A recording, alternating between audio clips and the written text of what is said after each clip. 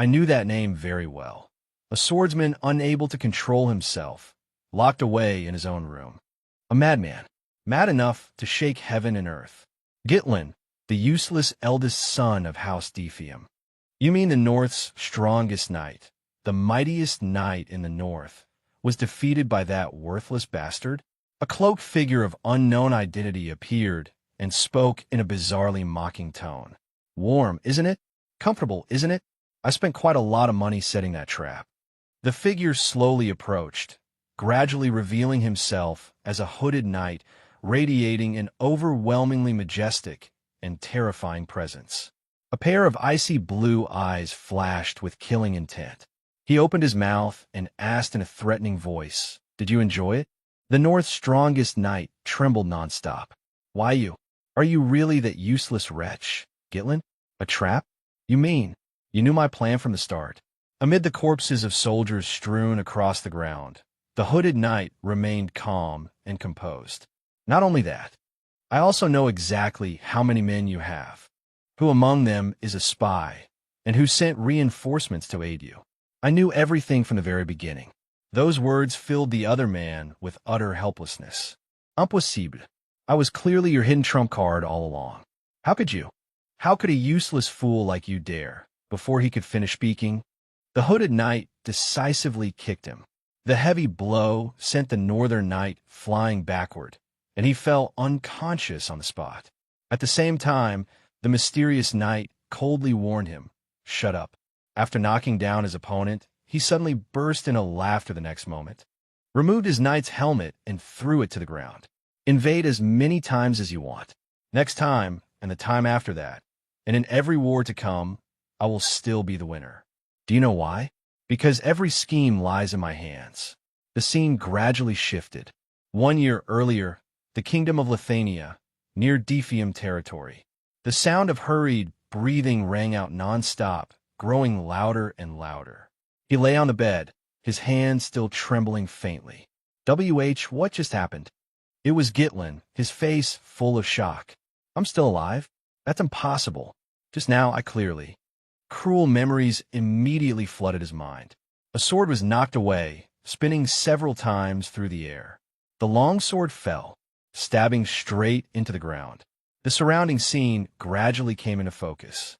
Gitlin had snow-white hair, a scar running across his face, and blood still trickling from his shoulder. He cursed under his breath, "Damn it," the moment the words left his mouth. The wound left by his opponent's slash suddenly tore through his whole body, spraying blood everywhere. He threw his head back and coughed up blood, then dropped painfully to his knees as the enemy slowly approached, wearing an arrogant expression. "It's over, Gitlin, leader of the Mercenaries and one of the continent's 7 great powers. The war is over." That man was Aiden, one of the continent's 7 illustrious knights. He stepped in front of Gitlin, drew his sword, and pointed it at him, asking any last words. But the reply he received was astonishingly resolute. "Damn it, what a shame. I still haven't completed my revenge. Go to hell, bastard. I am Gitlin, one of the 7 strongest mercenaries on the continent."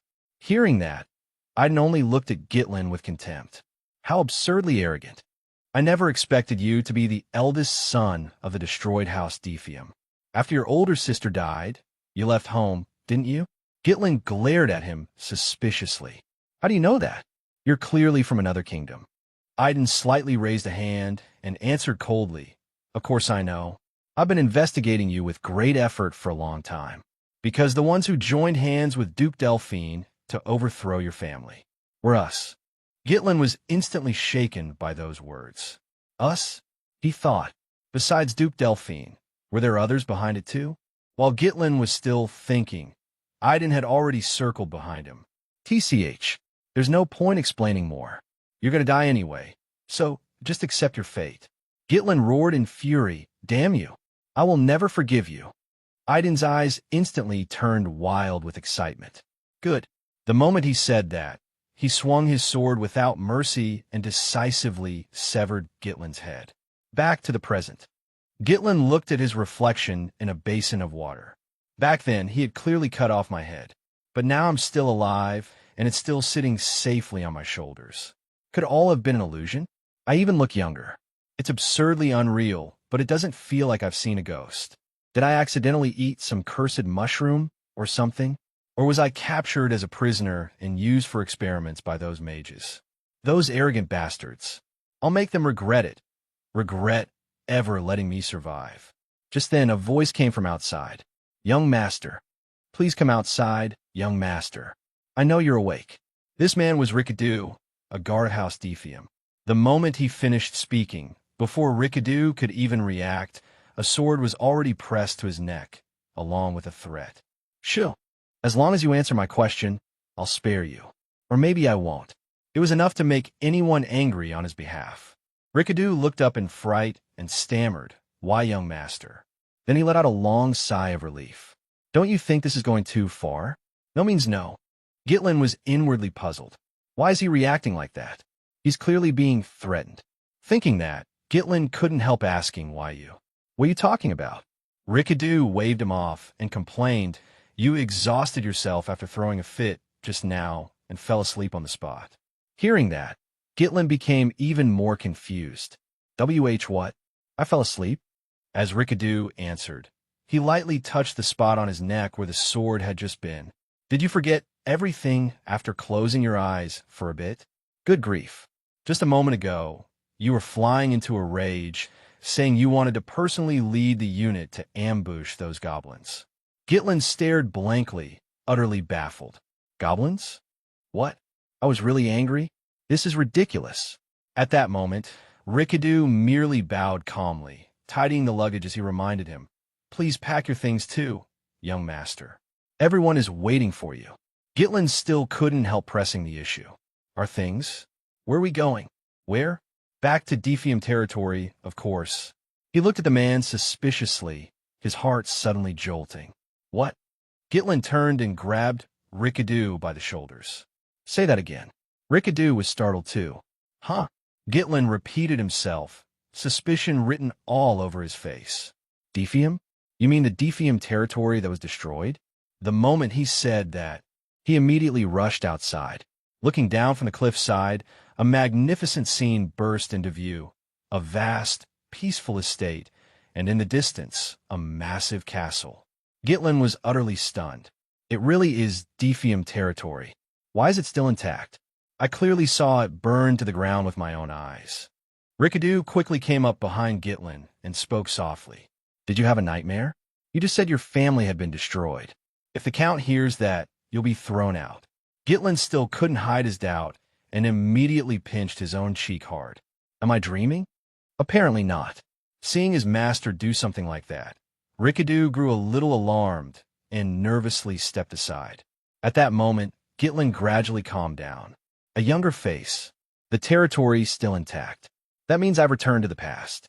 Back when I was young, I hated my family. That immaturity born from my inferiority complex eventually caused trouble. Unable to endure the criticism, I ran away from home. A few years later, I became a mercenary. I survived countless battles, honed my skills, and built a reputation for myself. I returned to Defium to make up for the mistakes of the past. But by the time I came back, my family had already been completely destroyed. I lost everything. But now, everything is still here. The people I love are all still alive. I can hardly believe any of this. I want to sing for joy. But now isn't the time to celebrate.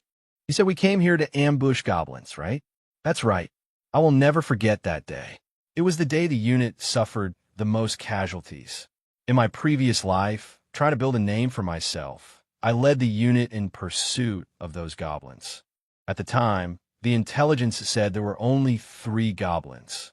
I thought that with the combat experience I gained through countless fights, dealing with them would be easy. But when we arrived, I discovered there were over 30 goblins. Nearly the whole unit died because of my reckless order to attack. Actually, there was still a chance back then, because those goblins had no tactics at all. The problem was that everyone thought I was useless, so no one trusted me. Just then, a loud noise cut through Gitlin's thoughts. Above his head, a watchtower was ripped from the ground by something and hurled straight into the air. The tower crashed down right in front of Gitlin. One of the guards noticed what was happening and immediately shouted the alarm. Goblins! The goblins are here!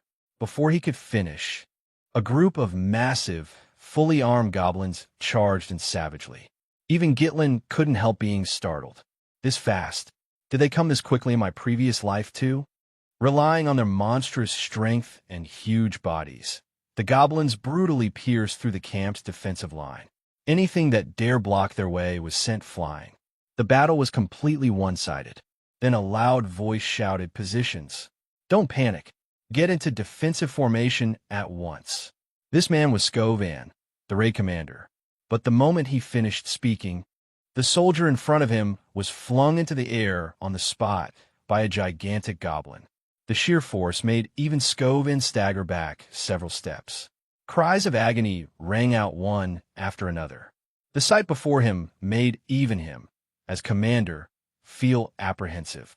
Damn it, we were far too careless. The unit isn't even fully prepared yet. There are far more of them than the report said. If this keeps up, everyone will die. Just then, someone suddenly shouted, snapping his mind back to reality. Commander, behind you. In that very instant, something shot over from afar at terrifying speed, so fast it didn't even leave an afterimage. In the next blink, that person grabbed Skovan by the shoulder and hurled him aside. It was Gitlin. Everything that had just happened took place in the blink of an eye. Skovan turned his head in shock. Huh, young master? The giant goblin swung its axe and brought it down viciously toward the tiny human in front of it. At the same time, Gitlin swung his sword. The blade swept past the goblin's muscular arm that was gripping the weapon, and blood instantly sprayed out. Gitlin put all his strength into an upward slash. That sharp stroke cleanly severed half the giant goblin's arm. The sight left Skovan and all the nearby soldiers with their mouths hanging open, unable to believe their eyes.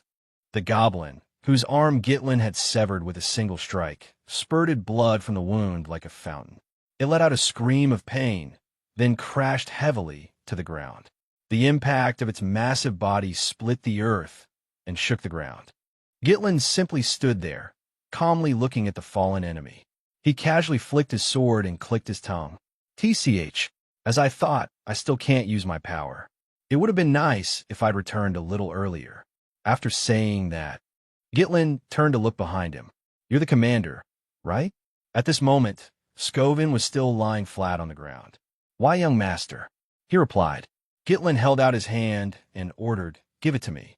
Skovan didn't understand at first and immediately asked suspiciously.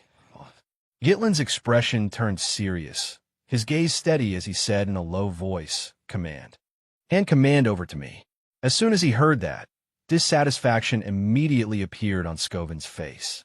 What? Command? I knew he was an idiot, but at a moment when the soldiers' lives are hanging by a thread, he's really running over here asking for command? Thinking that, Skovan sprang to his feet, turned his head away, and answered stiffly, I can't do that. That response surprised Gitlin a little. What? Skovan turned and walked forward, muttering, do you think this is some kind of joke? Even if you are the eldest young master, I can't just hand over the command my lord entrusted to me so easily.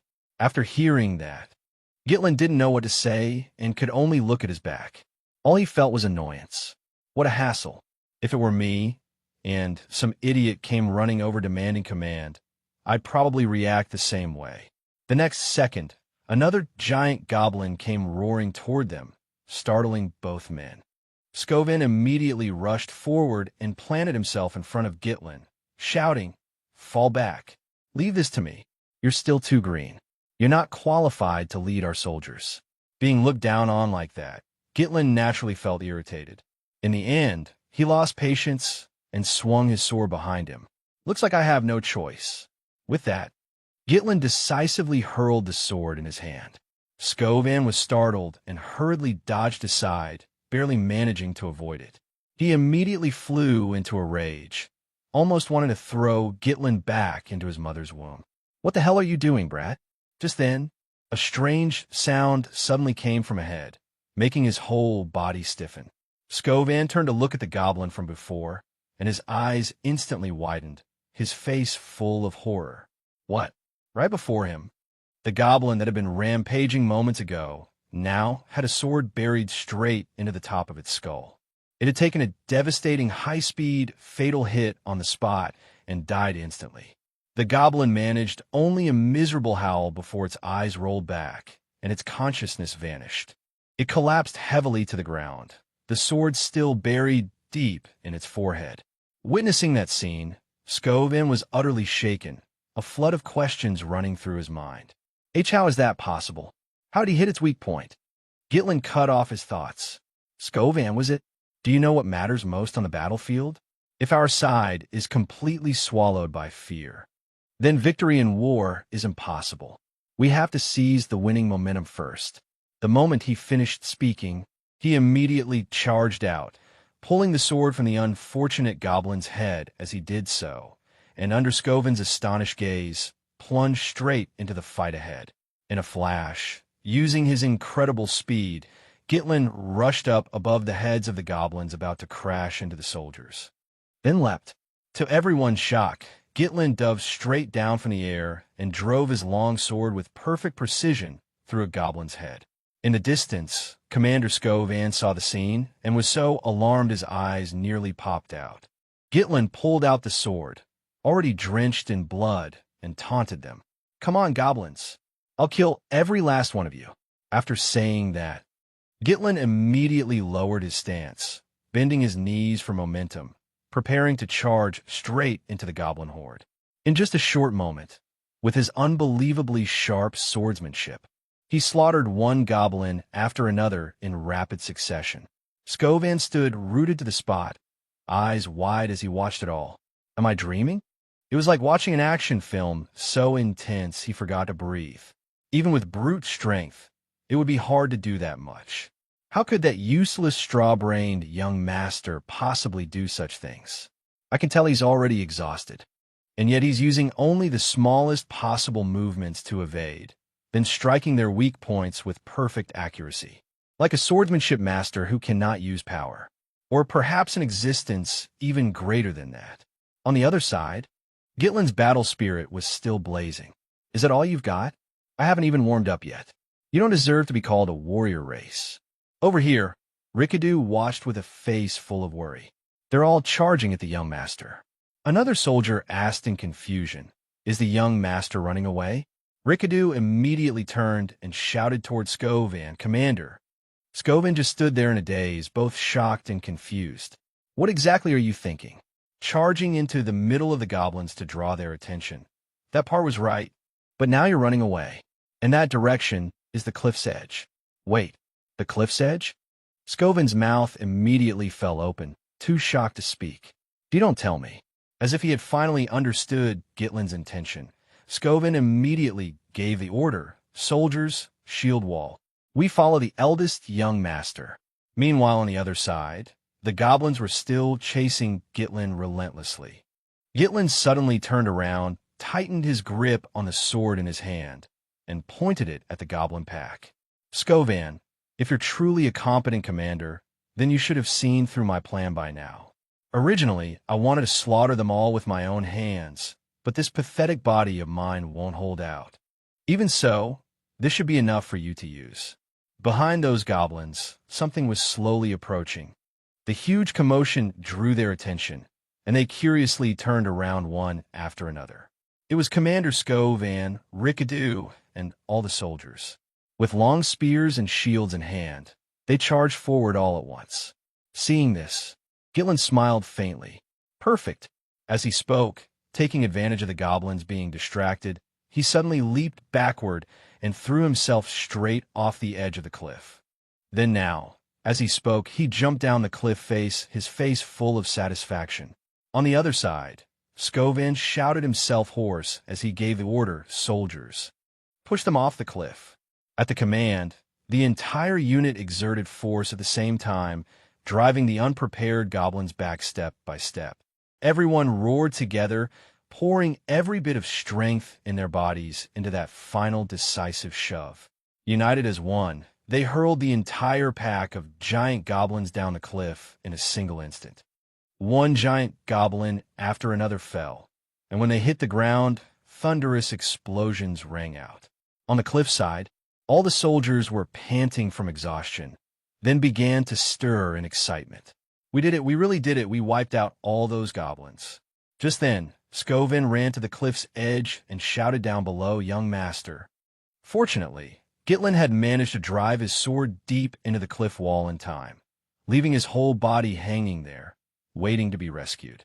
He too was utterly exhausted, gasping violently, but his face still carried a smug look and a resolute gaze as he looked up. When Scovin saw that his master was still below, he was immediately taken aback, and the corners of his mouth curled slightly into a smile. He bent down and reached a hand toward Gitlin. "Come on, take my hand." After supporting himself for so long, Gitlin's arm had begun to lose all strength. He hesitated and said, I can't hold on anymore." Before he could finish, Gitlin's stamina was completely spent. His hand slipped from the sword hilt, and he fell straight into the abyss before the horrified eyes of all the soldiers. No one had time to react. They could only stare wide-eyed at the scene. Everyone cried out in panic, "Young master!" In an endless darkness, a gentle, familiar voice slowly echoed out. Brother Gitlin." Gitlin said in confusion, "Elena?" In that void, scenes from the past were reflected in the shattered fragments. "Has mother left?" "Thank you, brother. What is wrong with you lately? I hate you the most." He stood there blankly, unable to come to his senses for a long time. One of the fragments fell into Gitlin's hand. "These are my memories of Elena."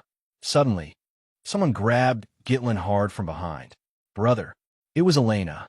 She clutched Gitlin's arm tightly, her face full of urgency. "Come with me." In the next instant, he abruptly opened his eyes, waking in shock. A warm cloth lay across his forehead. As Gitlin gradually regained his senses, he realized he was lying in his bedroom. Right after that, he slowly raised his hand and stared at his palm. "I'm still alive. It seems they risked their lives to bring me back. Was that a dream just now?" Suddenly, pain spread through his entire body in an instant, making him shudder. Gitlin curled up from the pain and could not help but groan, "My whole body hurts. It looks like this body really has reached its limit. But because of that, I can feel even more clearly that I'm still alive." Just then, someone pushed open the door and stepped inside. "Young master, you're awake." The moment he saw who it was, Gitlin's whole body froze for several seconds. "Belinda," she set a wooden basin on the table and scolded him. "Do you know how worried I was about you? Didn't I already tell you? You should have let the soldiers deal with those goblins." Before she could finish, Gitlin suddenly lunged forward and threw his arms around Belinda, catching her completely off guard. Belinda was startled out of her wits. "Why, young master, what are you doing? Did I do something wrong?" Gitlin replied, "No, I'm just very happy to see you again. My personal nanny, Belinda. When I was little, no matter how many foolish things I did, she was always by my side. But after the family was destroyed, she disappeared, and I never saw her again. I never thought I would be able to meet her again like this." At this moment, Gitlin was still holding Belinda tightly. She said softly, "Don't we see each other every day? Why are you this happy?" Gitlin's gaze suddenly turned resolute, and his brows drew together slightly as he made a silent decision. "I have to tell Belinda the truth." Gitlin placed his hands on her shoulders and said seriously, "Listen carefully. Before long, a disaster is going to fall upon Defium." Hearing this, Belinda was utterly shocked and widened her eyes. "Huh? What are you talking about?" He hesitated for a moment, but in the end decided to reveal the truth. "Actually, I already died once, then came back to life." Before she could fully understand what he meant, Belinda immediately nodded in agreement. Yes, that goblin nearly killed you." Gitlin helplessly corrected her at once. "What? That's not what I meant." Belinda paid no attention to what he was saying at all. "Do you know that the one truly in danger right now is you, not Defium?" Seeing her reaction, Gitlin sighed inwardly. "She doesn't believe me. Looks like it's pointless." Belinda continued nagging. "If you're in so much pain that you can't even go to the festival, what do you plan to do then?" Gitlin's eyes suddenly widened, as if he had remembered a rather unpleasant memory. "The festival?" Belinda cheerfully explained. "Did you forget? Lady Elena has always been looking forward to going to that festival with you. This is a very good chance for the two of you to grow close again. Gitlin stepped forward, picked up that picture, and fell into thought. Right? The festival is always held around this time every year, isn't it? Back then, because of the fear in my heart, I did not attend that festival. Gitlin asked again, how long until the festival? Belinda thought for a moment before answering.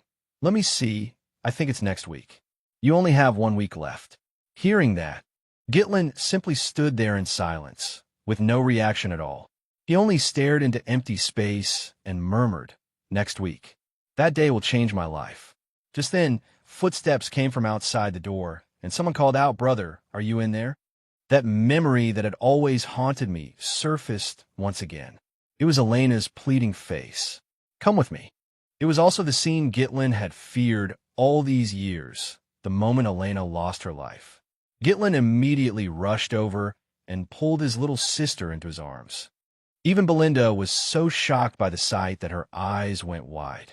In the next instant, Elena blushed and stammered, Be brother, what's wrong with you? What kind of joke is this? Gitlin answered gently, I missed you. Those cheesy words made Elena break out in goosebumps. Let go of me. You're being really creepy. That forceful shove from earlier made Gitlin grimace in pain, and he could not help but marvel inwardly. What insane strength! And she's just a child. Has she always been this strong? Elena dusted off her clothes as she frowned, her face full of confusion. Belinda, call me over. What exactly are you trying to pull? Do you think doing this will make everything better? Hearing that, Gitlin was immediately puzzled. What? Make what better? It turned out that not long before this, his past self had spoken vicious words to Elena. Hey, didn't I tell you to get the hell away from me? You're so annoying. Just feeling your breath near me makes me so sick I want to throw up. Elena repeated it with a face full of suspicion. Don't tell me you forgot, even the things you said yourself? A wave of guilt suddenly rose in Gitlin's heart. I said things like that?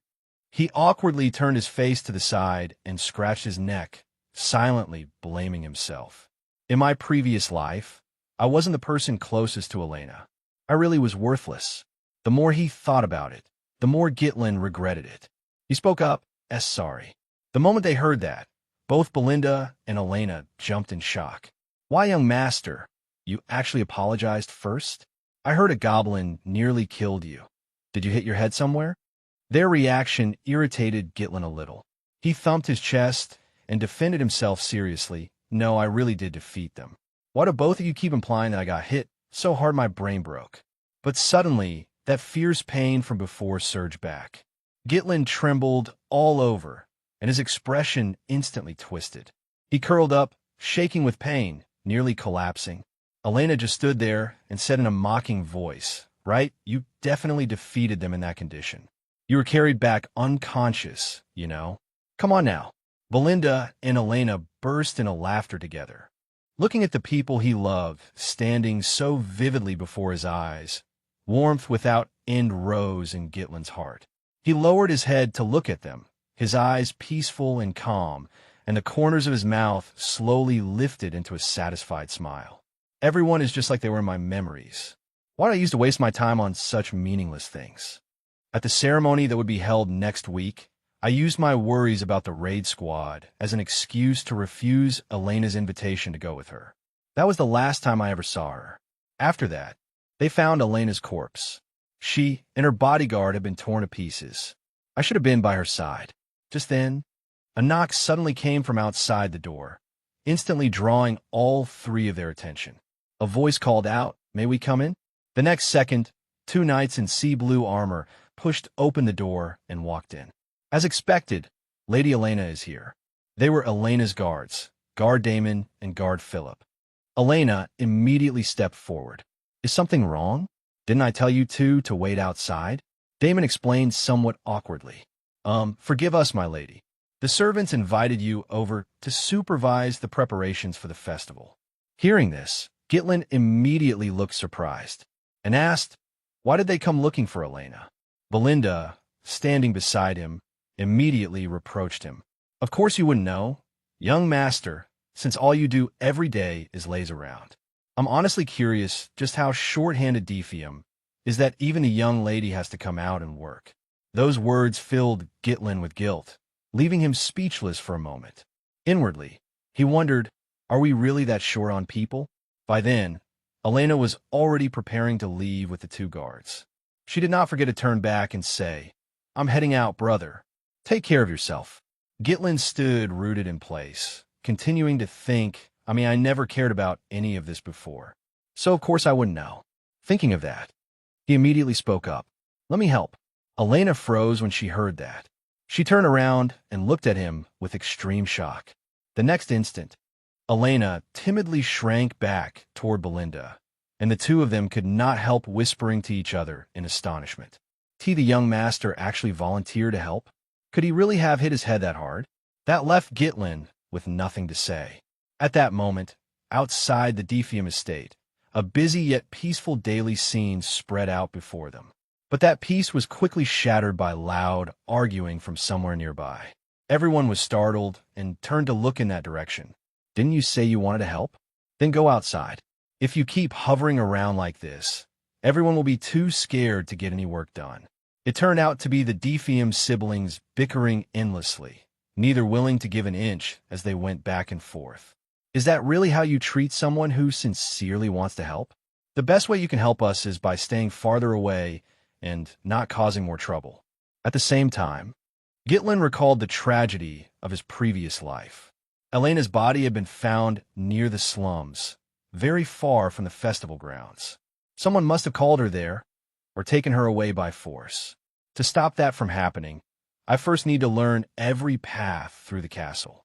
Just then, suddenly hurried footsteps sounded out, along with a loud call. Young Master Gitlin, are you here? The moment he saw who it was, Gitlin could not help widening his eyes. That face belonged to Fergus. The old man wiped the sweat from his face as he said, seeing that you are safe and sound is truly a blessing from the heavens. This lowly servant Fergus rushed over the moment he heard about the goblins. Hearing that, Gitlin impatiently cut him off. Can we not bring that up again? Over here. Elena immediately chimed in as well. You came at just the right time, old man. Ever since he woke up, my brother has been acting strange. Please take him back to his room. Fergus cheerfully replied, As you command, my lady. At that moment, Gitlin was deeply annoyed and could only silently complain, This damned villain image is causing me trouble again. There's no other way. Before next week, I have to understand everything around the castle. Thinking that, he turned to look at Fergus. Old man, there's an abandoned training yard in the castle, right? Take me there. The old man looked puzzled and asked, Pardon me, young master, but what do you need the training yard for? Gitlin replied with a calm but confident expression, to train. Seeing that, Fergus widened his eyes, somewhat surprised, but he still obeyed and led Gitlin to the training ground. This way, please. When they arrived, Gitlin was immediately stunned by the sight before him. He and Fergus stood in the middle of a spacious, spotless training room, and he could not help remarking, What is this? This place is in even better condition than I imagined. He walked around the room, marveling inwardly. This really is a perfect training ground. Even back when I was a mercenary, I never saw a place like this. The old man then explained, We have always maintained this place, just in case the young master ever wished to use this equipment. I believe your current state is only temporary. Hearing that, Gitlin recalled Fergus from his previous life. He was like this in that life, too. But in the end, that tragedy still happened. Gitlin walked over to Fergus and patted him on the shoulder. You need to live a little longer, old man. Death really feels awful. Fergus did not think much of it and merely joked back, Forgive me, young master, but you speak as though you have personally gone through life and death. Truly, he had found someone who could understand him. Gitlin looked at the old man smugly, a glimmer of hope flashing in his eyes. As expected, you're quite sharp. I really did die once and come back to life. Fergus merely lowered his head, paying little attention to his words. I think that joke goes a bit too far, young master. Hearing that, Gitlin was somewhat disappointed. Fine, you may leave now. I have to start training. Fergus obeyed. I will stand guard outside. Gitlin did not immediately look away, and kept watching Fergus's figure slowly walk out. I always treated the people around me as enemies, but that was only because I was narrow-minded. Gitlin quickly refocused on the important matter at hand. 1 week. In my previous life, I already investigated it thoroughly. The mastermind behind Elena's death was a nearby lord. Therefore, Defium was dragged into war, and in the end met its destruction. Elena's death was in fact the starting point of our family's collapse. In other words, from this moment on, I have to make use of everything. First, I need a stronger physique. Unfortunately, there really isn't much time. Suddenly, Gitlin dropped to the floor with a thud, closed his eyes, and assumed a posture as though meditating. But at the very least, I have to gain control over energy first. Energy is a supernatural resource that allows humans to surpass their own limits. Most people say that the hardest step is sensing and absorbing energy. But I could do it even on a chaotic battlefield. I have to gather the particles of energy drifting through the air, then reel them back in like winding up strands of thread. For someone like me, who has gone through thousands, no, perhaps tens of thousands of battles, creating an energy core is a trivial matter. But if that were all, then in my previous life, I could never have become one of the 7 strongest people in this nation. Using the method from the half-burned grimoire I picked up, combined with a human's natural energy core, I can create a second core, even a third. By building a network that links multiple cores together, I can unleash astonishing power. Gitlin's body very quickly reached its limit, and he immediately spat out a mouthful of blood. He bent over and coughed violently, muttering inwardly, 3 is the limit. Even in my previous life, the most I ever reached was 5 cores. This method can unleash tremendous power in a short period of time, but the price is an enormous consumption of internal energy. That was also the main reason I lost to Aiden in my previous life. That bastard brought an entire group of knights to deal with me when my energy was exhausted. If it had been a fair fight, I would definitely have won. Originally, this was an unstable technique, but for now, this is enough. Now I have a young body again, and there is still time. This time, I will personally cut off your head, Aiden, and the whole lot of you standing behind House Defium, helping them destroy our territory as well. I will wipe out every last one of you. 1 week later, on the day of the festival. At this moment, Gitlin was fully armed, prepared to face whatever was about to happen. He walked down the road, his posture straight, and his gaze incomparably resolute. The moment Elena saw her older brother, her eyes widened in obvious surprise. She walked over, half amazed and half teasing, and said, "Wow, you actually came? What's going on?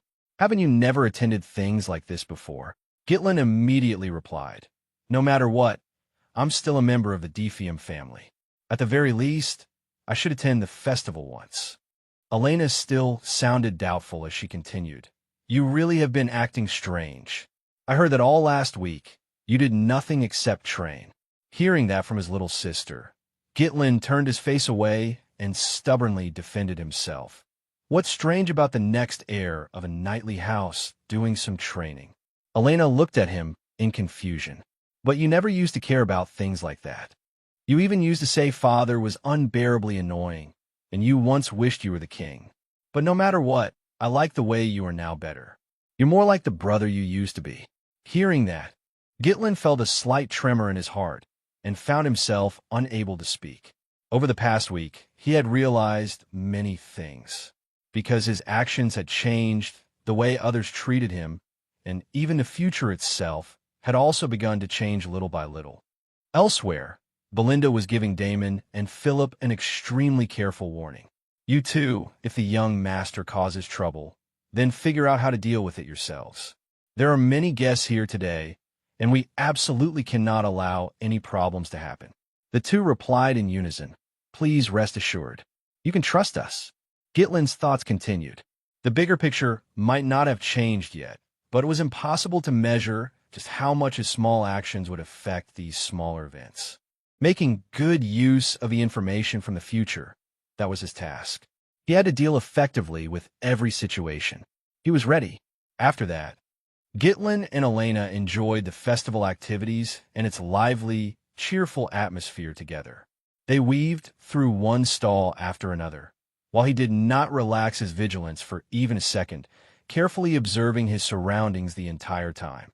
As the night grew late, after they had played for a while, Elena said, "This is fun, but it's the same every year, so it's still a little boring. Isn't there anything new this year?" Standing beside her, Gitlin still did not forget to keep scanning the area warily. Somewhat puzzled, he thought, the festival is almost over, yet nothing has happened. Could it be because I've been staying by Elena's side the whole time? Just then, a voice came from somewhere and suggested, "My lady, would you like to go see another place? A friend of mine said there's a new performance elsewhere. What do you think?" The innocent Elena heard that and immediately asked excitedly, "Really?" Without the slightest suspicion, the girl grabbed the guard knight's hand and happily followed along. Then that must be interesting. Behind her, Gitlin only watched in silence, his expression dark enough to terrify anyone. "So it was you, traitors to our family." Elena's two guard knights, Damon and Philip. Ever since Elena was little, they had always protected her. They were the most trusted knights in the family. In his previous life, people had said they died while protecting Elena. Damon eagerly raised his hand and pointed ahead.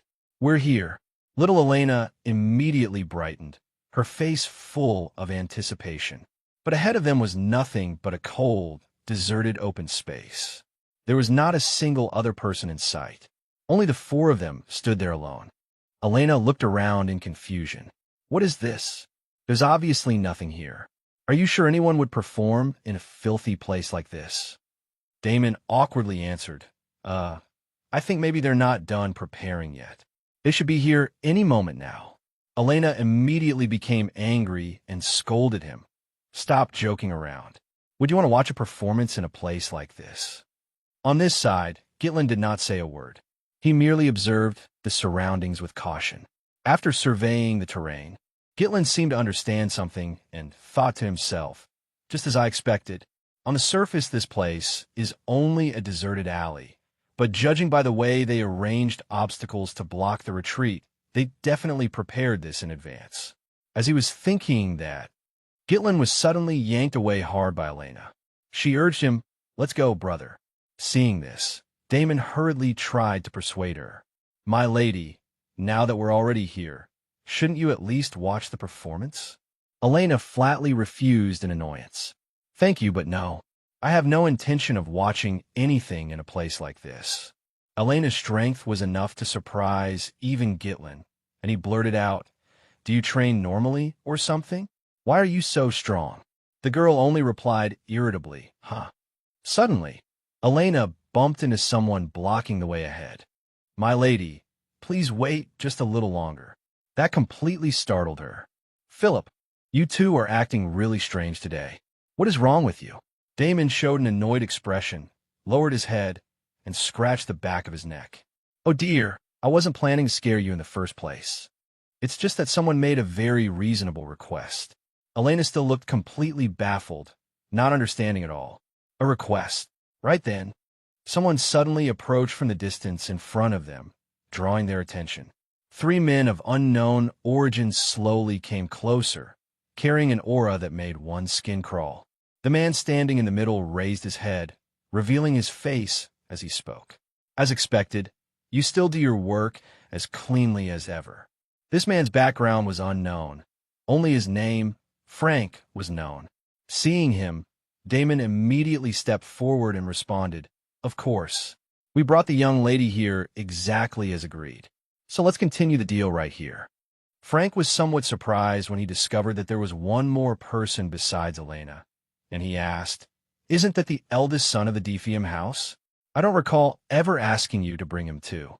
At this moment, little Elena was so frightened that her eyes had reddened, and she clung tightly to her brother's arm. Damon immediately answered, "Him? I'm throwing him in for free. This idiot followed along on his own and doesn't even realize this is where he'll be buried." Gitlin spoke up and accused him, "Damon, so it really was you who sold us out. Do you truly think you'll walk away from this unharmed?" Damon shamelessly threw him a contemptuous look. You should worry about yourself first. We just need to run far away somewhere. We've had enough of this barren land, enough of the terror those savages bring. I'm sure plenty of people besides us have already left Defium, haven't they? Before he could finish speaking, in the blink of an eye, Gitlin swung his sword without the slightest hesitation. Before Damon could even react, his eyes bulged wide and blood began pouring from his mouth. Huh? The sight before them shocked everyone present. Even Frank could not help but waver. That sword strike had split Damon's body clean in two. Gitlin remained terrifyingly calm as he said flatly, "But at the very least, they never betrayed us." Then he turned his icy gaze to the remaining guard knight and threatened, "Don't you agree?" Philip instantly lost his composure, snatched Elena as a hostage, and screamed in panic. Damon really was an idiot. How could a knight lose to an amateur like this? But before he could do anything else, the sword Gitlin hurled had already lodged straight into the middle of his forehead. Philip's eyes widened as his consciousness quickly faded, and he could only manage one final sentence. Impossible. After saying that, he collapsed to the ground, the sword still buried deep in his head, and Elena witnessed all of it with her own eyes.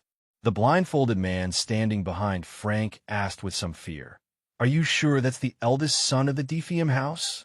The other one added in alarm, "I thought he had never had any real combat experience, and that he'd never even received basic training." Frank was silent for a moment before affirming, "Looking at that face, there's no way I could mistake him." He thought to himself, even though he was ambushed, "This brat killed 2 knights in an instant using energy-enhanced attacks." Clinging tightly to Gitlin, Elena trembled and asked, "Brother, what exactly is happening?" He did not answer. He simply took a silent step forward. In the next moment, Gitlin suddenly struck Elena on the back of the neck. Startled, Elena softly called, "Brodtha." He gently caught his sister and laid her down. "Sleep for a while." Frank spoke up. "Thank you for saving us the trouble, eldest young master of Defium. You're nothing like what I heard. We had originally planned to deal with those two ourselves. Have you been hiding your true strength all along?" Gitlin walked to Philip's corpse and pulled his sword back out of the body. "And what does that have to do with you?" At the same time, he carefully observed his opponents and thought, 3 people. The 2 on the sides aren't much, but the level of inner energy coming from the one in the middle is completely different. I need to end this quickly. He also began walking toward the 3 of them, while asking in a cold voice, "I only want to know one thing. Who made that request?" Frank replied, "Humph. Does a man about to die really need to know that?" Gitlin had not expected much anyway, and a trace of disappointment entered his voice. "I knew you wouldn't give it up so easily. But that's fine. Very soon, you'll want to tell me yourself." The subordinate at Frank's side asked, "Should we just cut his head off?" Frank answered cruelly, "No. Take him alive. Break his limbs piece by piece until madness is his only escape. I want him writhing in pain, so that form appears in the most beautiful way possible." The 2 subordinates immediately acknowledged the order and charged straight at Gitlin. "Yes, sir." Gitlin coldly took something from the small pouch at his waist. He threw it directly at the 2 subordinates. One of them looked at the object flying toward him and exclaimed in shock, "A firecracker?" In the very next second, Gitlin acted decisively, thrusting his sword through the middle of the man's forehead, piercing straight through even the firecracker and snapping it in 2. One of them died on the spot. Gitlin quickly pulled the sword back out of the man's forehead, while the other had already rushed in at incredible speed, preparing to attack. Sneering, he said, "Cheap tricks." Right after that, he stabbed directly toward Gitlin's back. But thanks to his astonishing agility, Gitlin blocked the enemy's attack in an instant. He immediately shot the man a threatening look, then twisted his wrist, locking the opponent's weapon in place and terrifying him. In the next instant, Gitlin pivoted and stepped back, while directly snatching the weapon from his opponent's hand. Then he slashed horizontally, clean and decisive, chopping the man's head off. At that very moment, Gitlin suddenly felt killing intent surge at him from behind. It was Frank. Seizing the opportunity, he drove a fierce strike at him. Unexpectedly, Gitlin used the second sword he had just taken from that unlucky subordinate to block the blow. Seeing this, Frank could not help but feel secretly alarmed. He actually blocked my attack in that situation? That had been a perfect sneak attack. Gitlin did not waste a word. He immediately turned and counterattacked, forcing Frank off balance. As fast as lightning, he slashed, the blade tearing through the air straight at the artery in the man's neck, leaving him almost no time to react. Frank's skill was by no means ordinary either. He tilted his head aside in time, allowing the slash to only graze his neck and barely saving his life. The pipe clenched in his mouth was also cut clean in two by that strike and fell to the ground. Frank immediately counterattacked, aiming straight for Gitlin's head. Gitlin instantly crossed both swords before himself, blocking the heavy blow. Frank panted as he had already wrapped the wound on his neck in energy. That really scared me. If I had a little less energy, my head would have fallen off by now. Under the pressure of his opponent, Gitlin trembled slightly. He survived even after getting his neck cut like that. Did he concentrate energy around his neck to reduce the damage? Frank interrupted his thoughts. I don't know how you learned that bizarre swordsmanship at your age, but with that tiny amount of energy you have, you cannot defeat me. You will die here. But contrary to expectations, there was not the slightest fear on Gitlin's face. Instead, a meaningful smile appeared. This shocked Frank to the extreme. He's smiling? The next second, Gitlin rolled as he turned, successfully knocking the enemy blade off to one side. Then he used the momentum to spin once more and unleashed a savage kick that smashed into Frank's face, directly shattering one of his lenses. Frank quickly steadied himself, but the force of that kick still drove him sliding far backward. He remained extremely arrogant, lifting a hand to adjust his hat and snorting disdainfully. Didn't I already tell you? That little bit of energy of yours is completely useless. But just as he was gloating, he suddenly spat out a mouthful of blood. In the next second, Frank clutched his chest and dropped to his knees, blood continuously pouring from his mouth onto the street. He stared in disbelief at his trembling hand. What just happened? The force of that strike was all wrong. With that level of technique, it should have been impossible to break through my reinforcement. Gitlin advanced one step at a time and said, I never thought there was truly a mastermind behind Elena's death. So it was you. Prepare yourself. Third core, release. Sensing the terrifying surge in his opponent's energy, Frank was horrified. What is this? How can your energy be reinforced to that extent? The moment he finished speaking, Gitlin tightened his grip on both swords and sprang forward without hesitation, startling Frank badly. His eyes could only widen as terror filled his heart. Too fast. Put on the defensive, Frank could do nothing but struggle to withstand Gitlin's endless barrage of attacks. Gitlin's gaze was cold to the extreme as he swung his swords with absolutely no mercy. Gripping the twin blades in both hands, he viciously brought down a heavy strike at his enemy. After blocking that blow, Frank's hands began trembling nonstop. Impossible. I only blocked one strike from him, and my arms are already going numb. No matter how much energy a person can draw out, the effect of reinforcement should still have limits. I've never heard of any method that could strengthen energy to this degree. It's as if he's become a different person. Gitlin coldly swung his sword, and with a single blow, the long sword in Frank's hand shattered apart, the fragments reflecting the horror in his eyes. That strike not only destroyed Frank's weapon, sending shards flying everywhere, it also directly slashed open a wound on his body, and fresh blood immediately sprayed out. But it was still not over. Gitlin drove his remaining sword straight forward, his eyes terrifying beyond measure. The blade pierced straight through Frank's body, forcing him to spit blood, and the force of the blow even created an aftershock that made the surrounding space seem to twist. Frank let out a miserable scream. Immediately afterward, Gitlin raised his hand, pinned it against the man's throat, and slammed him hard into the wall behind him. His voice icy with menace. Let's continue the conversation we were having earlier, shall we? Who was the one who made that request? Frank thought to himself, I won't go down so easily. At the very least, I'll drag the young lady of Defium down with me. But his arm was suddenly bound by glowing strands of energy that had appeared from nowhere, and his movement halted at once. Those strands of energy had been fired from Gitlin's hand. Gitlin kept his hand pressed against Frank's throat. He said, How about we make a deal? Don't do anything pointless. Answer my question, and I'll pull the sword back out. Completely suppressed, Frank could only grit his teeth and endure, his mind filled with shock and uncertainty. These strands were made from inner energy? I can't move. When did he create them? Damn it.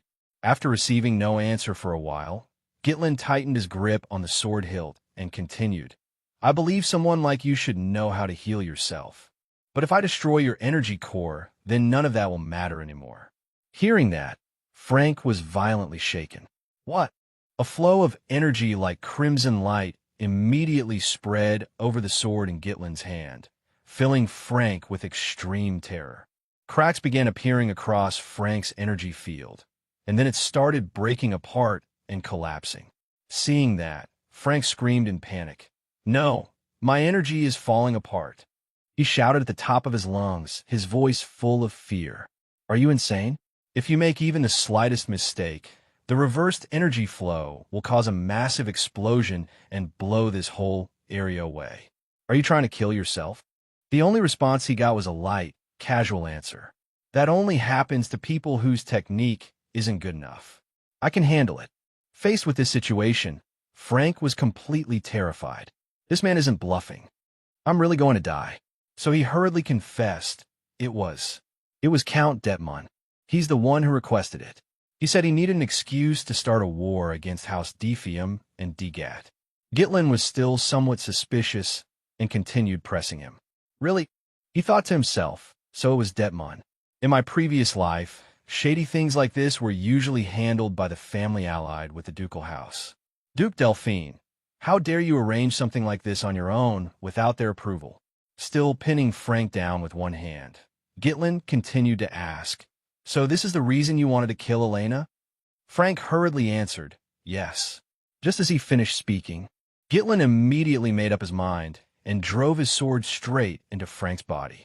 Frank cried out in pain, Damn it, what are you doing? This isn't what you said before. Gitlin looked at him with contempt and replied, So what? You killed so many people, and now that it's your turn, you're scared? Suddenly, Frank burst out laughing, catching him somewhat off guard. Arrogantly, Frank leaned in until his forehead pressed against Gitlin's and said, Even if you kill me, it won't change anything. What's between me and Count Detmon is already finished. Do you think anyone will listen to a brat like you? Defium will be destroyed by war. Gitlin immediately raised his voice and said, Then let me tell you something. I already died once and came back to life, so this time will be different. As soon as he finished speaking, Gitlin immediately poured energy into the sword. The cracks on Frank's body instantly spread across him from head to toe, and he let out a miserable scream of agony. A beam of blue light shot straight into the sky and exploded in midair, creating a dazzling spectacle. Its radiance illuminated the entire estate, and also highlighted Gitlin's valiant figure in the night.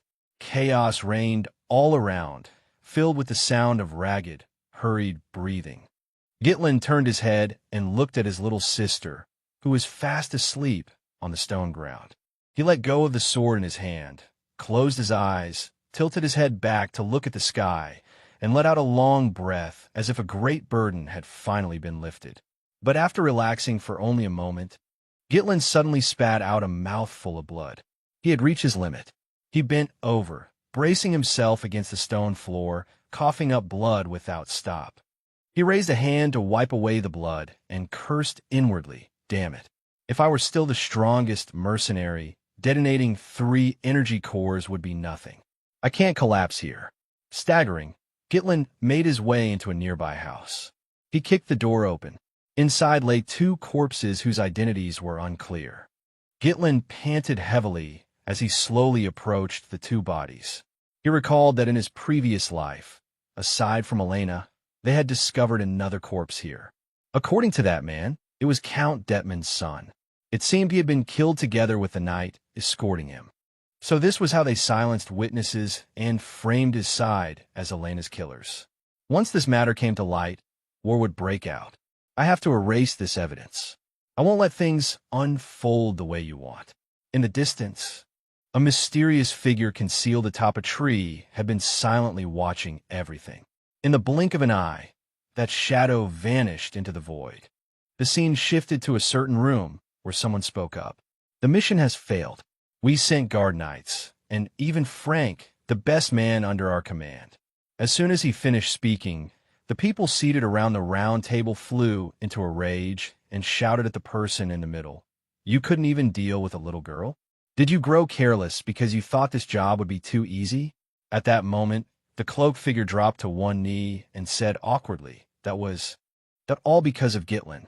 At the mention of that name, the others looked at one another in surprise and said, Gitlin?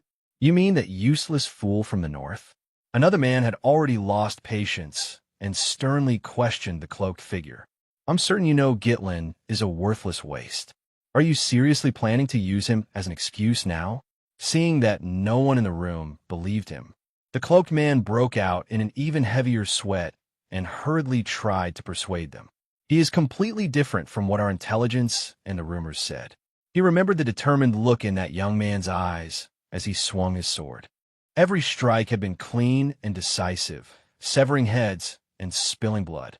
Even when delivering the killing blow, he had not hesitated in the slightest. The man honestly admitted, he really was like a completely different person. But we've already dealt with DGAT, so starting the territorial war should still be no problem. Please give me one more chance. But the others had already lost all trust in him and immediately barked. Shut up. You couldn't even properly investigate information about a child. Do you know how great the losses are because of this delay? You couldn't even complete such a simple mission, and now you still dare ask for another chance? When their anger reached its peak, everyone in the room ground their teeth and gave the order, kill him. Just then, the person seated in the highest position in the room coldly spoke. Too noisy. Those who had still been shouting immediately fell silent and obediently replied, yes. Once the room had gone quiet again, the mysterious man continued, what kind of chance do you want? The cloaked man answered excitedly, I will eliminate Gitlin of Defium. The mysterious man asked indifferently, how? Without hesitation, the cloaked man stated his plan. I'll make a duel happen naturally. I already have a suitable candidate in mind. Everyone else in the room silently looked toward the mysterious man seated above them. He asked who? The cloaked man revealed. His name is Kane, famous for a sword style based on overwhelming strength. Though still young, he is the embodiment of power itself. I dare say that in the north, no one can match him in strength.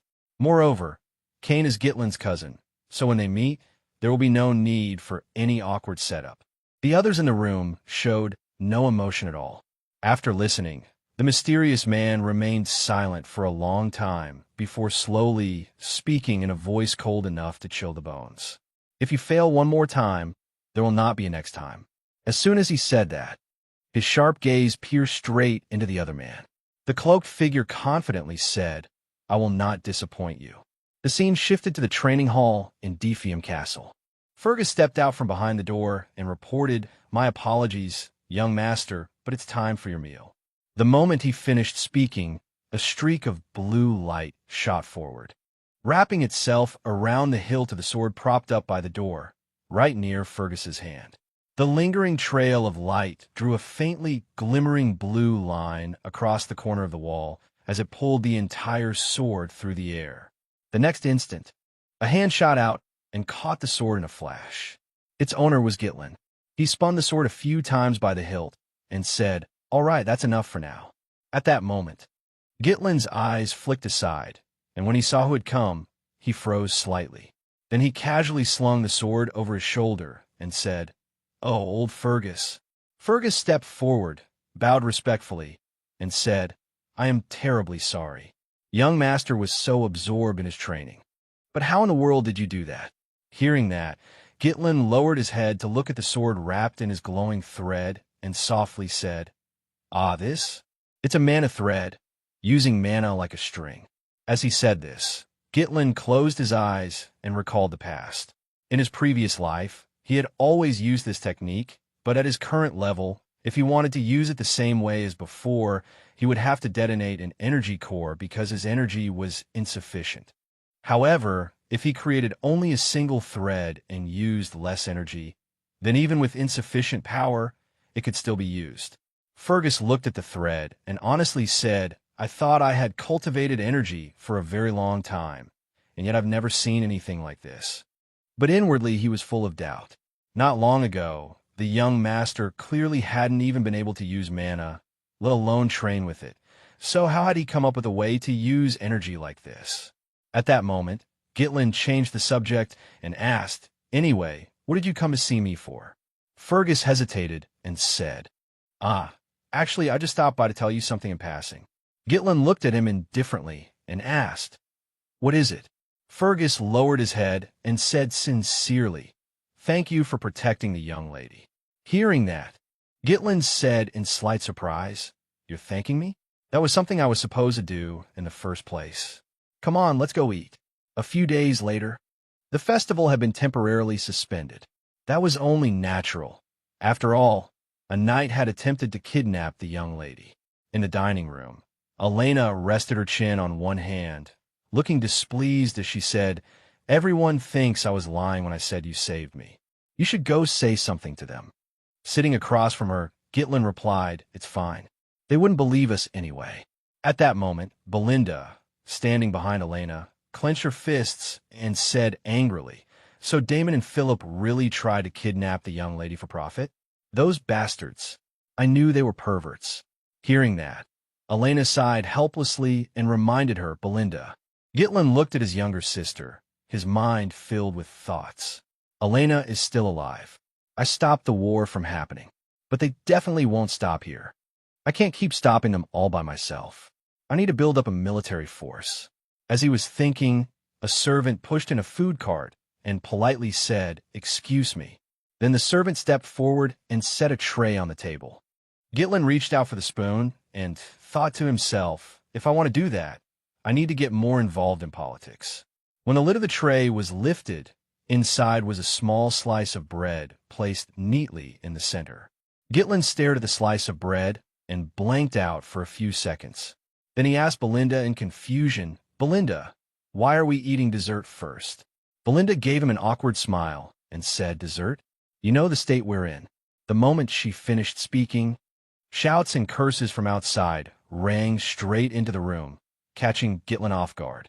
Outside, a fat man loudly yelled, "You have to compensate us for the losses caused by the festival being canceled."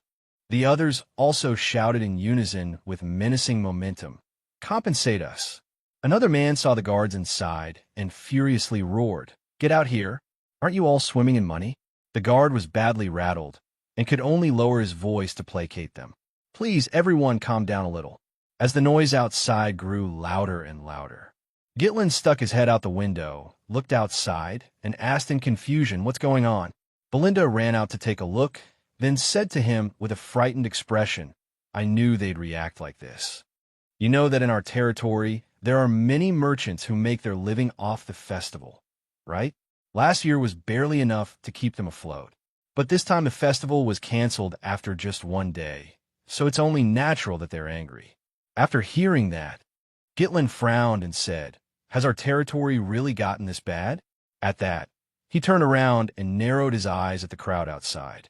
"This is bad. If I don't do something, they'll only get more agitated." A moment later, Gitlin looked at Fergus, who was approaching, and said, "Old Fergus, where are the soldiers? Send them out to calm the crowd." Fergus wore a confident smile and said, "We don't have any." Startled by what he heard, Gitlin asked in disbelief, "What?"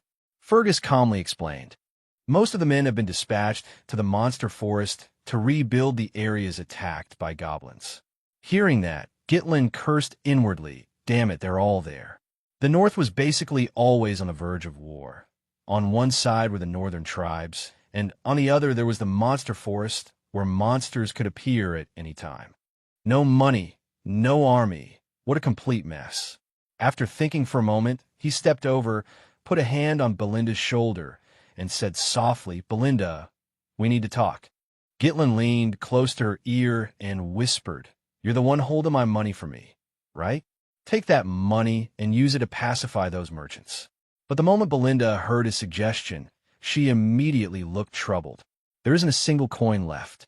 Yet Gitlin still didn't understand the problem. So he asked why. Belinda smiled and reminded him, "Have you forgotten? Because you spent money like water, the Count cut off your allowance." Only then did Gitlin understand. He suddenly thought, wait, so I don't have a single coin left? I'm broke? Feeling that there really was no other way. He could only hold out his hand to Belinda and say, "Lend me some money." Belinda could only answer with an awkward smile, "I don't have any either." After facing reality head-on, Gitlin sat on the windowsill and looked out at the distant view. Damn it! No money, no army. What do we even have left? Filled with frustration, he thought, without even a little money, I can't do anything at all. Even if I know the future, I still need money first. Is there really no other way? Isn't there anything valuable in the estate? Ricardo shoved the door open and rushed into the room, shouting, "Young master." Gitlin glanced at him, seeing Ricardo charge in. Panting heavily, Gitlin jumped down from the window and asked Ricardo, "What is it? Why are you in such a hurry?" Ricardo seemed completely flustered as he yelled, "Something terrible has happened. Young Master Kane wants to see you." Hearing that name, Gitlin suddenly stopped short, the name slipping quietly from his lips. Kane.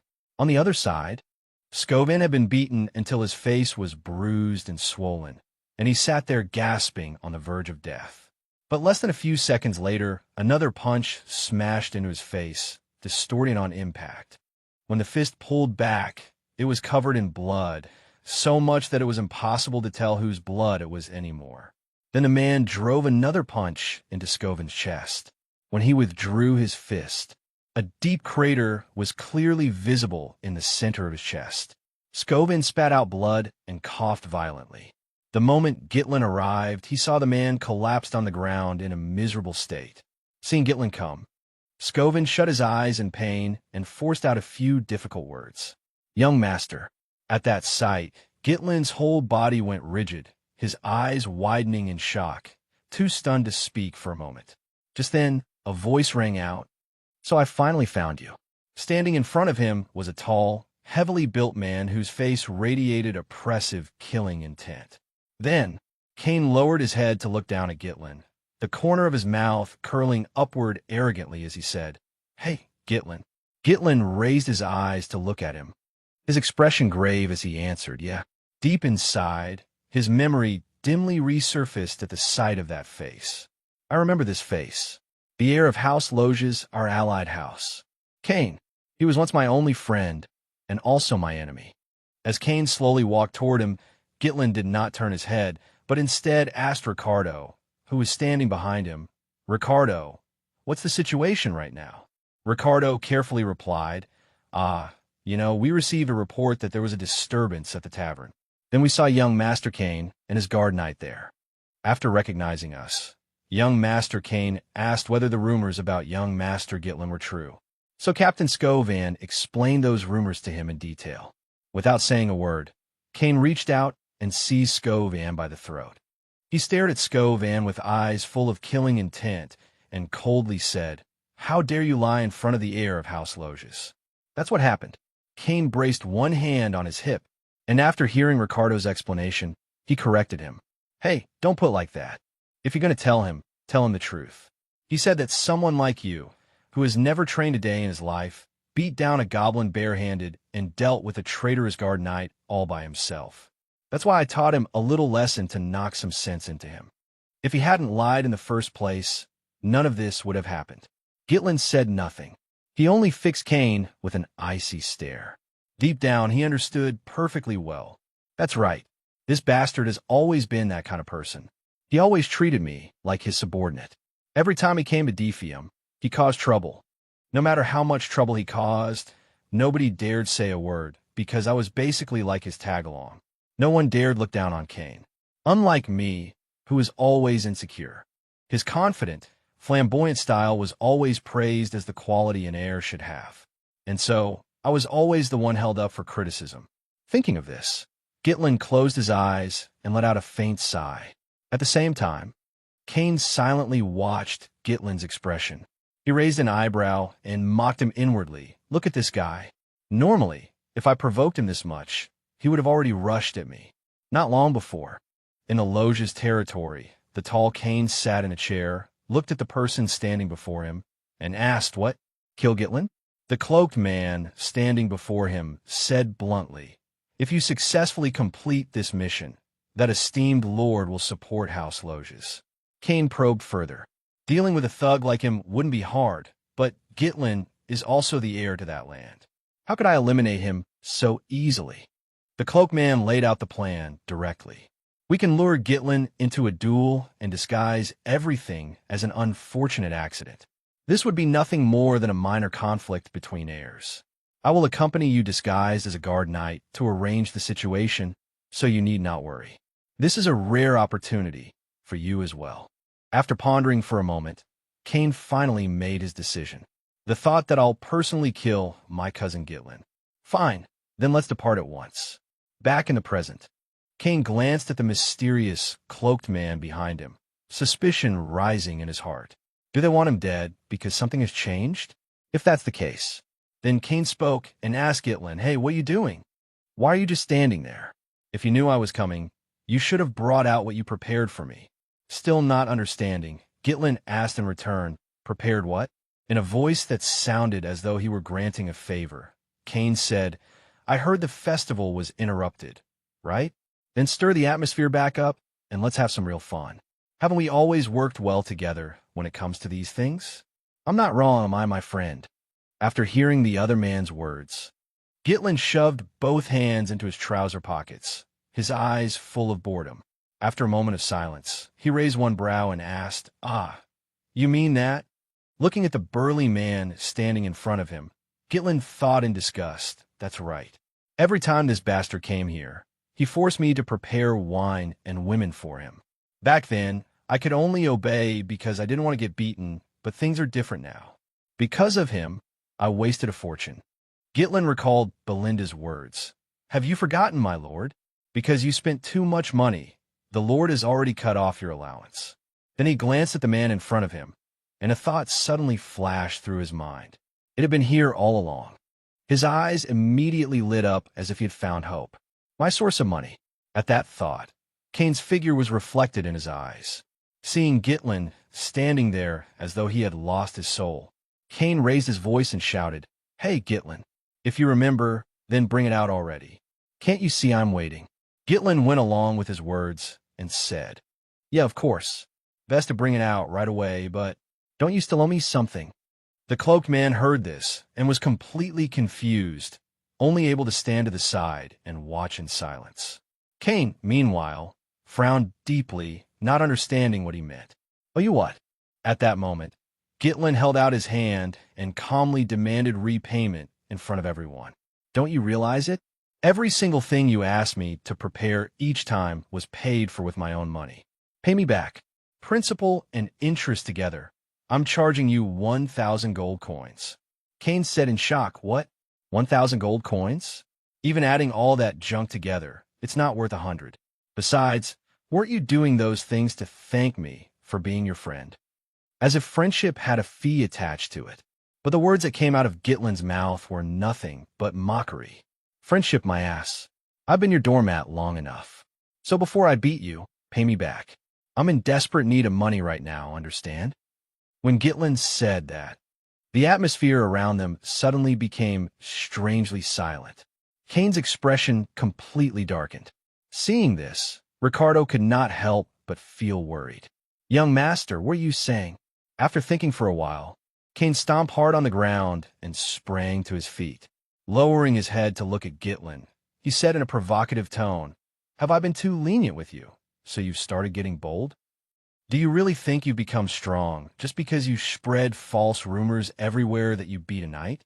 You're nothing more than a parasite sucking the blood of this land.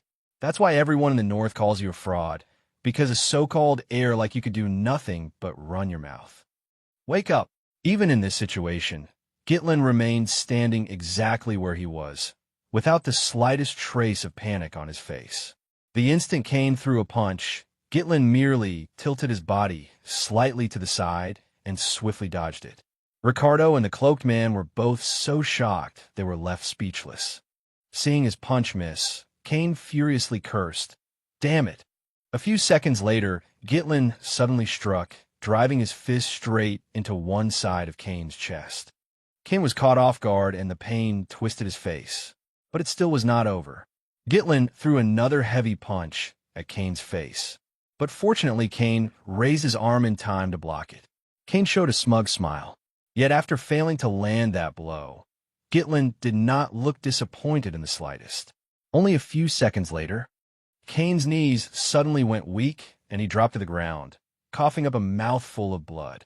The cloaked man hurried forward to support him and anxiously asked, "Young master, are you all right?" Seeing the other man on the ground, putting on an act, Gitlin only said coldly, "Get up. Stop whining. I know you blocked that attack." At that moment, the cloaked man stepped forward and warned him, "Back off, Gitlin. Do you know what you're doing?" The onlookers in the tavern were all utterly stunned. Some could not believe their eyes and said, What just happened? Did Gitlin beat Kane? Did anyone see that clearly?" Gitlin glanced at the noisy crowd above and let out a faint laugh. The corner of his mouth curled slightly, and he had already guessed it in his heart. So this is the kind of game you want to play. Kane even turned to look at the cloaked man, smiled smugly, and asked in a low voice, "What do you think of my performance?" After understanding, the cloaked man also smiled faintly and replied quietly, "Excellent. You arranged the stage perfectly, enough to make everyone think Gitlin is in the wrong. This is absolutely sufficient to become a legitimate reason for a duel." A moment later, Kane reached into his clothes, thinking confidently, of course. This is a rare chance to gain such powerful backing. This time, I must leave a deep impression. He recalled what the cloaked man had told him. If you successfully complete this task, that noble lord will support House Loges. Then Kane took a blue glove from inside his chest, seemingly certain in his heart that this was the best opportunity to cut off the power of the increasingly declining Defium.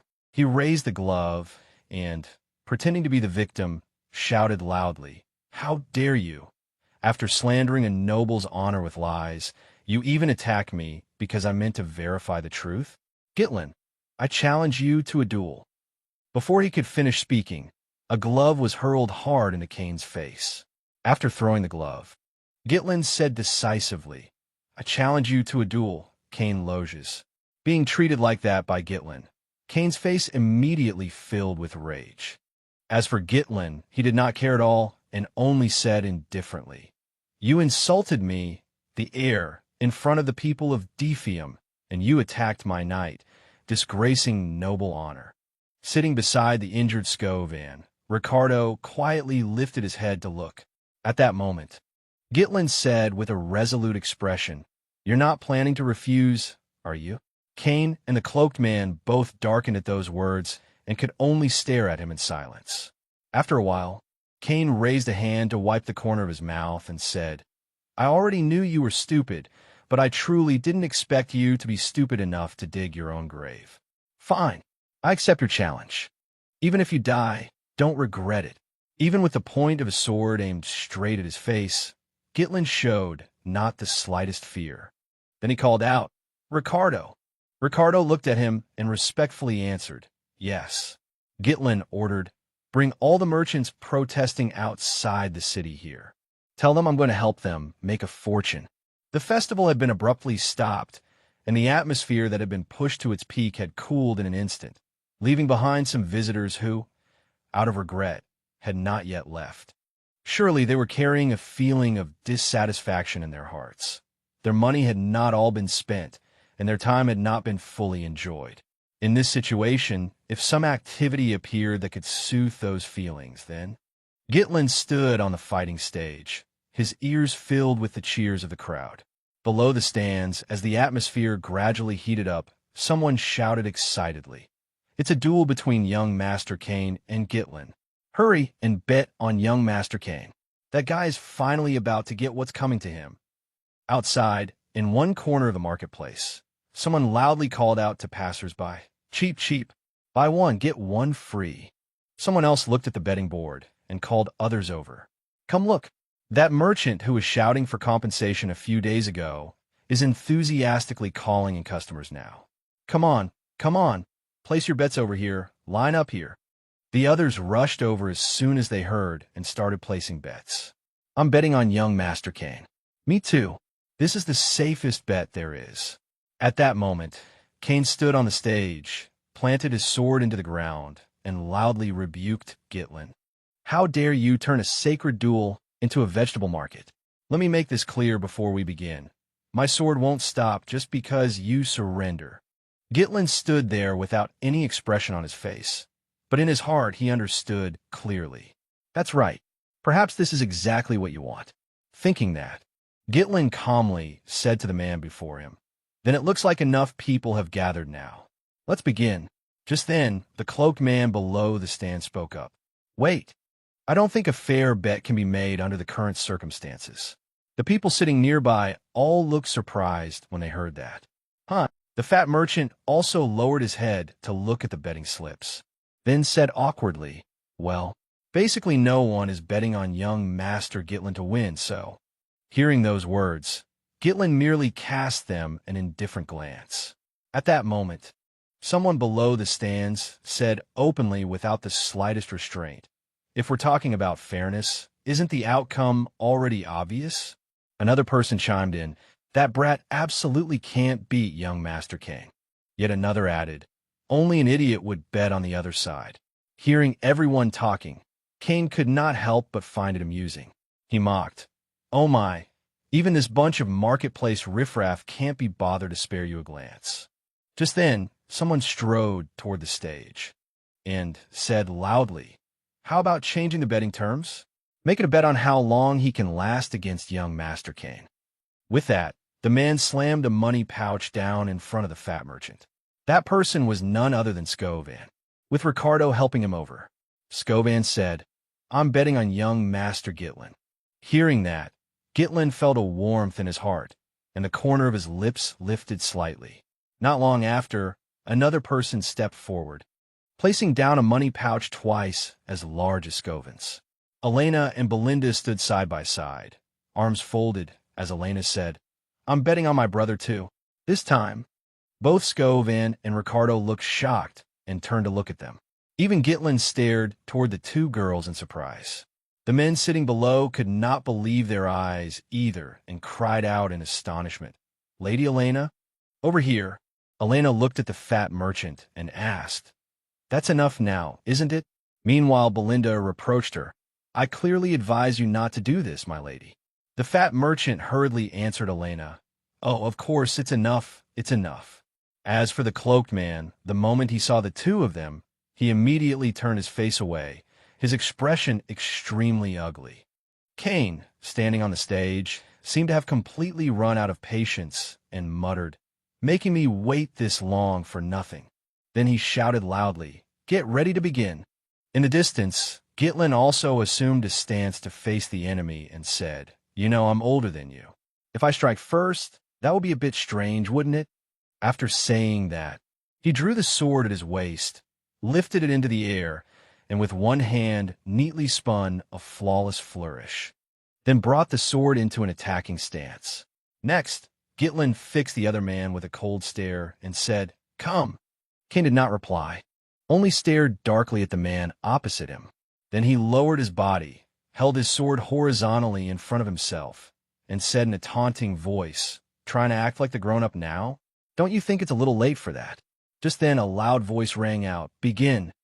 At the signal, Kane instantly stomped the ground and shot upward, leaping high toward Gitlin as the long sword in his hand slashed down hard. Gitlin reacted extremely quickly and immediately raised his sword to block. The two blades collided, and sparks flew at once. Kane's sword gradually pressed closer and closer to Gitlin's face. At that moment, Kane grew more and more frenzied. You're really overdoing it just to save face. The moment he finished speaking, he suddenly drew his sword back, then quickly grabbed the blade, and, using the motion, smashed downward, driving the hilt straight toward Gitlin. Fortunately, Gitlin dodged in time and avoided the blow. When Kane raised his sword, tracing an arc, the surface of the stage was smashed apart. The spectators below instantly cried out in amazement when they saw Kane's strike cave the stage in and leave a crater. That's young Master Kane for you. That guy probably can't take even one hit. After successfully forcing Gitlin to dodge awkwardly under his sword, Kane wore an arrogant smile. Seeing the way he looked now, Gitlin snorted inwardly in disdain. Look at this idiot. Below, Scovin and Ricardo watched with their souls practically leaving their bodies. Elena was so angry she could not speak, while Belinda gripped Elena's shoulder in panic and said, "My lady, we have to stop them at once." The cloaked man, standing nearby, felt immensely pleased when he heard those words. Too late. No matter who the opponent is, the moment they decide to fight Kane, they have already fallen into a trap. Once they are overwhelmed by that terrifying display of power, they will be consumed by the belief that they have no chance to counterattack at all, and they will pour all their energy into dodging. In the end, all it takes is dragging things out for a while. And when the opponent is exhausted and exposes an opening, the result is decided. This was how Kane had always won. Only then did Kane smugly say, "You're still as good at dodging as ever. Looks like your skills really have improved compared to before." As soon as he finished speaking, he spun his sword once in front of himself, then casually gripped the blade with both hands and continued. Then again, "You've always been very good at running away." Then Kane drew back his sword again, and suddenly swept the hilt sideways into Gitlin's waist. After hooking Gitlin, he threw his full strength into a violent heave, actually sending Gitlin's entire body flying into the air. While supporting Scovin, Ricardo shouted, "Young master!" The others below the stage were all too shocked to speak. Seeing the scene, the cloaked man felt even more satisfied inside. "It's over, Gitlin." At that moment, Gitlin flipped once in midair, seeing the people below looking up at him and Kane standing beneath him with his sword ready. After getting a taste of what it felt like to fly like a bird, Gitlin landed firmly on the ground. He gathered magic power into both legs and said coldly, "I had intended to go easy on you, but you've crossed the line."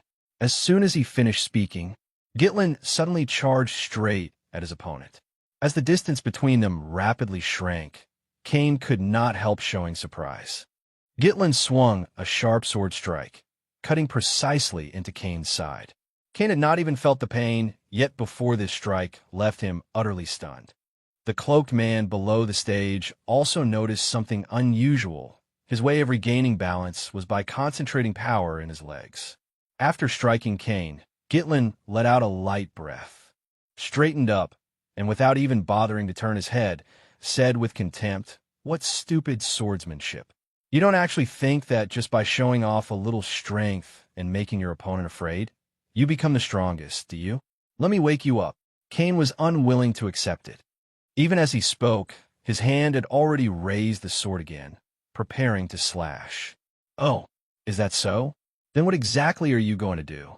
At that moment, Gitlin swiftly planted his right foot, used the force of his left leg to spin, and lashed out with a kick, striking Kane's sword hilt. Then he leaped up and delivered another kick to Kane's upper arm, then used the momentum to complete a beautiful full spin.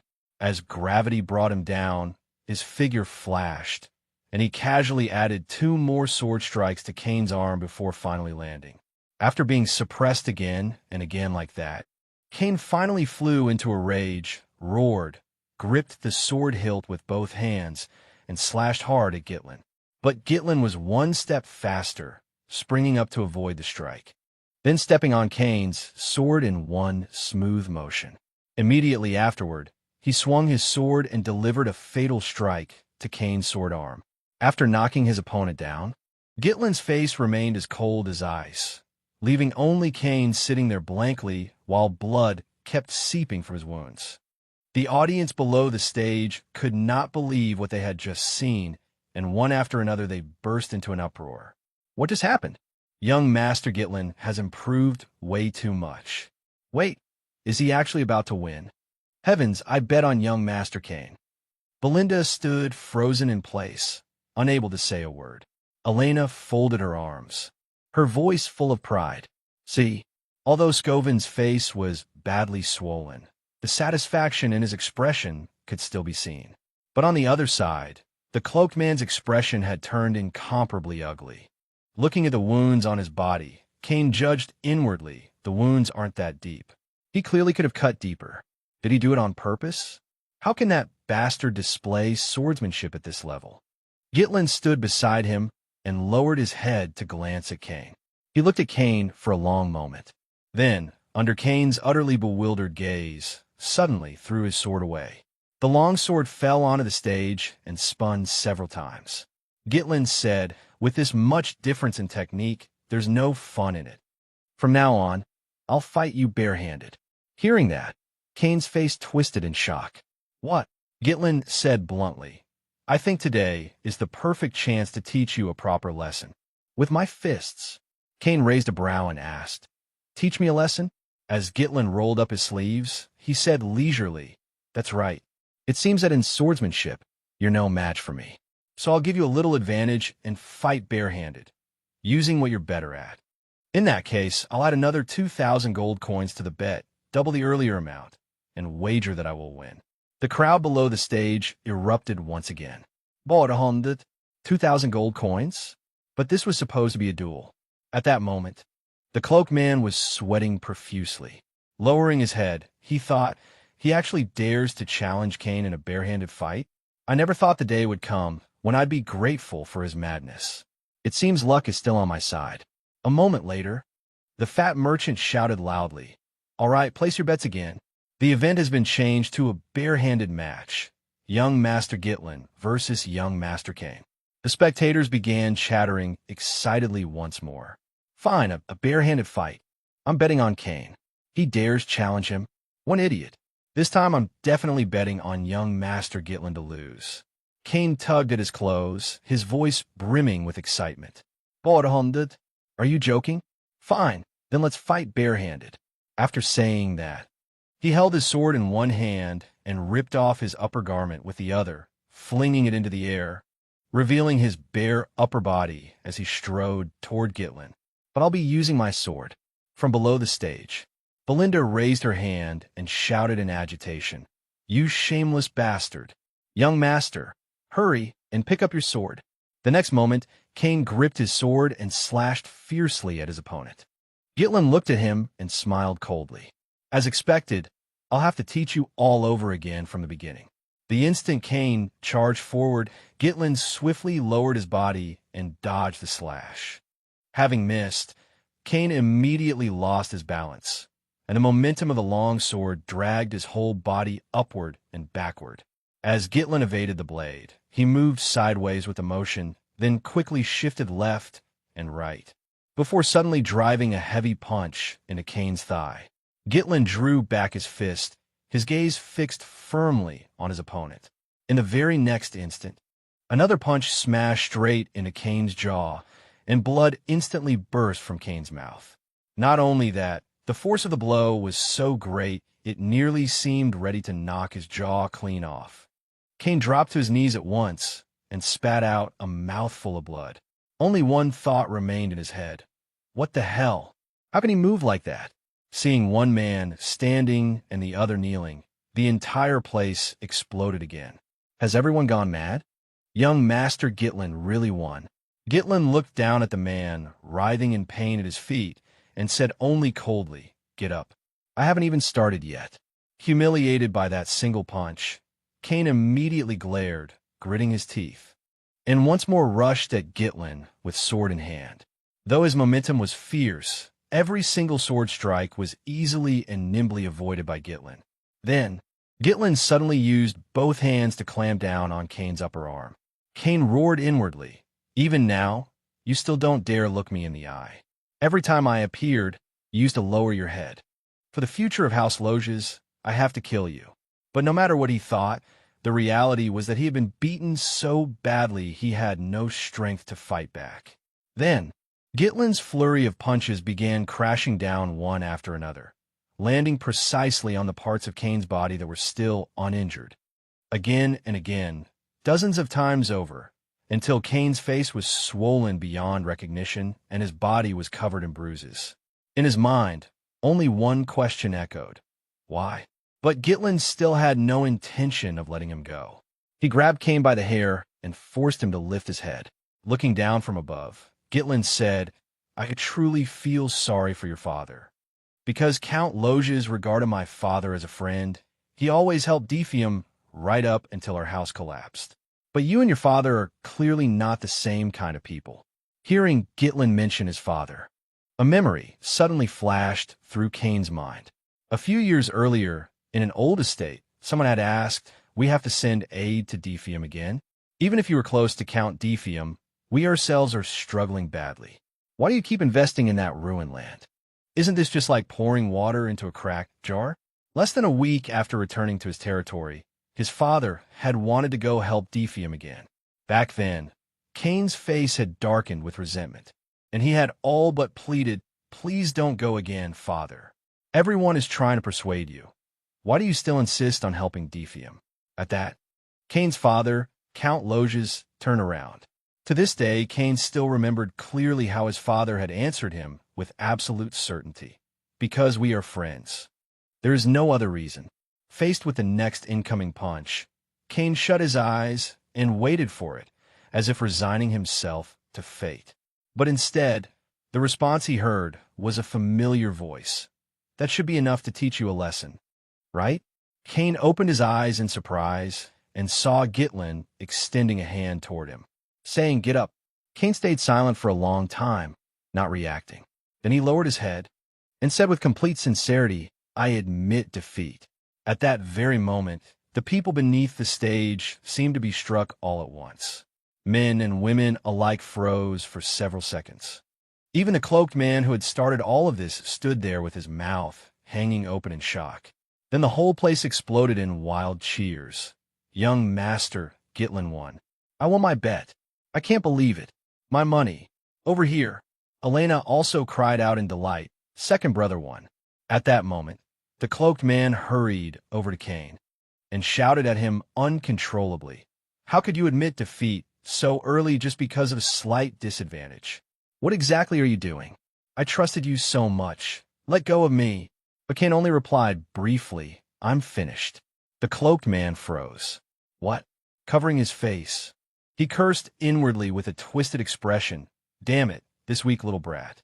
Just then, Gitlin stepped forward and said, "Then now it's my turn to do what I want to do, isn't it?"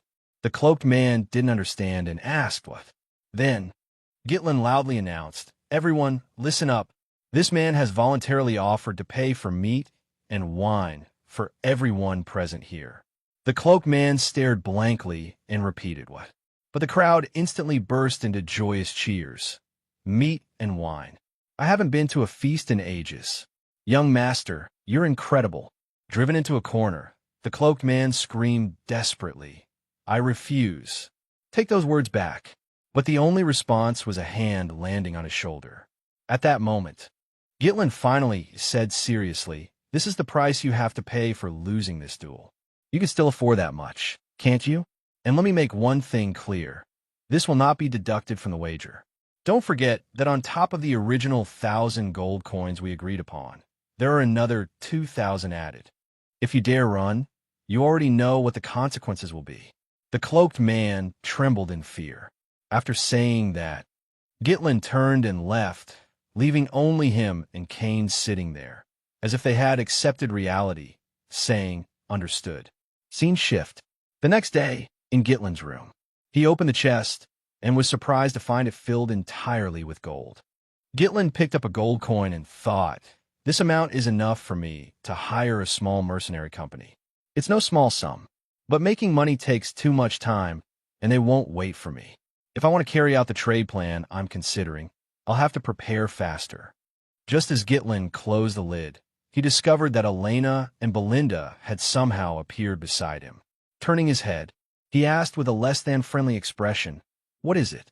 Elena curiously asked her brother, second brother. What are you planning to spend all this money on?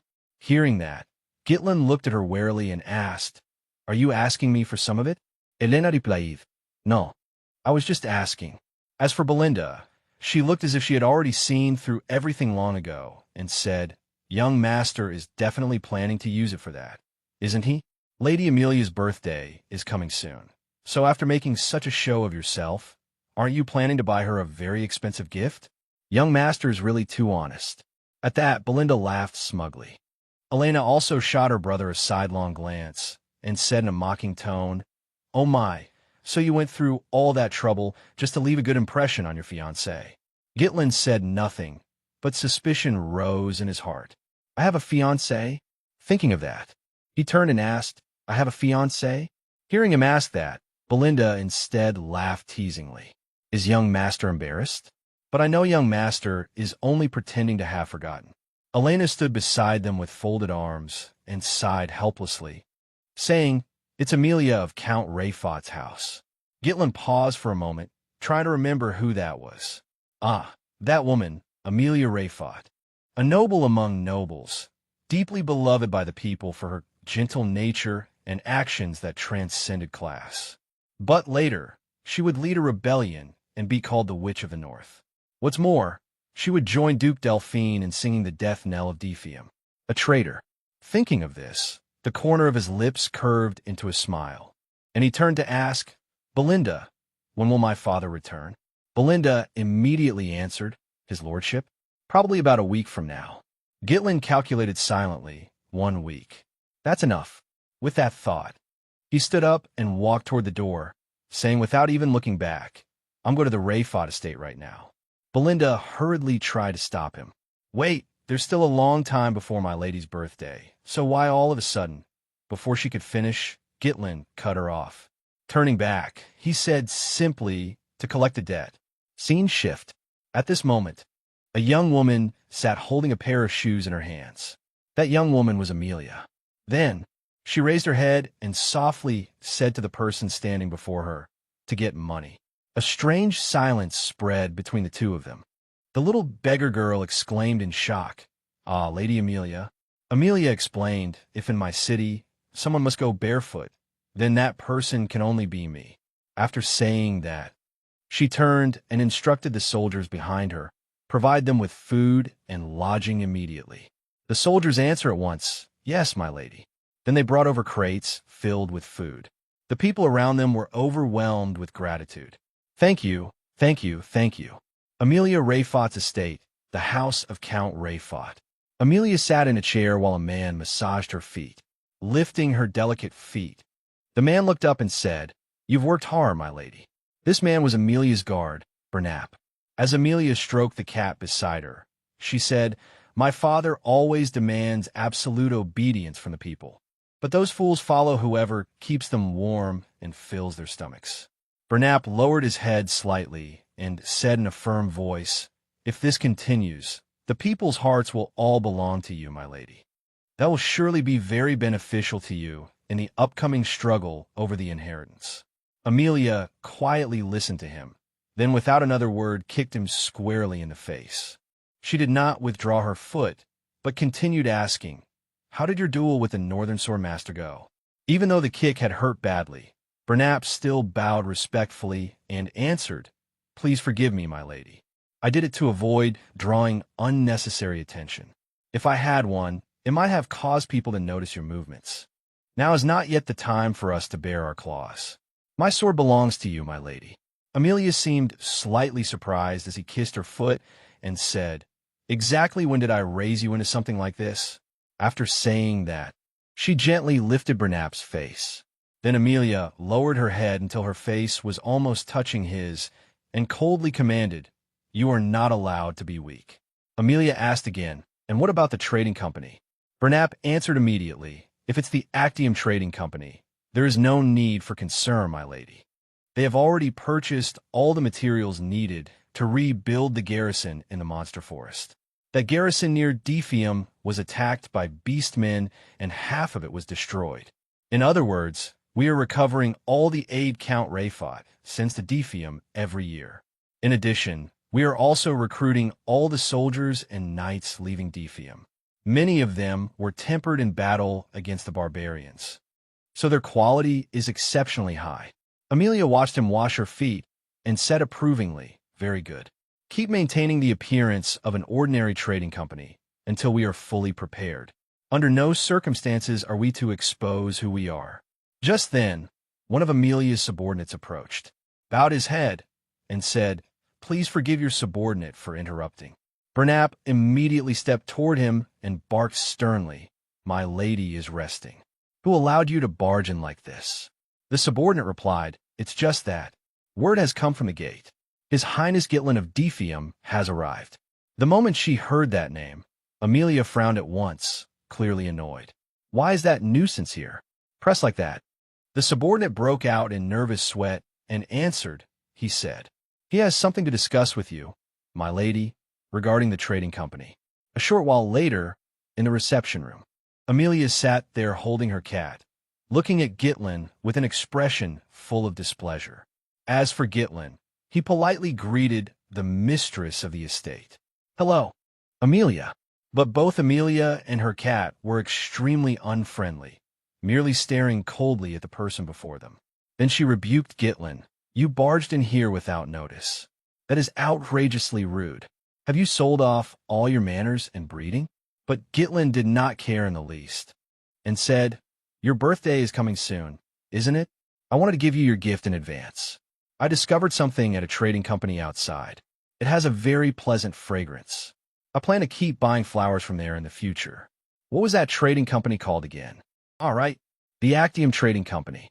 Amelia remained silent, still frowning, without showing the slightest bit of pleasure. A few seconds later, she stood up and said, "I don't understand what you're talking about. I've received the gift. You may leave now. That is all." Just then, Gitlin softly called her name and ordered Amelia Rayfot, "Sit down." Amelia's eyes widened at once when she heard that. Looking at the cup of coffee on the table, she was filled with alarm. What is this oppressive feeling? Is this still that man who used to panic awkwardly whenever he stood in front of me? Gitlin leisurely swirled his teacup and said, "I'll keep this brief. I need money. Give me 10,000 gold coins." Amelia frowned at him. "What? You suddenly appear and then open your mouth to borrow such a large sum from your fiancé? Should I take this as Count Defium's intention?" Gitlin lazily raised his teacup and looked at her as he said, "It has nothing to do with my father. You only need to give the money to me. Besides, you never intended to marry me anyway, did you?" Amelia was forced into glaring fiercely at him while listening to him continue. At that moment, Gitlin spoke words laced with threat. "It's probably that knight standing outside, isn't it? If you were the one in power, then something like this could naturally happen. But before that, if word were to spread that you were secretly building up power and preparing to participate in House Rayfot's succession struggle." The cat seemed to understand what he meant, and viciously leaped down, baring its teeth and growling at the guest. Amelia looked coldly at Gitlin, then glanced at the cat and said, "Your Highness Gitlin, even as a joke, such words should not be spoken so loudly." Gitlin looked at her meaningfully and said, "Don't worry. As long as I don't leave empty-handed, I'll keep your secret."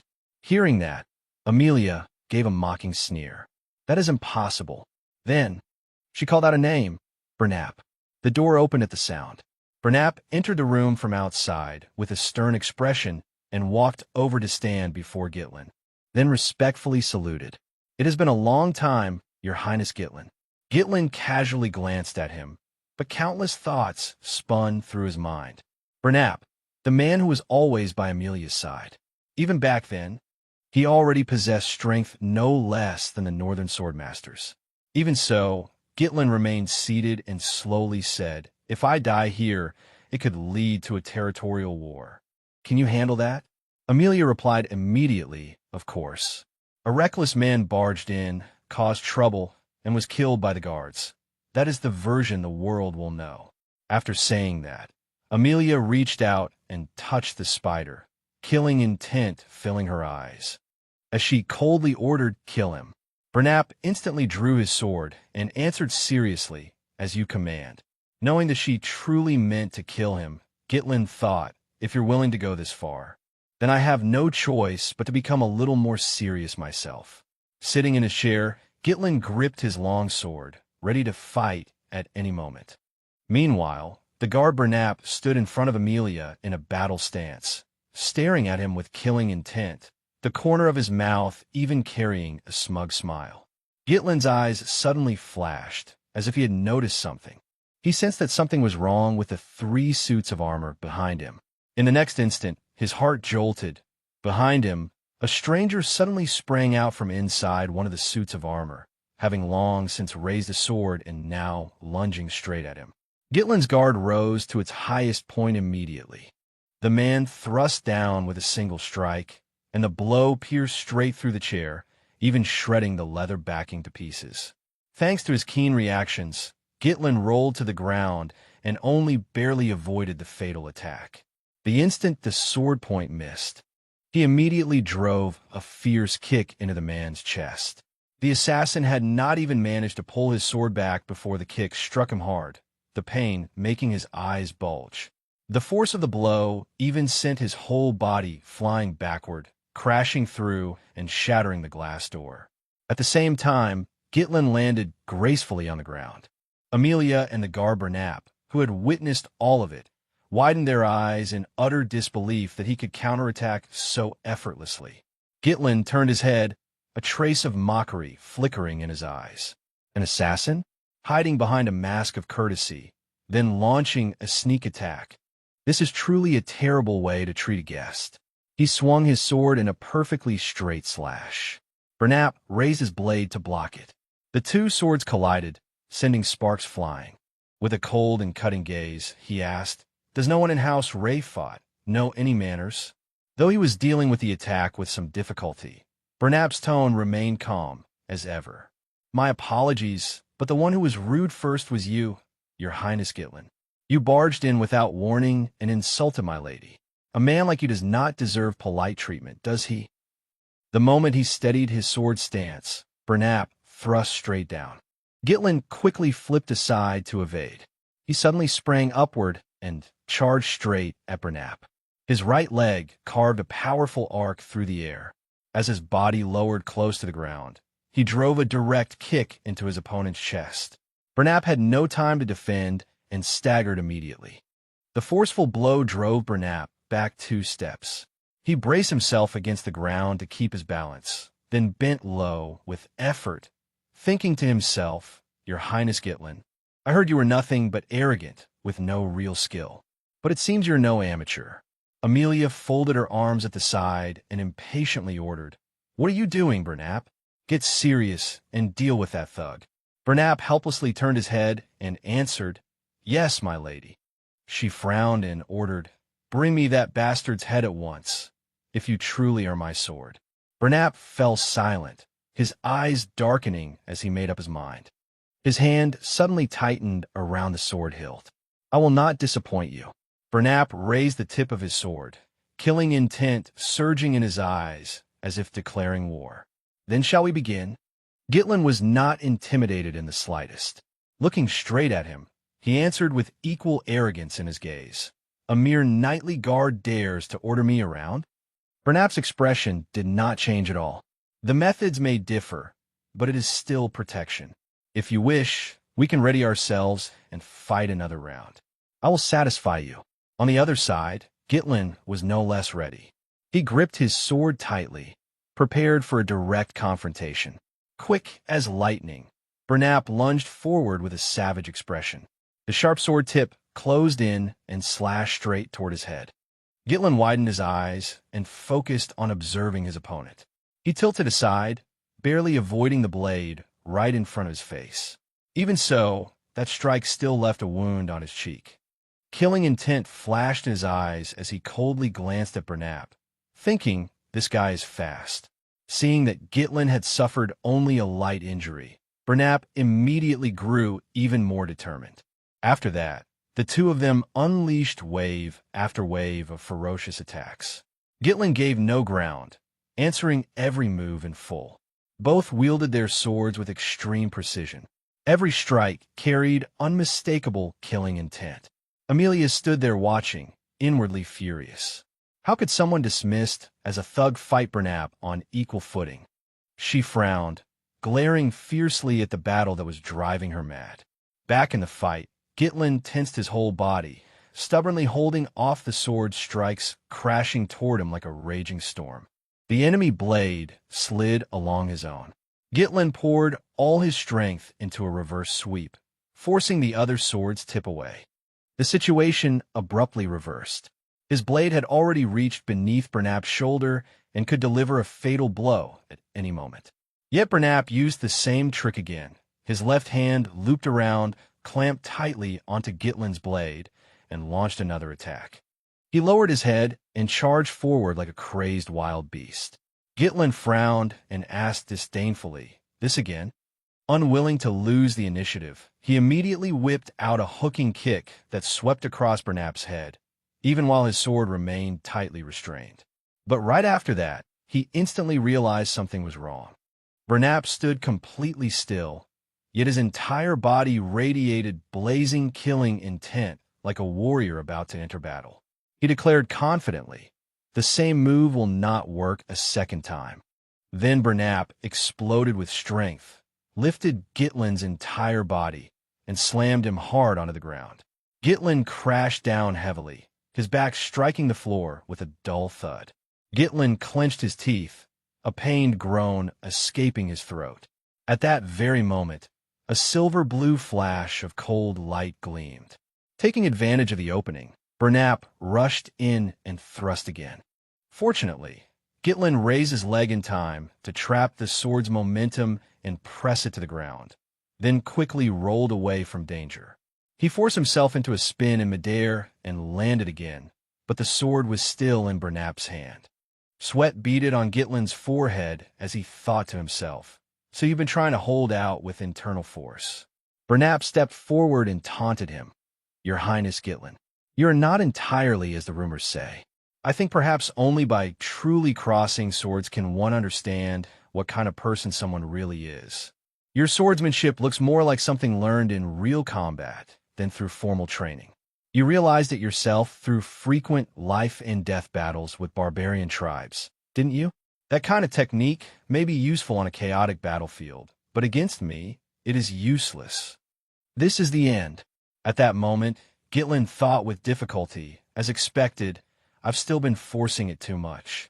Those precise attacks, stabbing into such narrow openings, combined with the string of sword points constantly targeting his head, had completely shattered his sense of distance and timing.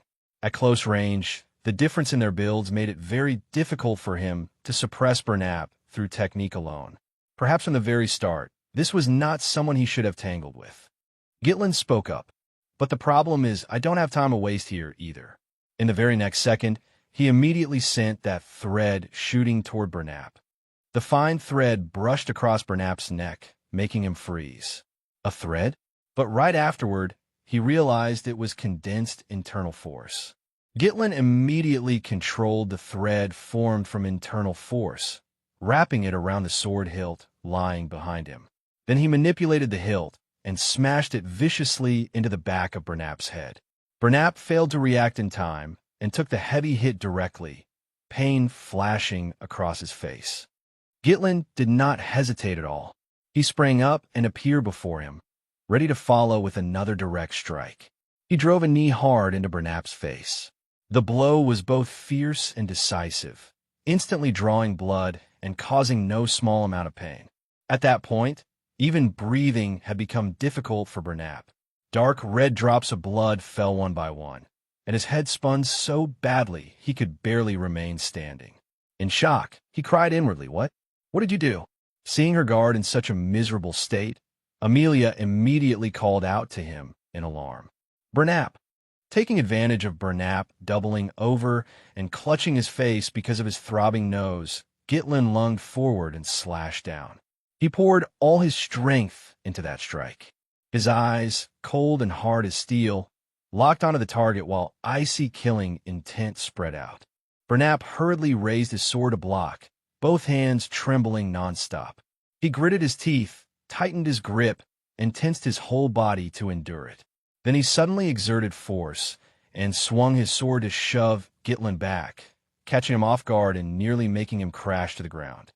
Gitlin immediately steadied himself, tapped off the ground, and sprang back up, regaining his footing without once taking his eyes off his opponent. At that moment, Bernap hastily urged Amelia to leave. "My lady, you must leave here. I cannot guarantee that you will remain unharmed any longer. From now on, I will fight with my full strength." A trace of calm flashed across Gitlin's face before he said, "That's right. You should face me with that attitude." After all this time, I finally met a worthy opponent. Shifting to Amelia's side, she was now holding a cat in one arm while lifting her skirt with the other as she ran, her steps utterly frantic. Her heart was full of resentment. "Gitlin, how dare you humiliate me like this? Who is it? Which fool leaked the Merchant Association's information to that madman? If not for that, Gitlin could never have known so many details. Those rumors about him, killing monsters, protecting his sister from an assassination attempt, even defeating the heir of House Loges. Damn it." She ran outside, only to find not a single person in sight. She frowned, her expression dark. "What in the world are the guards I station here doing?" At that moment, a horrifying sight struck Amelia's eyes. A mysterious figure in black stood there, and beneath that person's feet lay countless guard corpses strewn everywhere. She froze on the spot, too shocked to move. Hearing movement behind her, the black-clad figure turned around. It was Belinda. She smiled. "Oh, my long time no see, my lady." The moment Amelia recognized her, her gaze stiffened and her throat seemed to close up. "The maid from Defium? Why are you—" Belinda, her face hidden beneath her hood, made a silencing gesture. "Shoo." She glided in from behind without a sound like a ghost. One arm looped around Amelia's neck, and a cold blade pressed against it. Her voice was vicious. "Quiet now." Amelia swallowed and did not dare move, her eyes fixed on that sharp knife.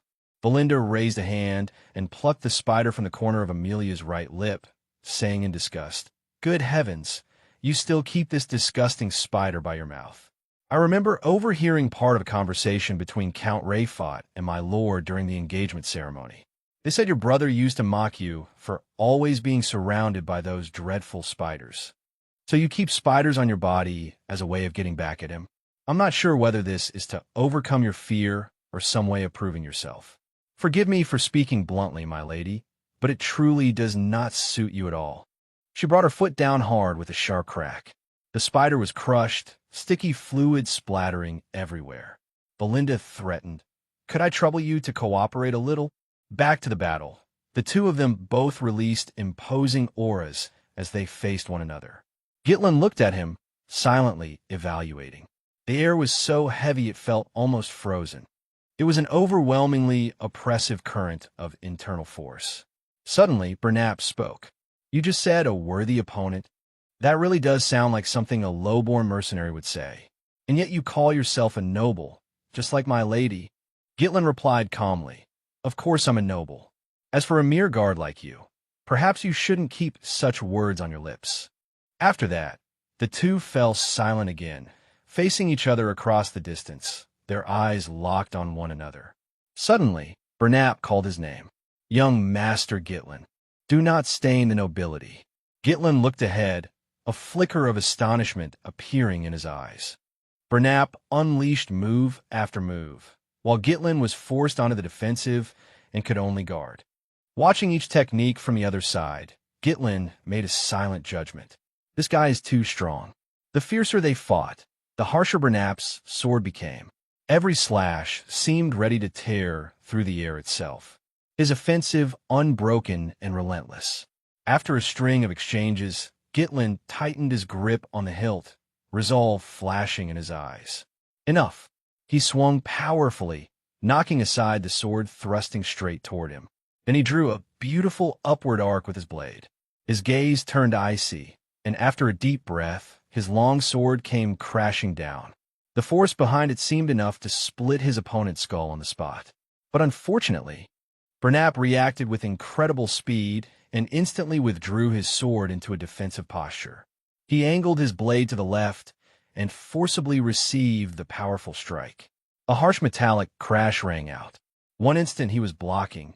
The next, Bernap's wrist twisted, and relying on polished technique, he reversed the pressure, forcing Gitlin's blade downward. His sword pressed precisely against his opponent's and suddenly flicked upward, immediately throwing Gitlin's longsword offline.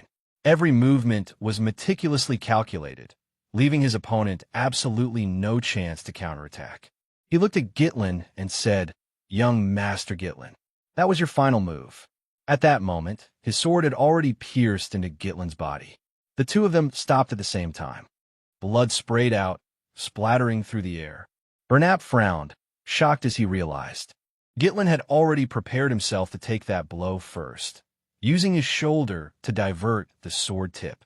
But in the very instant Bernap froze, Gitlin immediately flipped his blade and counterattacked from above. Bernap instantly withdrew his sword to block, fending him off while taunting, "Not bad." It seems that before the very last moment, one truly cannot be careless. But before he could finish, Bernap forcefully knocked his sword aside, intending to throw him off balance. Immediately afterward, he followed with a kick, driving it hard into Gitlin's chest and causing him no small amount of pain. With contempt on his face, he said, "This is the difference between me and the sort of person who treats swordplay as a pastime." The force of the kick sent Gitlin flying backward flat on his back, his body hurled away like a sack. Gitlin's whole body spun with dizziness, and he gasped for breath without stop. The battle replayed again and again in his mind. As expected, this is very interesting. Whether it was speed, reach, or that continuous suppressive offense, this man held the rhythm of the battle firmly in his grasp. Any attempt to close in and engage in entangling close combat for a counterattack would immediately be neutralized. In the instant of crossing blades, he made the two swords seem almost bound together, making me mistakenly believe they could not be separated at all. With the amount of internal force I currently have, I cannot contend against his strength head-on. Right now, I cannot directly oppose his power. He's charging at me aggressively, but that is only in terms of the amount of internal force I possess at this moment. What a pity. It seems I'll have to end this here. Only you overlooked one thing. My unique method of cultivating internal force. Third stage, release. Gitlin stepped forward. Bernap also assumed a stance to meet him. Gitlin gripped the sword hilt firmly with both hands, circulated his internal force, and resumed fighting Bernap. Internal force poured into the sword, currents of energy coiling around the steel blade and letting out a faint whistling sound. Then came a violent clash, and the tyrannical force shocked Bernap's arms until they went numb. His longsword slipped from his hands, spun through the air, and flew several yards away. His expression changed in alarm, his heart shaken. Young Master Gitlin. How could he erupt with such powerful internal force in the middle of battle? Right then, a loud shout suddenly rang out. "Stop!" Belinda appeared at the most critical moment of the battle, holding Amelia under control with a blade at her throat. Amelia gritted her teeth angrily and said, "Take it. 10,000 gold. Take it and get out of my sight."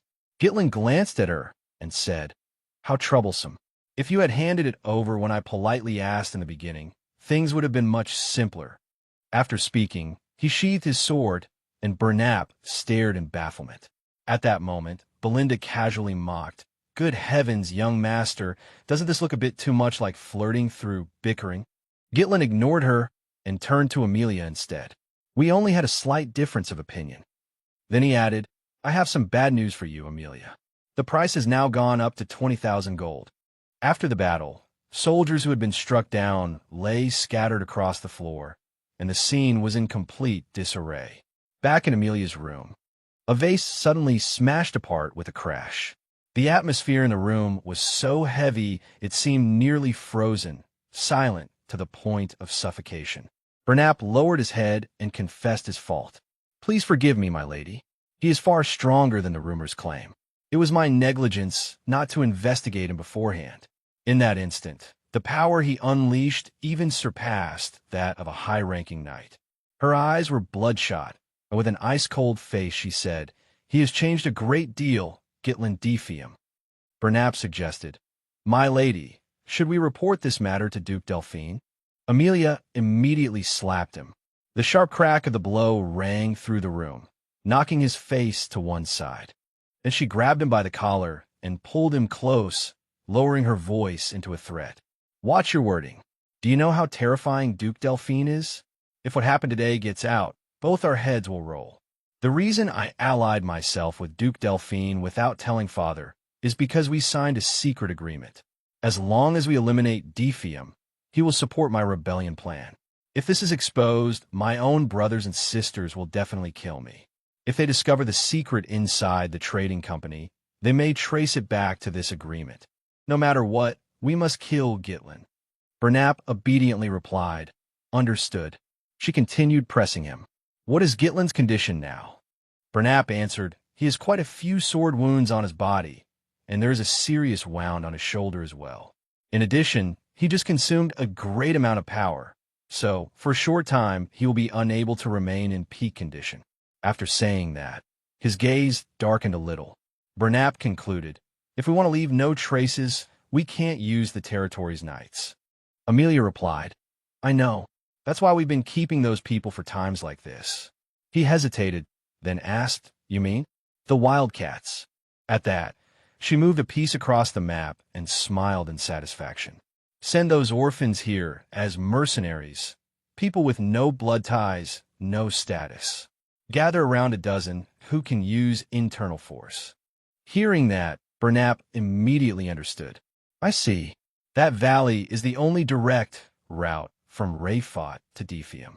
Hardly anyone passes through it normally, and the terrain is narrow, perfect for quietly taking care of everything." After carefully calculating every route in and out, along with the retreat path, he declared, "I will make sure they prepare everything properly." Amelia looked up, her dark crimson eyes burning like blood, and enunciated each word through gritted teeth. "Gitlin, you will absolutely pay for the humiliation you brought upon me." On the other side, on a crowded street, a horse carriage was galloping at full speed, throwing the whole road into chaos. Inside the carriage, Gitlin was bandaging his own wounds. The name Amelia surfaced in his mind. Fergus, seated across from him, asked with concern, "Young master, are you really all right?" While putting his clothes back on, Gitlin replied, "Don't worry about me. It's not that serious." After feeling the wound through his clothes, he thought to himself, "The wound isn't deep. Considering I made a move that risky, this outcome isn't bad.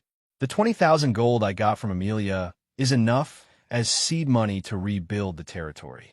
That should save me several years. If I could have killed Amelia in the process, that would have been even better, but then conflict between the territories would have been unavoidable. I can't let my emotions explode and put the territory in danger. Defium had a hard enough time protecting me from those barbarians. Withdrawing now is the best decision. Just the fact that I know the secret of the Actium Trading Company is enough to keep them from acting recklessly. Amelia, this time I'll make very good use of you." Belinda stared at him without blinking. At last, unable to hold back, she asked, "Is it really like you said, young master? You told me that if I heard fighting inside, I was to subdue the guards, then after Amelia left, take her hostage." Gitlin feigned ignorance and dodged the question. "Oh, was that the plan? But I thought I left that matter to Elder Fergus." The moment he finished speaking, Gitlin's expression changed abruptly. He suddenly broke into a violent coughing fit, raising a hand to cover his mouth as he coughed repeatedly. Fergus's voice trembled. "Young master." Seeing the red stain before his eyes, Gitlin froze, and his face darkened. "Is this an after effect of opening the third core? It's not as bad as last time, but if using this power leaves me like this every time, that's going to be troublesome. I need to find a way to increase my internal force quickly." When he saw her taking his pulse, he instinctively called her name. "Belinda." Belinda took out an item, a long, slender needle, and said, "Your energy flow is in complete disorder right now." Belinda activated her magic and swiftly inserted several needles into his arm. Gitlin's eyes widened in shock. His face turned pale, cold sweat beading on his brow. His lips pressed tightly together as though forcibly suppressing something rising in his throat. It seemed he was about to cough up blood again, but that was not what happened. Gitlin let out a long breath, and white mist was mixed into it. He lowered his head to look at the hand Belinda had just treated with magic. He could not hide his astonishment. The energy channels that had been blocked were now slightly smoother than before. This kind of treatment could only be achieved by compressing internal force. Belinda, because you said your mother brought you here, from the very beginning, I never thought you were just an ordinary maid. But what exactly is your true identity? I don't know why someone with your abilities would work as a maid in the countryside. Still, the more strong people there are in the territory, the better. Up to now, the people I've met are only the beginning. The carriage continued racing down the road. Suddenly, someone called out, "Young master." Belinda looked at him and said honestly, "I trust you, so no matter what you do, I'll help you without hesitation. So please tell me, why did you take such a huge amount of money from Lady Amelia?" Gitlin was silent for a moment before answering. "I need money, and Amelia is the only person around me who has that much." Hearing that, neither of the two facing him could hide their shock. Belinda's tone sharpened. "You caused such a huge disaster, and were even ambushed, and in the end, that's the only reason? If Count Rayfot hears about this, it'll be a serious problem." Leaning back, Gitlin said, "Don't worry. Amelia will never tell my father." Curling one corner of his mouth, he asked in return, "Don't you trust me?" Suppressing her anger, she said, "Ah, yes. If that's the case, then at the very least, you should tell the person who has staked everything on you what that money is actually going to be used for." Gitlin remained silent. Then suddenly, he said something that made her eyes widen. "The monster forest. We're going to develop the monster forest." Fergus immediately sprang to his feet and tried desperately to stop him. "You cannot do that, young master. Ever since your great-grandfather's time, people have tried to develop that monster forest, but—" Gitlin cut him off and asked, "Elder Fergus, what about the matter I told you to handle before we entered the castle city?" The old man sat back down, his lips trembling. "Young master." Fergus fell silent, choosing his words carefully, hesitating to speak. After faltering for a few seconds, he finally decided to say it. "Yes, the person you told me to find is where you said he would be. But is this really all right? Their condition?" Gitlin decided at once. "As long as they're still alive, that's enough. We're going there now." Belinda stopped him. "No, we have to return to the territory first. In your current condition, why are you still trying to run around?" Gitlin looked at her and asked, "Belinda, after what happened, do you think Amelia will let us leave in peace?" Belinda could only accept it bitterly. Gitlin thought to himself, "With that woman's personality, she will definitely kill me to silence me." Trying to prove herself, Belinda flexed her muscles and declared energetically, "Young master, I'm very good at fighting. Elder Fergus is a knight now, too. If things go badly, I can absolutely." Before she could finish, Gitlin cut her off. "That sounds reassuring, but that isn't your responsibility. Do you know? A battlefield is a different kind of place. We need a vanguard captain, and now we're going to meet that person." The carriage stopped in front of a wooden house. Everyone got down and stood outside the door.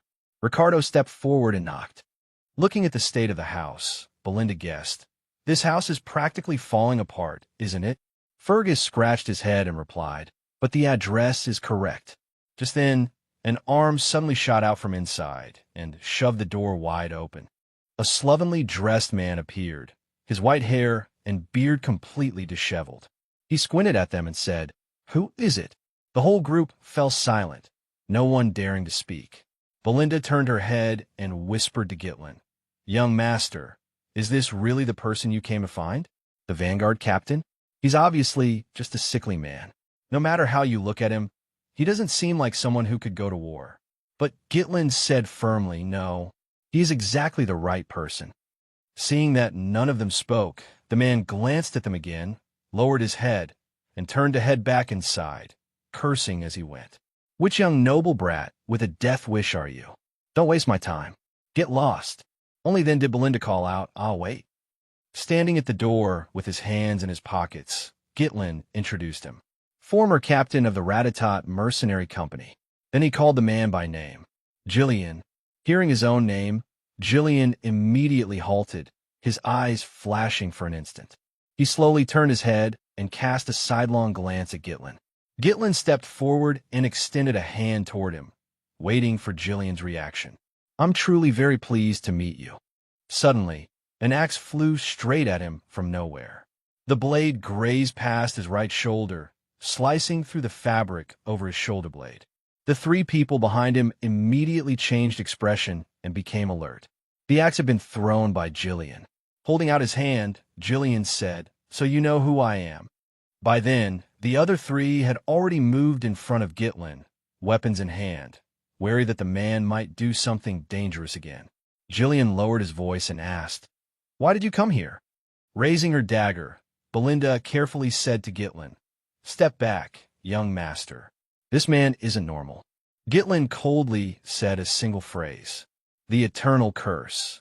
The moment he heard those words, Jillian was violently shaken, his face changing drastically. Gitlin continued slowly, "I know how to cure your daughter's terminal illness. Now, are you willing to talk?" Dzu, Jillian's daughter. The child had long struggled in agony, tormented by a raging fever, coughing up blood non-stop, with red blotches spreading across her body like flower petals. It was a terminal illness because those afflicted by it writhed in pain like prisoners being tortured. The eternal curse. Jillian led everyone inside the house to the sickbed. Dzu lay there, moaning in pain. "Father, father!" In helpless anguish, Jillian embraced his daughter and called her name in despair. Dzu, after calmly evaluating the situation, Gitlin concluded, "It's not too late yet. In my previous life, I also tried to recruit Jillian, but by then he was no longer alive. I heard that after losing his daughter, he abandoned everything and ended his own life. Looking at the state of this house, he must have poured every last coin he had into treating the child. The only thing he has left now is his weapons." At that moment, Dzu cried out desperately between waves of pain. "Father, it hurts so much. I want to die, please, father." In agony, Jillian called out to her, "Dzu." Gitlin decisively removed his outer garment and said, "There's no time to hesitate. Treat the girl right now." Just as he was about to step forward, someone reached out and pulled him back. It was Belinda. She placed a hand on his shoulder and urged him, "Let's go back, young master. I don't know what exactly you're trying to do, but this can't be solved by strength alone. Even priests couldn't heal that child. They said this was a disease sent down by the gods. What exactly are you trying to do?" Gitlin answered firmly, "I can cure her." She raised her voice. "Young master." Gitlin smiled and asked, "Didn't you say you trusted me?" Belinda froze for a moment, unable to respond. Then Gitlin handed her a sheet of paper. "Take this. Buy every herb listed on it. Not a single one can be missing." Belinda read through the names of the medicinal ingredients one by one and said in surprise, "These are..." Gitlin smiled faintly and thought to himself, "For mercenaries who live from one day to the next, knowledge is the key to survival. The eternal curse is still incurable right now, but in the future an effective treatment will be discovered. Because the method is so simple, it was such a striking case that even I still remember the formula. The problem is that it requires extremely expensive ingredients. Fairy's blessing. Crush the fairy's blessing together with several medicinal herbs. Press them into a bottle, then pour in strong liquor. Shake it thoroughly, let it sit for a while, then add the remaining herbs and stir. Done." Gitlin picked up the bottle of medicine and held it out to Jillian. "Give it to the girl." Jillian took the medicine and fed it to his daughter. Holding her in his arms, he brought the bottle to her lips with trembling hands. Dzu obediently drank it, sip by sip. Jillian laid his daughter back on the bed, and her breathing gradually became steadier. The red blotches on her face also began to fade. Dzu stopped sobbing as well. Little by little, the red marks disappeared, and a healthy flush slowly returned to the girl's face. Everything happened so quickly that everyone could only stare in stunned silence. Fergus cried out, "Those red marks." Belinda finished, "They're fading." Jillian shouted emotionally, "Deezy, this medicine really." Standing behind them, Gitlin said calmly, "Looks like it worked." Jillian hurriedly turned around and asked in disbelief, How is this possible? Even divine power couldn't heal my daughter." Gitlin slowly explained that the divine power of priests was not omnipotent. It helps people overcome illness by stimulating the body's vitality and regenerative abilities, but that is not the same as curing something at the root. Jillian's hands trembled.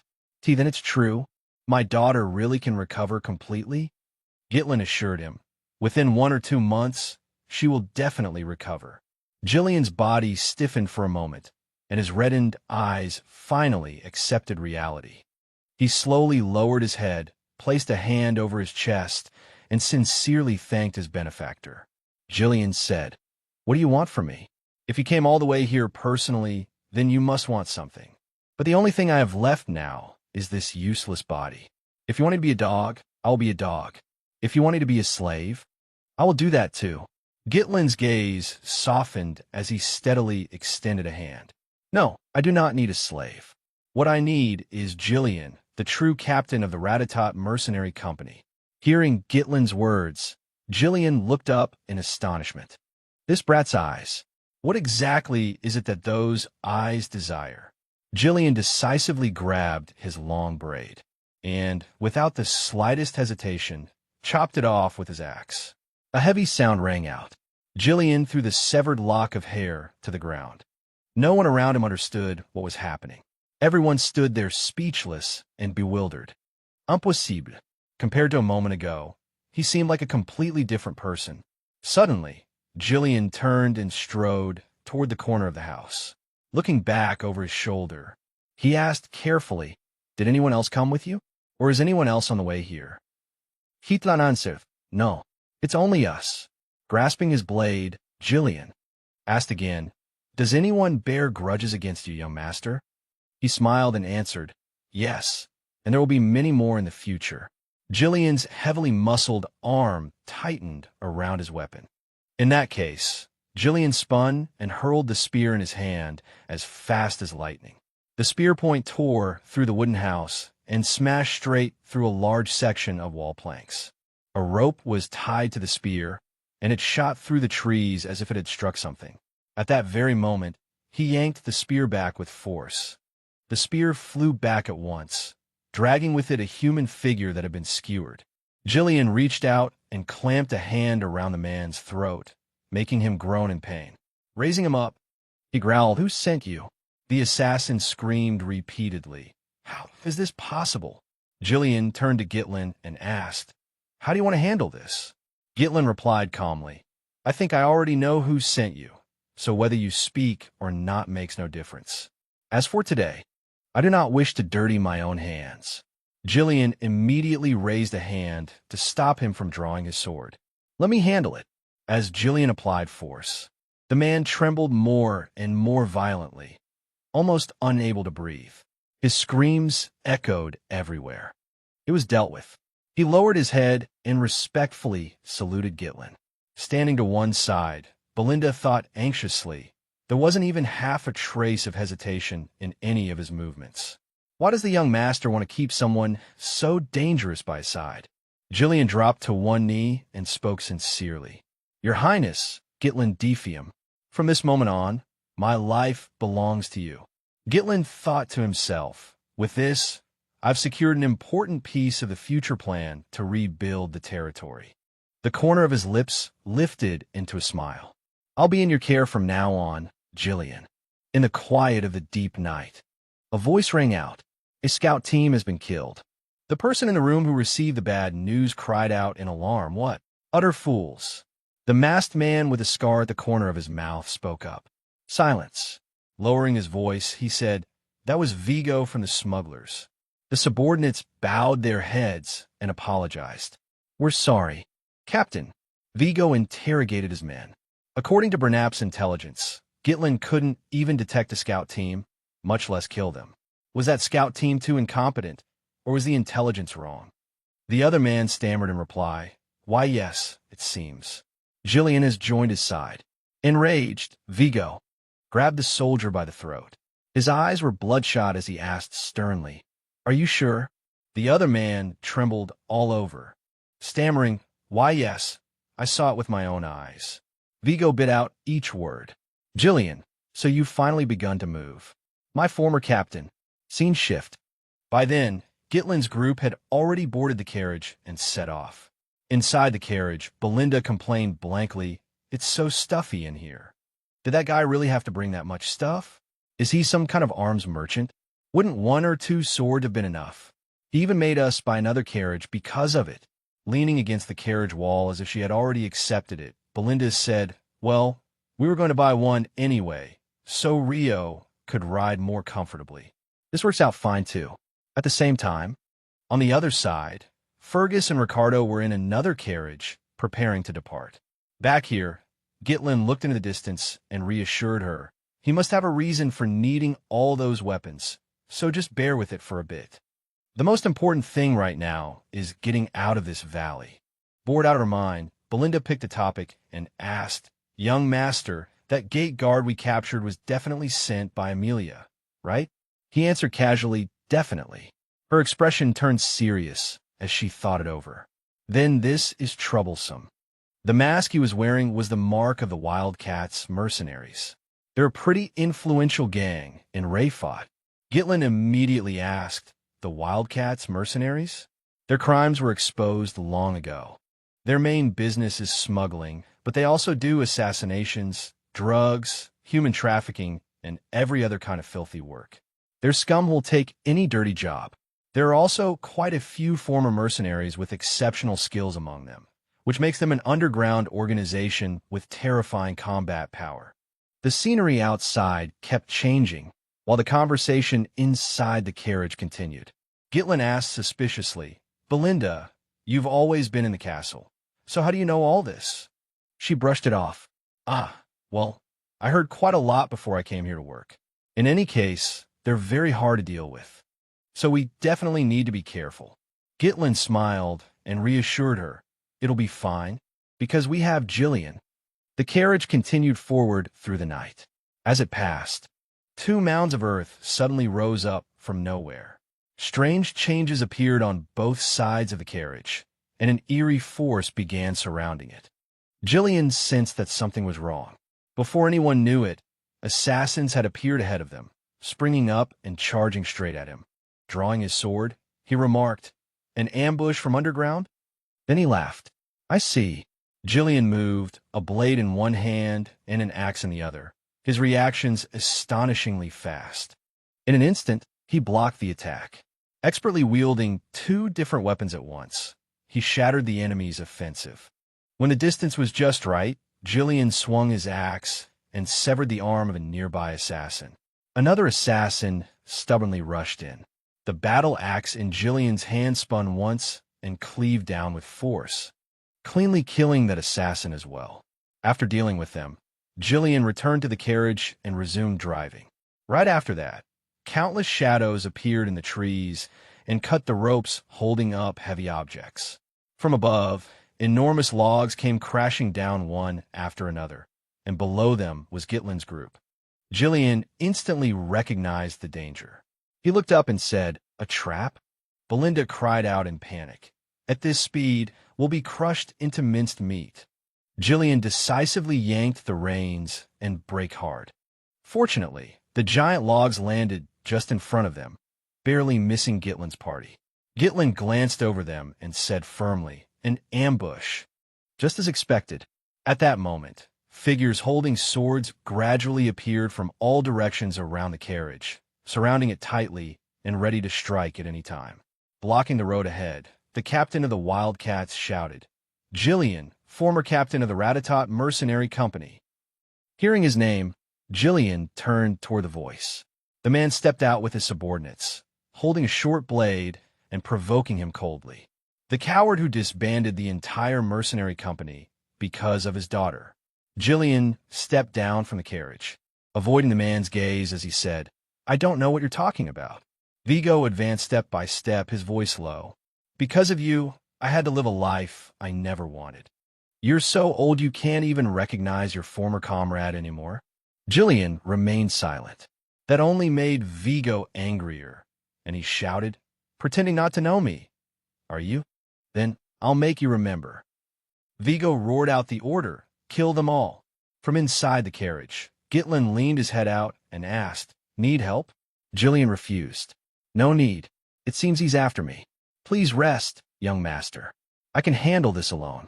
Swift as lightning, he swung his blade and cut them down one by one, each wound neat and razor-sharp, fresh blood spraying like a fountain. Seeing this, the assassins kept charging as they cursed. Damn that old man! Jillian tightened his grip on his weapons and prepared to meet them. The first man to rush him was smashed down by a single blow of his axe. The second came at him, and Jillian swung again, blood instantly gushing from the assassin's neck. The third pounced in, and Jillian blocked with his sword. Immediately afterward, his battle axe came down and directly chopped through the man's neck. Vigo's face darkened as he thought. As expected, he's still as strong as ever. Even so, Jillian alone had already routed the entire squad of assassins. Sensing the situation turning bad, Vigo ordered, split the whole gang into two groups, and attack him from both sides. Jillian instantly judged the situation and promptly leaped onto the horse behind him. The warhorse neighed loudly as he pulled the reins, preparing to charge. The surrounding assassins realized it too. That horse! Jillian drew a familiar weapon from the horse's side. He spurred it forward, charging out like an arrow loose from a bow. Jillian spun the long spear in his hand. The spear's shadow shrieked as if tearing through the air, producing a wind howl that struck fear into the heart as it smashed straight into the oncoming assassins. Dust billowed beneath the horse's hooves. Sitting firm in the saddle, his figure towering, he swung his blade in counterattack. The spear whistled through the wind, and wherever its tip passed, casualties followed. Some assassins had their arms severed and sent flying, while the rest were blasted away by the remaining force. Fresh blood splattered across the battlefield. One assassin said in terror, I can't get anywhere near him.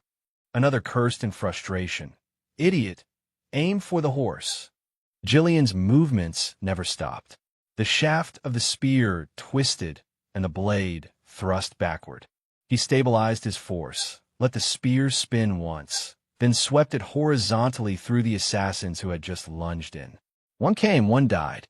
Enemies fell one after another, unable to even cry out before death claimed them. In the blink of an eye, steel flashed across their bodies. Their movements froze, then they collapsed with a crash like logs chopped through at the waist. Watching from inside the carriage, Gitlin and Belinda couldn't help but marvel. Only one left. Vigo suddenly dove down from above, trying to launch a surprise attack on Jillian. Unfortunately for him, Jillian had noticed long ago. He immediately grabbed a shield from beside him, gripped the handle tightly, and raised it just in time. When the enemy struck, the short blade pierced through the shield, but it still stopped short of Jillian's face. The shield trembled violently, but did not slip from his grasp. The captain said bitterly, After ruining my life, the least you could do is stop getting in the way of my work. I will kill you. He sprang high into the air and threw a dart that tore through the wind straight toward the warhorse's throat. The horse shrieked in pain, its eyes rolling white, and the violent agony made the rider stagger. Its hooves faltered in the thick dust, and then it crashed to the ground. Jillian immediately jumped backward to avoid being thrown down with it. The moment he landed, Vigo came thrusting straight at him with his blade. Jillian raised his arm with force and blocked the blow with his axe, producing a harsh metallic clash. As he attacked, Vigo shouted, I'm not the captain of the Ratatat Mercenary Company. Vigo glared at him through clenched teeth. Seizing an opening, Jillian raised a shield high and slammed it forward viciously. The heavy edge of the shield smashed into the assassin captain's face, sending him reeling backward like a sandbag knocked away. After slowly getting back up, Vigo asked again. You say you're not the captain? Enough of that nonsense. Then if it isn't you, who is it? Jillian tightened his grip on the axe in his hand. I abandoned my past. Now I am only young Master Gitlin's subordinate. That only enraged Vigo further. His face flushed red as he ground his teeth and said, You? No matter what, I have to kill you. In the darkness, the sound of clashing weapons rang out without pause. Vigo attacked like a madman, while Jillian calmly blocked each strike with his shield. Grinding his teeth, Vigo unleashed a fierce blow powerful enough to punch a hole through Jillian's shield. The two faced off at close range, and Vigo said, After you left, the mercenary company disbanded. Thanks to you, I lost my purpose in life and could only survive in this humiliating way just to earn a living. Jillian's eyes darkened, but he said nothing. He forced Vigo back with a powerful shove, then swung his axe sideways at the man's waist. In the very next instant, Jillian chopped toward Vigo's head again. Vigo reacted quickly enough to barely evade it, and immediately countered with a kick. Jillian blocked the kick with the arm holding the shield. Only then did he realize that a large hole had already been punched through the shield. Looking at him through the hole in the shield, Vigo said, Jillian, I had long since prepared to devote my entire life to turning the Ratatat Mercenary Company into the greatest army in history. And yet you threw everything away just to become the pawn of some wastrel noble? That is something I absolutely cannot forgive. Vigo forcefully launched hidden weapons. Jillian deftly spun the axe in his hand, forming a defensive wall and knocking away all three hidden weapons. After being deflected, the three projectiles stabbed hard into the ground. Holding his sharp short blade, Vigo sprang upward and attacked again. Jillian nimbly dodged. The two once more engaged in a fierce clash. Vigo burned with fury, one eye becoming unusually savage. Jillian, no matter how strong you were, that was years ago when you were still captain. You wasted your time treating your daughter, while I've gone through countless battles and grown stronger than before. You're no longer my match. Vigo swept his leg, kicking back up the three hidden weapons Jillian had knocked into the ground moments earlier. Then he kicked all three of them straight at Jillian. In a flash, the three hidden weapons flew in and buried themselves deep in the outer layer of Jillian's shoulder armor. Seizing the chance, Vigo rushed forward at incredible speed. Jillian brought his axe down at him, but unexpectedly, Vigo changed direction midway and avoided the strike. In the next moment, he suddenly appeared above him, plunging his short blade downward as he roared, It's over, Jillian! Time seemed to stop. Jillian caught the blade in Vigo's hand with his bare hand. He looked at Vigo and said, So this is why you sought revenge? Vigo's heart plunged into chaos, shock overwhelming him. He wrapped a protective layer of internal force around his wrist to stop my attack. Could it be that even now, he still hasn't used his full strength? In the next instant, a savage axe blow from Jillian smashed straight into Vigo's face. The strike sent Vigo flying, his body slamming heavily into the tree behind him. He collapsed to the ground, one hand clutching his face, kneeling there. Jillian stepped closer to Vigo and said, I don't understand. If you truly wanted revenge, you had many chances long ago. Why didn't you come kill me sooner? Vigo burst into loud laughter and replied, You only know half the story. I did come looking for you before, but the captain of the Ratatat Mercenary Company was no longer there. What remained was only a weak, withered old man not worth killing. Where exactly did the Jillian I once admired disappear to? Hearing those words, Jillian helplessly closed his eyes. He threw a blade down before Vigo and said slowly, Pick up your weapon. I too am only a body bound by another's will. But at least in this moment, I want to use my identity as the captain of the Ratatat Mercenary Company to offer one final measure of respect to an old comrade. Vigo cut him off. Enough. As soon as he said it, he swiftly picked up the blade and charged hard at Jillian. Vigo roared as he continued his attack. This is what I wanted. The two fought fiercely, their weapons colliding again and again, sending sparks flying in all directions. Jillian slashed out. Vigo nimbly dodged. Vigo countered with a kick, and Jillian calmly avoided it. Vigo thrust his blade toward Jillian's face, and the axe in Jillian's hand instantly knocked it aside. At the same time, the sword in Jillian's other hand stabbed into Vigo's side, making him spit blood at once. Vigo gritted his teeth in pain. He struck out to forcibly widen the distance between them. Jillian swung the axe in his hand powerfully and chopped down toward Vigo. Vigo knew his fate had already been decided. In his mind, a voice rang out. "I will remember you, Vigo, commander of the 5th unit of the Ratatat Mercenary Company." In that fated moment, the corner of Vigo's mouth seemed to lift slightly. A blossom of bright red blood sprayed into the air. The battle was over. Jillian bent down and picked up the blade from the ground. He stood before Vigo's corpse in silence. Just then, a voice sounded from behind him. "Nicely done."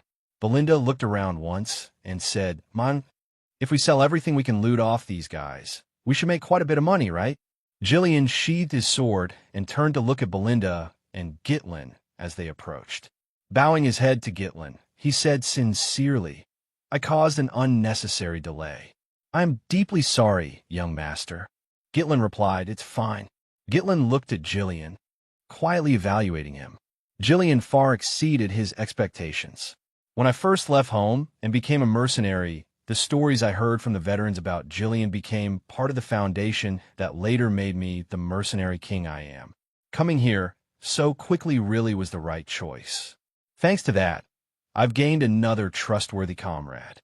He opened his mouth and asked, "Do you remember who he was?"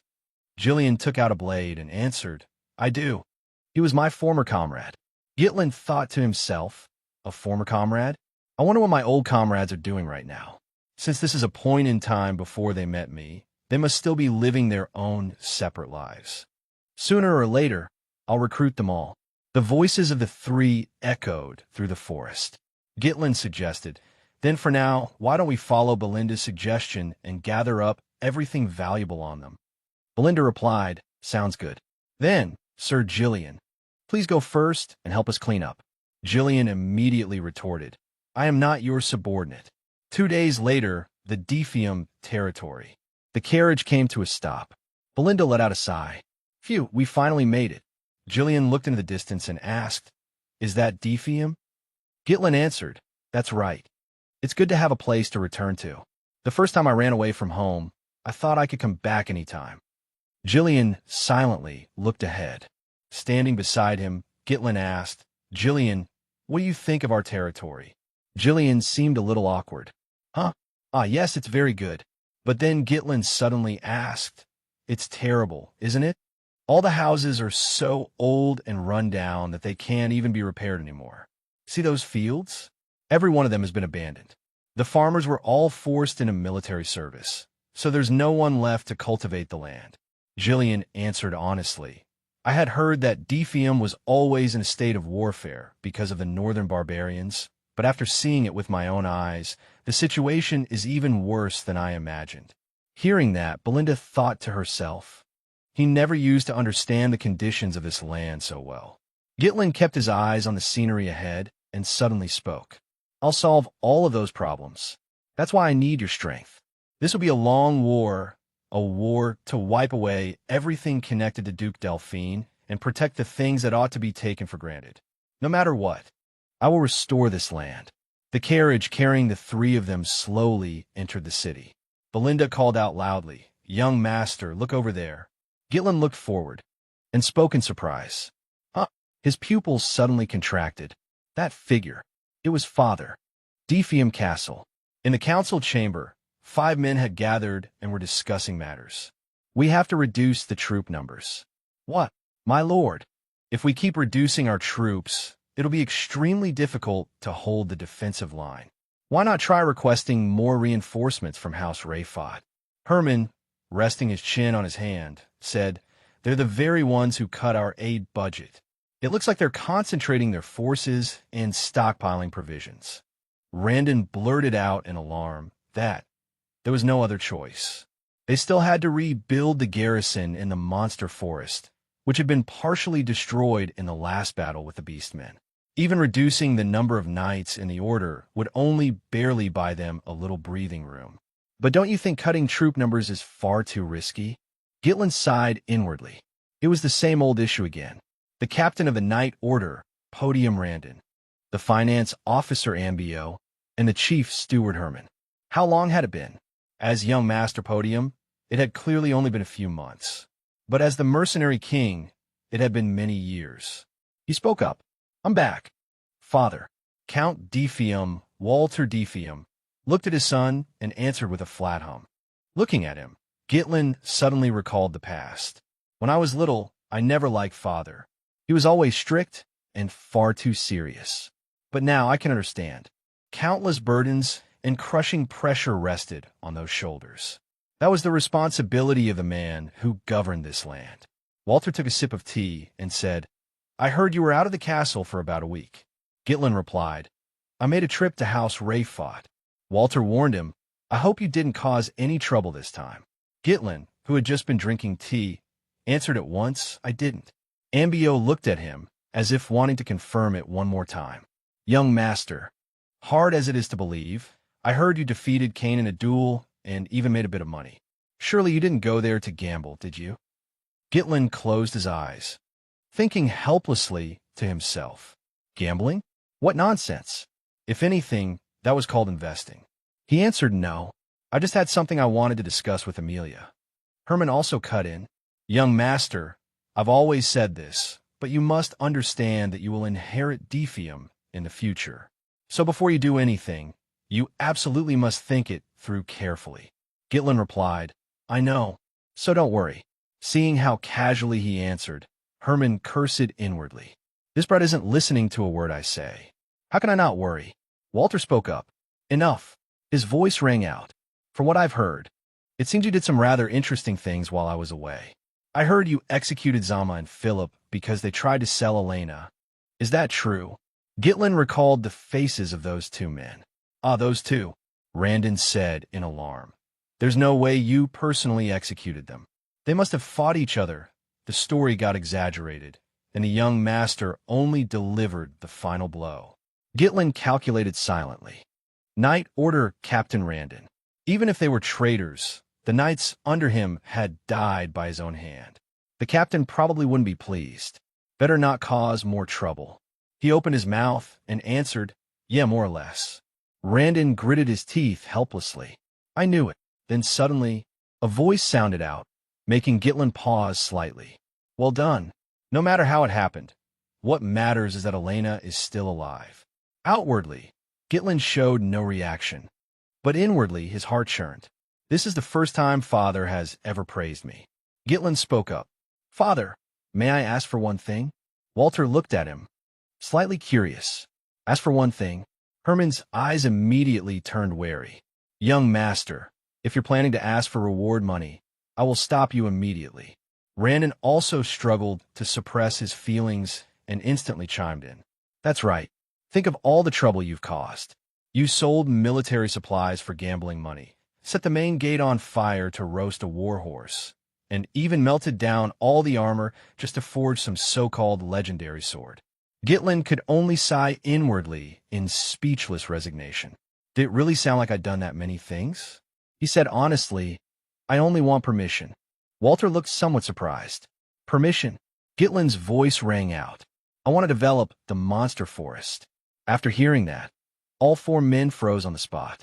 The way they looked at him was no different from looking at a madman. Gitlin's face remained cold and expressionless. Suddenly, he said, What did Father say? Did he fly into a rage and start shouting at me? Belinda replied, unsurprised, Of course. It's only natural he'd react that way.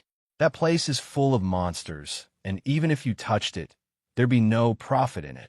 He looked toward Jillian and said, Jillian, Belinda already told you about my plan, right? Jillian replied, Yes. I assume you plan to use the money you got from the young lady of House Seafong to develop the monster forest. It was a dead forest. No one had ever returned alive from it. Because of that, no one knew what was truly inside, and everyone kept far away. Just hearing the rumors was enough to make one feel as if they could see pairs of blood-red monster eyes staring out from within the woods. Its terrifying reputation had spread even to distant regions. Gitlin seemed somewhat impressed. You know quite a bit. And you're right, there's no immediate gain in going in there. But let's begin, Belinda said in alarm. Wait a second. The master clearly refused, and you still plan to go ahead? Gitlin turned his head slightly and answered, Actually, I don't need his permission.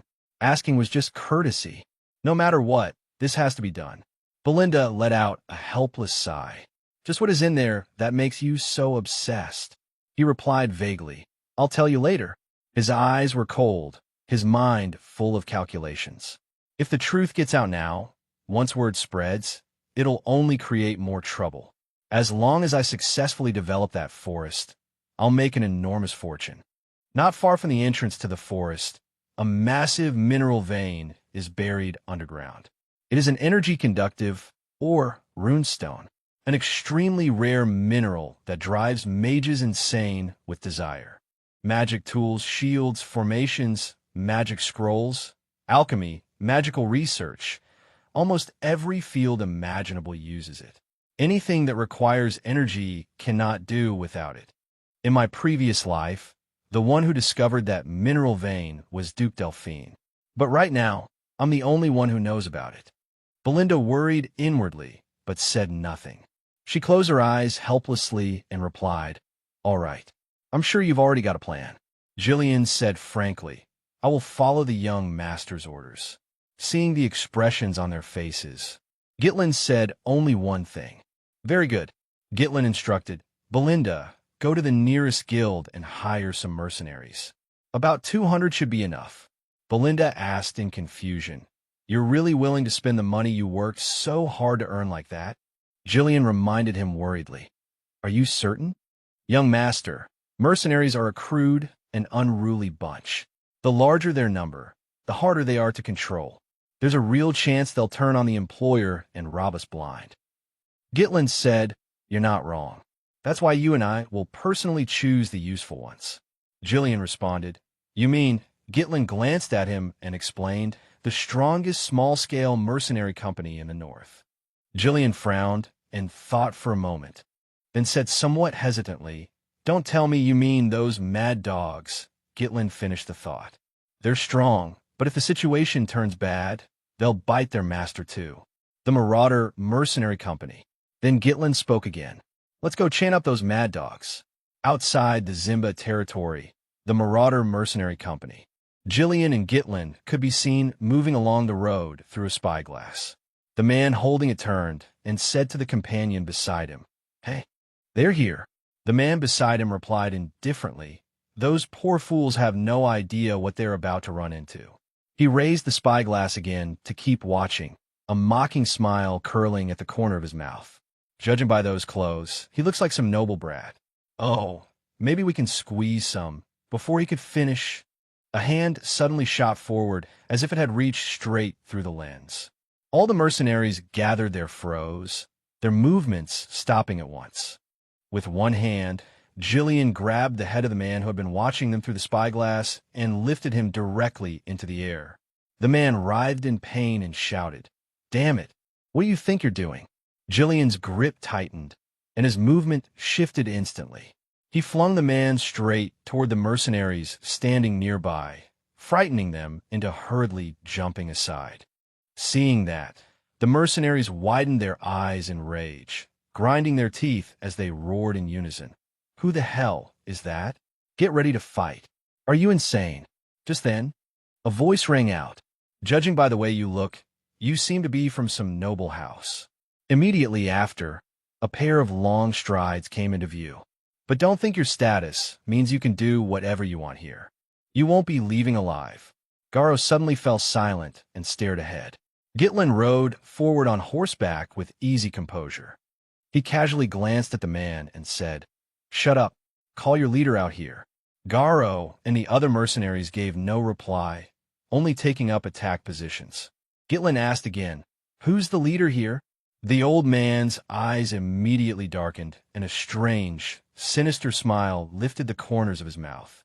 A moment later, he swung the chain mace in his hand and said, "Looks like some young noble has gone mad. Time for you to learn what it means to suffer the consequences." The chain mace in his hand whistled out, shooting straight toward Gitlin. Gitlin remained seated on horseback, calm as ever, watching the chain mace rush right at him. But in the very next instant, the weapon stopped dead. Jillian's sword had pierced one of the links at the joint, forcing it to halt in place. The subordinates around them had no idea what had just happened. Garo was even more horrified, unable to believe it. Only one thought flashed again and again through his mind. He actually stabbed his blade between the links? Just then, from the force of the collision, the chain mace lost momentum and dropped to the ground with a heavy thud. Gitlin said, as expected, "Words alone won't make them listen. Jillian." He gave a slight sidelong glance and issued the order. "Knock them out, but don't kill them." Jillian stepped in front of Gitlin and answered, "Understood." Very quickly, Jillian moved. He yanked hard on the chain. Garo was instantly dragged forward by a tremendous force. With a single move, Jillian hauled his entire body into the air. Then, in the next moment, he hurled the chain mace back. The chain mace slammed heavily into Garo's body. Garo let out a miserable scream. The moment he hit the ground, the mercenaries roared as one and charged. "You bastards, don't think being nobles means we'll go easy on you." Jillian deftly manipulated the chain, jerking Garo up from the ground once more, then mercilessly throwing him straight into the onrushing mercenaries. The impact sent them toppling sideways, collapsing into a heap. Jillian swept a cold, sharp gaze over the remaining mercenaries. Their courage instantly broke. Silence fell in a flash, each man trembling, and no one dared rush forward again. Only then did Gitlin calmly dismount. He walked to the front, his voice carrying a trace of impatience. "How much longer do you intend to keep me waiting?" Gitlin said coldly. "Jillian, drag that piece of trash away and call their captain over." Just then, someone spoke up. "I was sleeping just fine. What's all this noise?" The mercenaries, who had been in complete disorder a moment ago, immediately stood up straight. That voice continued, "I'm Cal, leader of the Marauder Mercenary Company." A pair of feet slowly stepped forward. A red-haired young man appeared before everyone, his eyes cold. "What do you want with me?" This man was the captain of the Marauder Mercenary Company. "Cal," Gitlin spoke. "What else could it be? Obviously, it's about hiring mercenaries. I came to give you a job." Cal pointed at the people lying on the ground and asked, "A job? What kind of employer treats my men like this? Don't tell me a noble like you doesn't even understand basic manners." Gitlin answered bluntly, "This is my greeting, and I think it's the best greeting for people like you." Cal said helplessly, "A greeting? What are you even talking about? I don't even want to imagine what would happen if you greeted us again." "Fine. I am listening. What do you want to commission?" After returning to the camp tents, Cal and Gitlin sat down to talk. Cal opened with, "What do you want to entrust to us?" Gitlin said a single name, "The Monster Forest." Cal immediately fell silent, unable to react for a moment. Gitlin looked him straight in the eye and said calmly, "I want to hire you to help develop that forest." The mercenaries nearby immediately stirred. "The Monster Forest? That forest full of monsters? You mean the one near Defium territory?" Cal began to find this interesting. "Who exactly are you to dare stir up a forest that dangerous?" Gitlin answered decisively, "I am Defium's heir." Gitlin. Hearing his name, Cal's expression stiffened for a few seconds. After grasping the situation before him, he propped one hand against his forehead and laughed mockingly without end. "Wait, you're that young master from the rumors? I knew it. I knew this guy was crazy. You want to develop the monster forest? You. Listen, young noble. You were raised in luxury, so I doubt you have the faintest idea how terrifying the monster forest really is. That is not a place for a pampered little brat like you to step into. I don't need to hear any more. You all. Negotiations are over." Gitlin remained silent. Beside him, Jillian had already assumed a stance, ready to move at any moment. Then Gitlin's voice rang out. "Are you afraid? At those words, Kao's pupils contracted slightly. Gitlin looked him straight in the eye and said provocatively, I heard you were an outstanding mercenary company. So it was all just rumor after all. Kao suddenly threw both legs up onto the table, trying to appear calm, but his voice had gone hard and cold. Don't joke with me. Like you said, we're mercenaries. We don't do things that bring no profit. Gitlin said contemptuously. The weak always have the most excuses. Kao was so angry he couldn't speak for a moment. He burst into loud laughter and said, What a boring atmosphere. I've been trying so hard to play along, and all you can throw at me are these pathetic little provocations. A brat like you, who understands nothing, isn't even worth my killing personally. I'll spare your life today, but you'll compensate us for causing this disturbance and then get out. Gitlin slowly closed his eyes, then said, No, that won't be happening. Captain of the Marauder Mercenary Company. Ko. Gitlin continued coldly. I demand a proper Moriana recognition, according to the rules. Hearing that proposal, both the mercenaries and Jillian turned deathly pale in shock.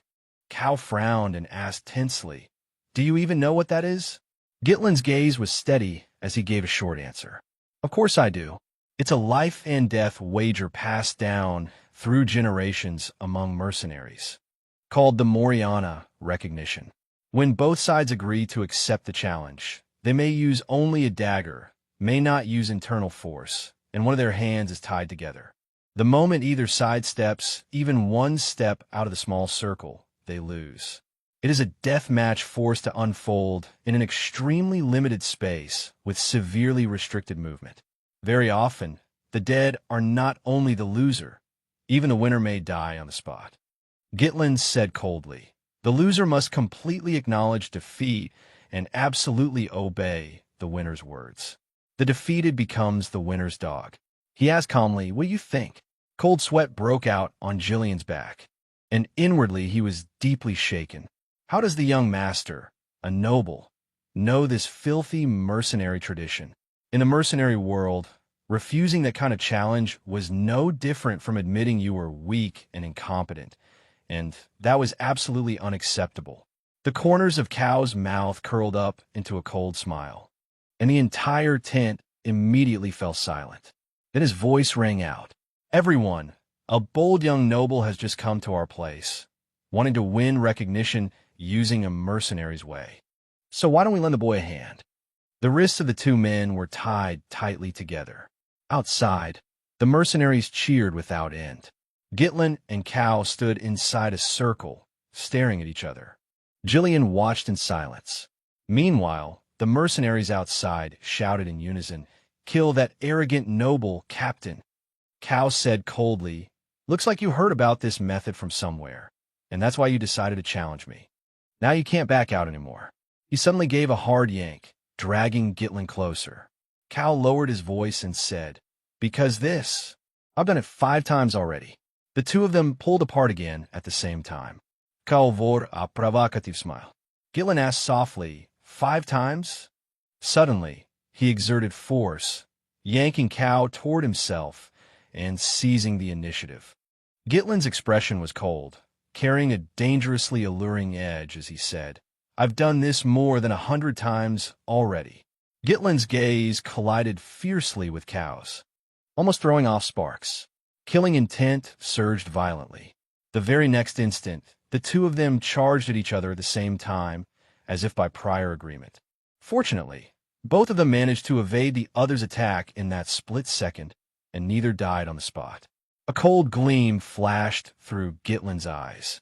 Kao refused to give an inch and stared him down. The way the two of them attacked was almost exactly the same. The cycle of attack and defense repeated over and over, switching back and forth without end. You attack, I evade, I attack, you block. It continued like that endlessly. Kao thrust toward Gitlin's waist, but was quickly knocked aside. He then slashed at the top of his head, only to find, unexpectedly, that Gitlin had dodged that as well. After a brief deadlock, the two separated again. Kao suddenly lifted his leg and kicked at Gitlin. Gitlin immediately and deftly blocked it with his own leg. After stopping that kick, he suddenly realized something was off about the place where he had received it. Kao abruptly said, "Oh, you're pretty tough too. You said you'd earn Moriana's recognition. Something people say is hard enough to get even once. And not just once, but 100 times." His voice rang out. "If you want to brag, at least make it sound believable." The next second, Kao shot toward Gitlin like lightning. The mercenaries outside began shouting one after another. "That noble brat is being suppressed by the captain, isn't he? Kill him. Make him pay for daring to provoke us." Jillian angrily turned his head and shot them a glare. The mercenaries instantly fell silent. He looked at the situation in the ring and judged inwardly. This is an extremely unfavorable fight. The area of the circle is too small. So small that even one person lying down would fit perfectly inside it. Under rules that forbid the use of internal force, they can only rely on pure physical strength. The opponent has the advantage in weight, and on top of that, one of young Master's hands is tied, restricting his movements. Right now, young Master can only dodge or block. Jillian could see Kao's physique very clearly. That man could completely rely on his build to suppress and control the flow of the battle. If young Master falls into danger. At that thought, his mind suddenly halted. Quietly, he moved one hand behind his back and lightly touched the haft of the axe slung there. Using his height advantage, Kao closed in and pinned down Gitlin's left arm, as if he meant to throw his opponent over his shoulder. At the same time, the dagger in his hand stabbed viciously backward. Gitlin nimbly jumped up and avoided the strike. He landed cleanly, but one leg distracted him. He could clearly feel that something unusual was coming from it. Gitlin calculated silently. It was the lingering pain from using that leg to block the kick earlier. As expected, without internal force protecting him, even if he blocked the blow, the impact would still accumulate. Kao grinned smugly and said loudly, "Hey, your complexion looks awful now. Starting to lose it already." Inwardly, he judged, "Gitlin, how pitiful. To think you actually dreamed of using this method to contend against my strength. Well, among the nobles I've met, you could be considered fairly strong-willed. But that's all. I've already seen through your entire plan." Kao's eyes were full of arrogance. "You use your dagger to block slashes, and for lighter blows, you take them with your hardened body. That's your strategy, isn't it? But Moriana's recognition is, by nature, a battle where internal force is forbidden. Even if you block the attacks, the impact will continue to build up, and you must have already realized the accumulated injury in your leg. It's written all over your face. Keep struggling." The smile at the corner of Kao's mouth brimmed with satisfaction. "That's what makes this interesting." The dagger in Kao's hand spun in a beautiful arc. The next moment, Kao and Gitlin attacked at the same time again, their daggers crashing together and throwing off sparks. Kao's offense was ferocious. Gitlin dodged with agile precision. Kao launched attack after attack. Gitlin kept parrying them away. Kao pinned down the arm holding Gitlin's dagger. The two closed to an extreme proximity. Immediately after that, he threw another kick. Gitlin's eyes suddenly turned cold. He actually used the same leg that had been distracting him to block it again. Gitlin's expression sank slightly. An intense pain immediately spread from the spot where he had received the kick. Kao caught sight of it and said, "Now it's over." He tightened his grip on the dagger, raised it high, and struck a finishing posture. Then, without the slightest hesitation, he stabbed straight down at Gitlin. The mercenaries outside burst into cheers. Jillian gripped his axe in alarm, crying out inwardly, "Young Master." And yet, at that very moment, Gitlin did not move at all. There was even a faint smile on his face. The strike Kao had been certain would win him victory came down, only for Gitlin to avoid it lightly. He even slipped free from Kao's suppression. Kao trembled inwardly in shock. He actually dodged from that position. Gitlin quickly circled behind him. With a lightning-fast slash, he cut across Kao's side. Kao looked at his bleeding wound, his face filled with disbelief. The mercenaries, and even Jillian, were so shocked that they all froze for a moment. Kao retaliated viciously. He attacked without pause, while Gitlin naturally evaded everything with nimble ease. Gitlin decisively carved another wound across Kao's chest. The mercenaries surrounding the fight turned pale with shock. "The captain got cut again," they cried furiously. "That noble brat. We thought he was completely suppressed by the captain just now. Captain, hurry and show him who's really in charge." Jillian continued watching in silence, so tense that cold sweat broke out all over him. Kao missed another strike. In the next instant, he took a full shoulder bash from Gitlin, his face knocked sharply to one side. Gitlin's expression was icy as he clenched both his fist and his dagger. He gave Kao no chance to breathe, unleashing a relentless storm of heavy punches straight into Kao's face. Then, twisting the dagger in his hand with a flow of motion, Gitlin drove it without hesitation into Kao's arm, causing him to let out an immediate scream of agony. Kao roared and frantically launched vicious attacks at his head. But Gitlin calmly dodged every single one. Grinding his teeth, Kao glared at Gitlin, unable to suppress his suspicion. "You bastard, before this, my strength hardly had any effect on you at all. What trick did you use?" Jillian had already relaxed somewhat, sighing inwardly. "I see. When the opponent wants to exert force, he tenses his muscles and tightens his entire body whenever he attacks. When he uses strength to suppress and restrain his enemy, he instead loses flexibility." Young Master did not resist his force head-on, but relaxed his body and guided the opponent's strength into the flow of his own movement. "I truly didn't expect him to make up for the weight disadvantage in this way." Jillian quietly returned the axe to its original position. The mercenaries outside were still shouting, "Captain, what are you doing? At this rate, this is getting boring." By now, Kao looked extremely battered. Gitlin looked at him calmly and said, "Your will is worthy of admiration. Many people, when cornered, break the rules and use internal force." Sweat rolled nonstop down Kao's face. He steadied himself and replied, "You talk as if you really have done this 100 times. Even my position as captain came from earning Moriana's recognition. If I break the rules, then I'd no longer be qualified to remain in this place." Gitlin seemed somewhat impressed and gave a quiet response. Kao continued, "I admit it. In a direct clash, I'm currently at a slight disadvantage." But his expression suddenly turned savage, and he unexpectedly shouted, "Victory has never depended on only one condition." Kao pulled with all his strength, as if he intended to hurl Gitlin straight into the air. Moriana's recognition has another rule. If even one foot steps outside the circle, that counts as defeat. Gitlin was actually thrown over Kao's shoulder and sent flying into the air.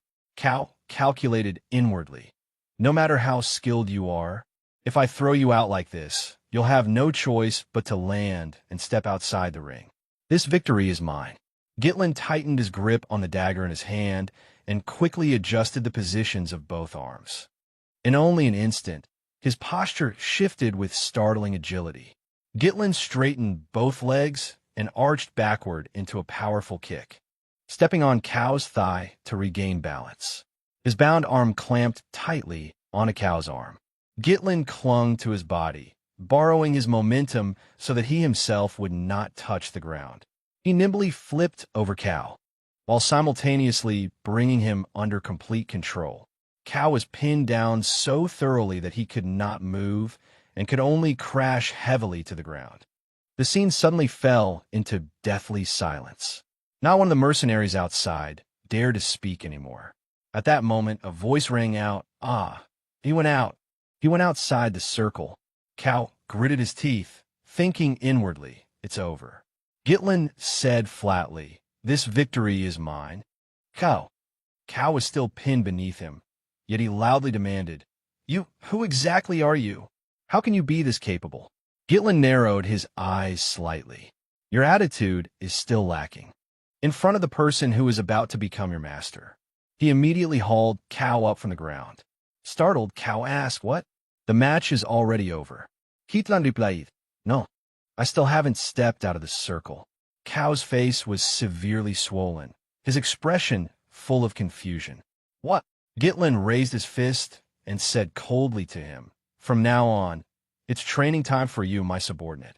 As soon as he said that, he punched Kao straight in the face without the slightest hesitation. Before the mercenary's eyes, Kao was struck backward and sent crashing onto the ground with a painful cry. Kao shouted in panic, "Wait! According to the rules, as long as you leave the circle." Before he could finish, his face took another heavy punch.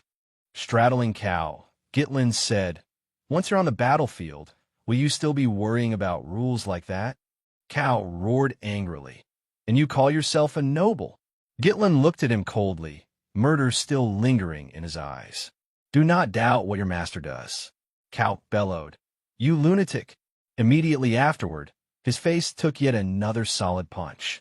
Gitlin seemed almost crazed, his fists raining down on Kao's face like falling meteors. The mercenaries outside hesitated, their faces full of concern. Is it really all right to let this continue? Didn't the wager already end? Kao cried out in pain, "Stop!" Gitlin grabbed him and dragged him up again. Still not loosening his fist, he said flatly, "He still hasn't left the circle." Kao's face was swollen beyond recognition, covered in blood, and filled with terror. He turned his head and shouted an order to the mercenaries. "Are you just going to stand there and watch? Kill him." The mercenaries answered in unison, "Yes, sir." Then they raised their weapons and charged forward. Jillian's axe suddenly appeared in his hand, and every mercenary immediately came to a halt. He glanced at them and warned, "From this moment on, whoever dares interfere with the eldest young master will die." These men did have some loyalty, but after being threatened like that, they all stopped, trembling in alarm. By now, Kao had been beaten until his face was utterly deformed. Even if he were sent home, his own mother probably would not recognize him. He trembled weakly and turned his head. At some point, Gitlin had already stepped in front of him, asking, "Continue?" At the very instant the fist swung toward his face again, Kao suddenly laughed. That punch completely knocked him down. Countless thoughts flashed through Kao's mind. Nobles really are all a bunch of pitiful cowards. Arrogant pigs, parasitic leeches, weaklings who shatter at a touch. Frighten them just a little, and they immediately kneel and beg for mercy. Emptying their money pouches really does feel wonderful.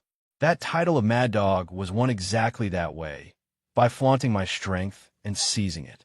But why do I have to fall to a brat carrying the name of a noble? The mercenaries outside grew more and more afraid. "Captain Kao, if this keeps up, he'll die. But what can we even do?" Looking at Kao's miserable state, Gitlin thought inwardly, "Is this enough?"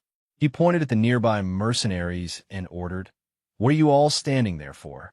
Bring water, bandages, and cloths." The others just stared blankly.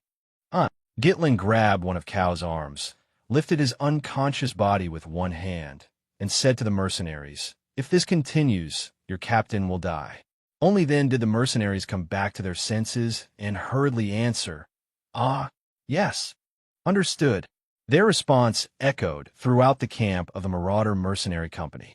Jillian silently watched what Gitlin was doing. He quietly realized that those unruly, hard-to-tame mercenaries were now obediently following the eldest young master's orders.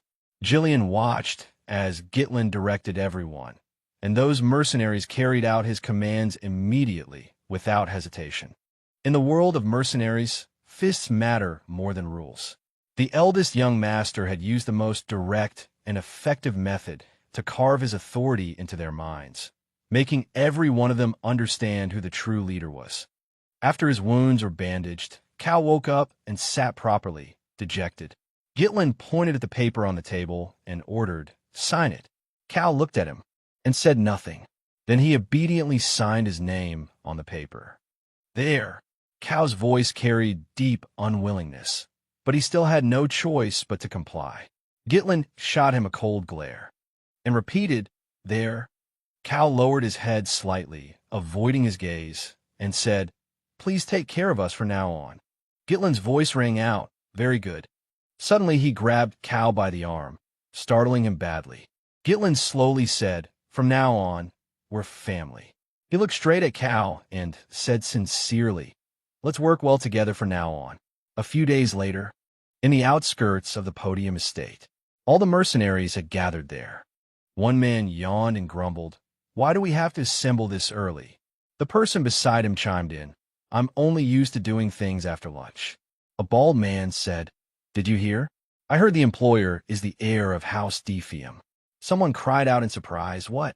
Another burst into laughter. "Sounds like a complete greenhorn from head to toe. I seriously doubt he has what it takes to manage mercenaries." Someone else added, "Maybe even if we slack off, we'll still get paid." A sleepy, lazy-looking man poked his head out. Then someone clapped loudly and shouted, all right, everyone listen up." A burly man packed with muscles spoke up. "Don't we need a representative to deal with that inexperienced employer brat?" A few people recognized him and asked, "Aren't you Godin the Muscle?" He proudly pointed at himself. "That's right, I'm Godin the Muscle. I very much appreciate your attitude just now, discussing how to make this job easier. But if we don't get our story straight, we won't be able to get what we want." A mercenary nearby said, "Last time, there was an idiot who made a whole bunch of unreasonable demands, and in the end he ruined everything." The bald man looked at him and asked, "You're planning to do that?" Godin replied, "You need to know your limits in matters like this." He laughed and raised a money pouch in his hand. "I'll act as the representative and pressure the employer. You all agree, right?" The mercenaries shouted in unison, "We agree. If Godin leads us, we'll definitely win." At times like this, Godin's huge build was indeed very useful. People started tossing coins into his pouch one after another. "You really are dependable, Godin. You train all day, yet you're the sharpest of all when it comes to money." Suddenly, a shout made everyone freeze. "Hey, someone's coming." Up ahead, a person was riding toward them on horseback. When they looked more closely, they realized it was Gitlin. Three mercenaries narrowed their eyes and started chattering noisily. "Huh? He came alone. Judging by those clothes, he must be the employer. Poor thing. He'll probably run in fear the moment he sees Godin's muscles." Godin waved his hand and ordered the mercenaries, "All right, move up. All of you. Put some spirit into it." He rubbed his hands together and grinned smugly. "Today we're going to teach this naive, noble young master a lesson." Suddenly, Godin's pupils contracted sharply. Behind the person he had taken for a naive, noble young master, there was actually an entire mounted group following him. Gitlin's retinue abruptly came into view before them. On the right was Jillian. On the left were Kao and his subordinate, Garo.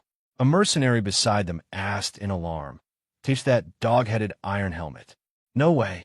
Isn't that the Marauder Mercenary Company?" Godin also cried out in shock, "Huh?" The voices rising from Godin's men immediately made Kao and Garo's expressions darken. Why was that notorious gang of troublemakers obeying their employer so meekly? Gitlin had already stepped forward in front of the mercenaries. He swept a cold gaze over everyone, but did not speak right away. That oppressive stare made Godin hurriedly lower his head and avoid eye contact. Gitlin spoke. "Are you the one in charge here?" The man stammered in reply, "Why, yes." "Yes." Gitlin continued, "What's your name? You're already scared stiff, so hurry up and answer." Crushed by the pressure bearing down on him, the comically fat man could only confess honestly, "Godin the Muscle." Gitlin repeated his nickname, "Godin the Muscle." Then he added, "Let's test how springy you are." As he spoke, he casually drove a punch into Godin's chest, making the man shudder all over before commenting, "Not bad." Gitlin's voice rang out. "I'm the eldest young master of House Defium, Gitlin Defium." At that name, the mercenaries under Godin instantly stiffened, cold sweat running down their backs. Gitlin ordered, "Gather every mercenary together, Godin. From this moment on, we will conquer the monster forest." The deep blue sky and the treetops stirring in the light wind remained as quiet as ever, as if foretelling a storm about to arrive. In front of the tent, Belinda silently helped Gitlin put on his armor. As she adjusted the shoulder of his breastplate, he fell into thought. All preparations for opening up the forest had already been completed. The expedition team's temporary base had been set up, the supplies were secured, and the soldiers were ready. Thinking of that, Gitlin looked over the mercenary force he had assembled. The men stood in neat lines before him, while behind him stood Belinda, Jillian, and Cal. Gitlin glanced back. Belinda, confirm the head count one more time. She answered respectfully, yes. Looking toward Godin, Belinda said calmly, a total of 148 mercenaries were hired through the company.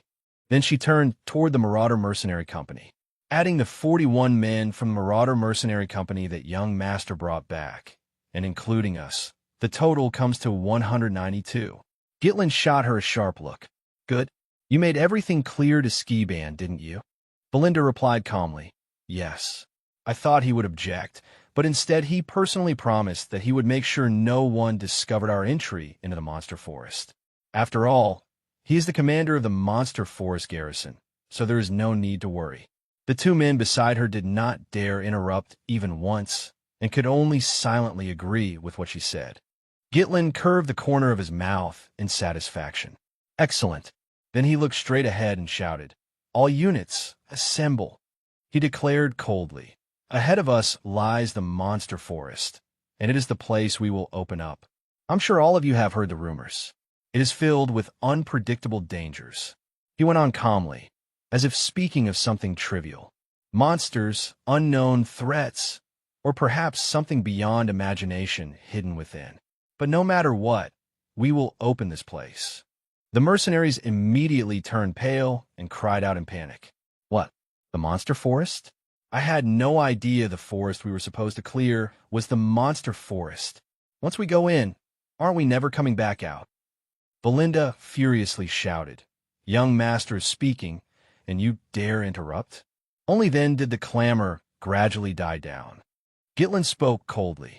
Anyone who wants to withdraw may leave now. But if this mission succeeds, I guarantee I will pay everyone triple wages. The fear on the mercenaries' faces vanished instantly, replaced by excitement. Really? Triple wages? Then it's definitely worth trying. Belinda was horrified and hurriedly leaned in close to whisper, young master, what nonsense are you saying? We've practically spent the entire budget preparing for this.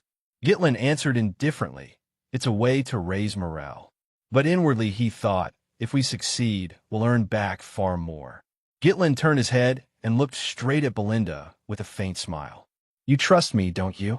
Belinda let out a helpless sigh. I can only trust you. Cal gave a cold laugh and turned to Jillian. Triple wages? He'd have to be insane to promise that. How do you intend to deal with it? Our young master has never had a backup plan. Jillian replied calmly. Young master always has a plan. The mercenaries' morale soared, and they shouted in unison, Monster Forest Expedition Team. Gitlin led the force deeper into the Monster Forest. He swung his arm. Move out. The forest was dense with trees, their towering canopies sealing off the sky as if not even a ray of light could get through. Thunk, thunk. Heavy axes struck the thick trunks one after another. Among the mercenaries, some swung axes to fell the giant trees, while others hauled the timber on large wagons. Gitlin drove a powerful kick into a trunk he had nearly chopped through himself. Hit hard, the giant tree crashed to the ground. He looked up at the sky that had been hidden by the canopy. Good. At last the light can get through. Gitlin raised a hand and ordered, keep clearing in this direction. Cut the trees into sections and load them onto the wagons. Anyone with free hands, dig around the roots so we can pull the whole tree up more easily. He thought to himself, according to Duke Diafin's journal on opening up the Monster Forest, which I obtained in my previous life, the forest covers an unimaginably vast area. One day, we will drive out all the monsters and exploit this forest resources. But right now, what we need most is money. Forget everything else for now. First, we need to find the fastest route to the underground mineral vein. The wealth gained from this expedition will become the key to stopping the conspiracy surrounding Fuzon. Cal glanced at him, full of silent judgment. Oh, even the employer is coming down to do the labor himself? A mercenary beside him curled his lip and mocked. What's this? Leading from the front, or just some noble performance? Another mercenary shot him a sidelong glance and said, Noble? Hardly. He's just putting on a show. He'll collapse soon enough. Seeing this, Belinda immediately glared and shouted, "Hey, stop talking nonsense and get back to work." The two mercenaries turned around and resumed what they had been doing. Yeah. Belinda glared irritably at their backs. Honestly, these people, with their hands on her hips, she looked at Gitlin chopping trees. "Young master, you already pay to hire them, so why are you doing the work yourself? They'll look down on you for doing the same thing they do." Gitlin answered evenly, "It's fine. The more people working, the faster this will be finished. This isn't a place anyone wants to stay long." Belinda pouted, "If young master says so. But you sound as if you already know this place very well." That remark made Gitlin roll his eyes and fall silent. Cal let out a cold laugh as he passed by with an axe and a bundle of firewood over his shoulder. The employer even has a woman worrying about him. Makes a man jealous. Meanwhile, some people are like stray dogs, charging into hell on their own. Hearing that, Jillian, who was carrying two thick logs in his arms, immediately turned. One of the logs swung with emotion and slammed into Cal's back, making him cry out in pain, "Arg!" When Gitlin and Belinda turned around, they saw only Cal angrily roaring at Jillian. "You trying to start something?" Gitlin fell into thought. Up to now, everything had still been going fairly smoothly. Duke Diafin, the man who conquered the kingdom and founded a new dynasty, had begun right here when he pushed deep into the monster forest and opened it up. I can't understand why they chose to develop the monster forest back then, but I obtained the Exploration Journal, which recorded the locations of critical resources and the ecology of the monsters. That is why I was able to prepare this thoroughly. Two men in the group were discussing his intentions. What exactly is our employer thinking, bringing several hundred oil lamps with him? If they were only for nighttime use, torches would be much cheaper. Nothing abnormal had happened, yet Gitlin felt increasingly uneasy. He looked toward the mercenaries chopping trees, splitting wood, and sawing through gigantic trunks, then suddenly realized, I only read about this in the journal. I've never actually seen with my own eyes what happens here. Gitlin turned his head and said something that sounded like a warning to the mercenaries, and also a reminder to himself. Do not lower your guard. The forest was becoming denser and denser. The moment he finished speaking, the entire forest seemed to grow dim and sinister, and those trees looked as though they were staring fixedly at every movement they made. The mercenaries kept swinging their axes and felling the giant trees, the thudding never once stopping. One man asked absent-mindedly, "Is it already getting late? Why is it getting darker and darker?" The man beside him laughed. "They said this place was so dangerous, but I haven't even seen an ant, let alone a monster." The two chatted idly. Maybe it's all just rumors. At this rate, Godin will probably clear this job without lifting a finger. Triple wages just for clearing a path. I almost feel guilty. One of them teased him and kicked Godin. "Hey, pay it back." Just then, as if he had seen something, Godin called out in a low voice, "Hey, everyone." The noisemaker gave a puzzled sound. Godin voiced his doubt. "We definitely chopped down a lot of trees to get here, right?" The others began gathering and looked where Godin was staring. "Yeah, that's right." In front of Godin stood a colossal ancient tree radiating a gloomy, dangerous aura. He turned his head and asked the others, "Then why is there no path ahead of us?" At those words, everyone unconsciously went rigid with unease. In that heavy atmosphere, Gitlin spoke up in warning. "Everyone, pay attention." The remaining mercenaries all drew their weapons and gathered close, almost all of them entering a state of full alert. Two mercenaries cried out in panic. "What's going on? Why did the atmosphere suddenly change?" Gitlin shouted, "Godin!" Godin immediately replied, "I'm here." Gitlin said calmly to him, "If you keep standing there, you will die." In a stern voice, Gitlin instructed, "Walk over here slowly, one step at a time." As Godin answered, he began turning around. "Okay, I got it." But he had a large log balanced on his shoulder, and the moment he turned, it struck a nearby tree. The ground shook in a bizarre tremor. Godin crashed flat onto the ground, and the log on his shoulder flew away. The mercenaries raised their weapons, ready to face whatever monster might suddenly spring out. Taking their stances, They grit their teeth and cursed. That idiot. The moment Godin rolled over, he let out an angry roar. Before him stood only an ancient tree, so huge that its abnormality became more and more obvious. The mercenaries behind him discussed the tremor from just now. What was that? Did something fall? Gitlin silently watched everything before him. The loudmouth from earlier seized the chance to sneer. Tisich, our employer really does scare himself easily, doesn't he? He walked closer to the giant tree, gesturing as he spoke. Look carefully. There's nothing here. Everything in this place looks the same, so your eyes got confused and you took the wrong way. That idiot just got lost.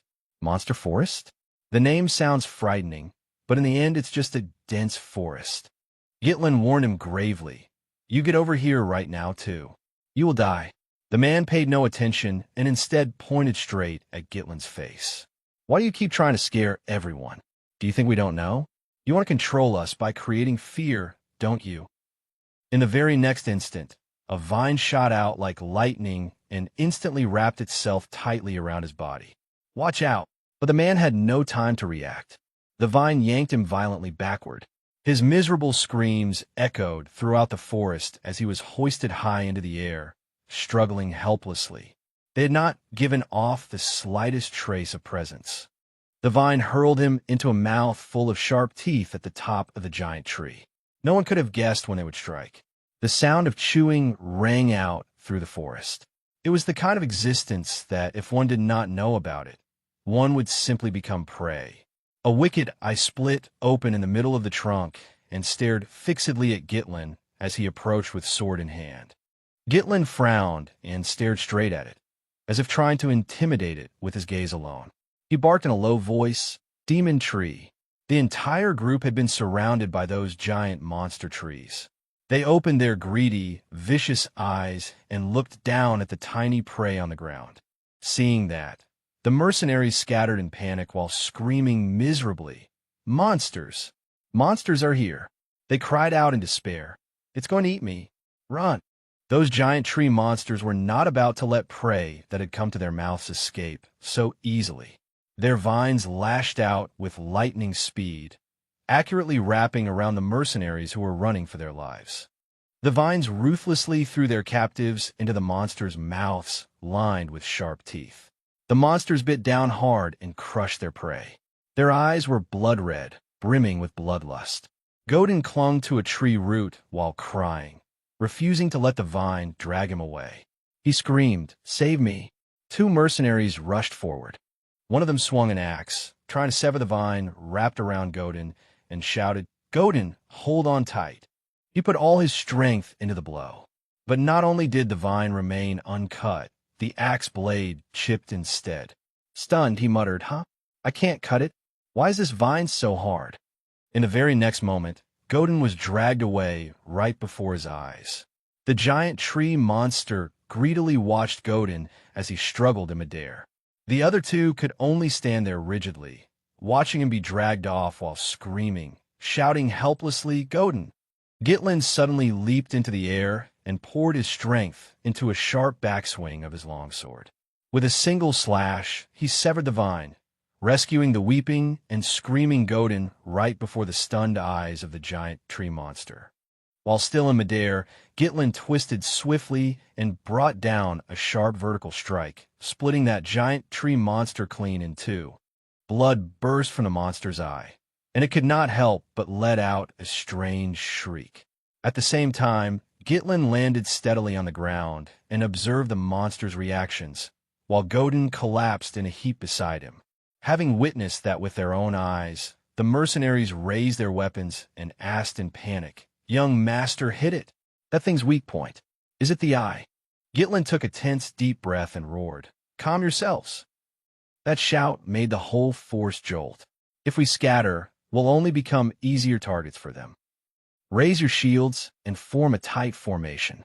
Do not let anyone get taken by the vines." He waved his hand and ordered the group, "Focus on the formation."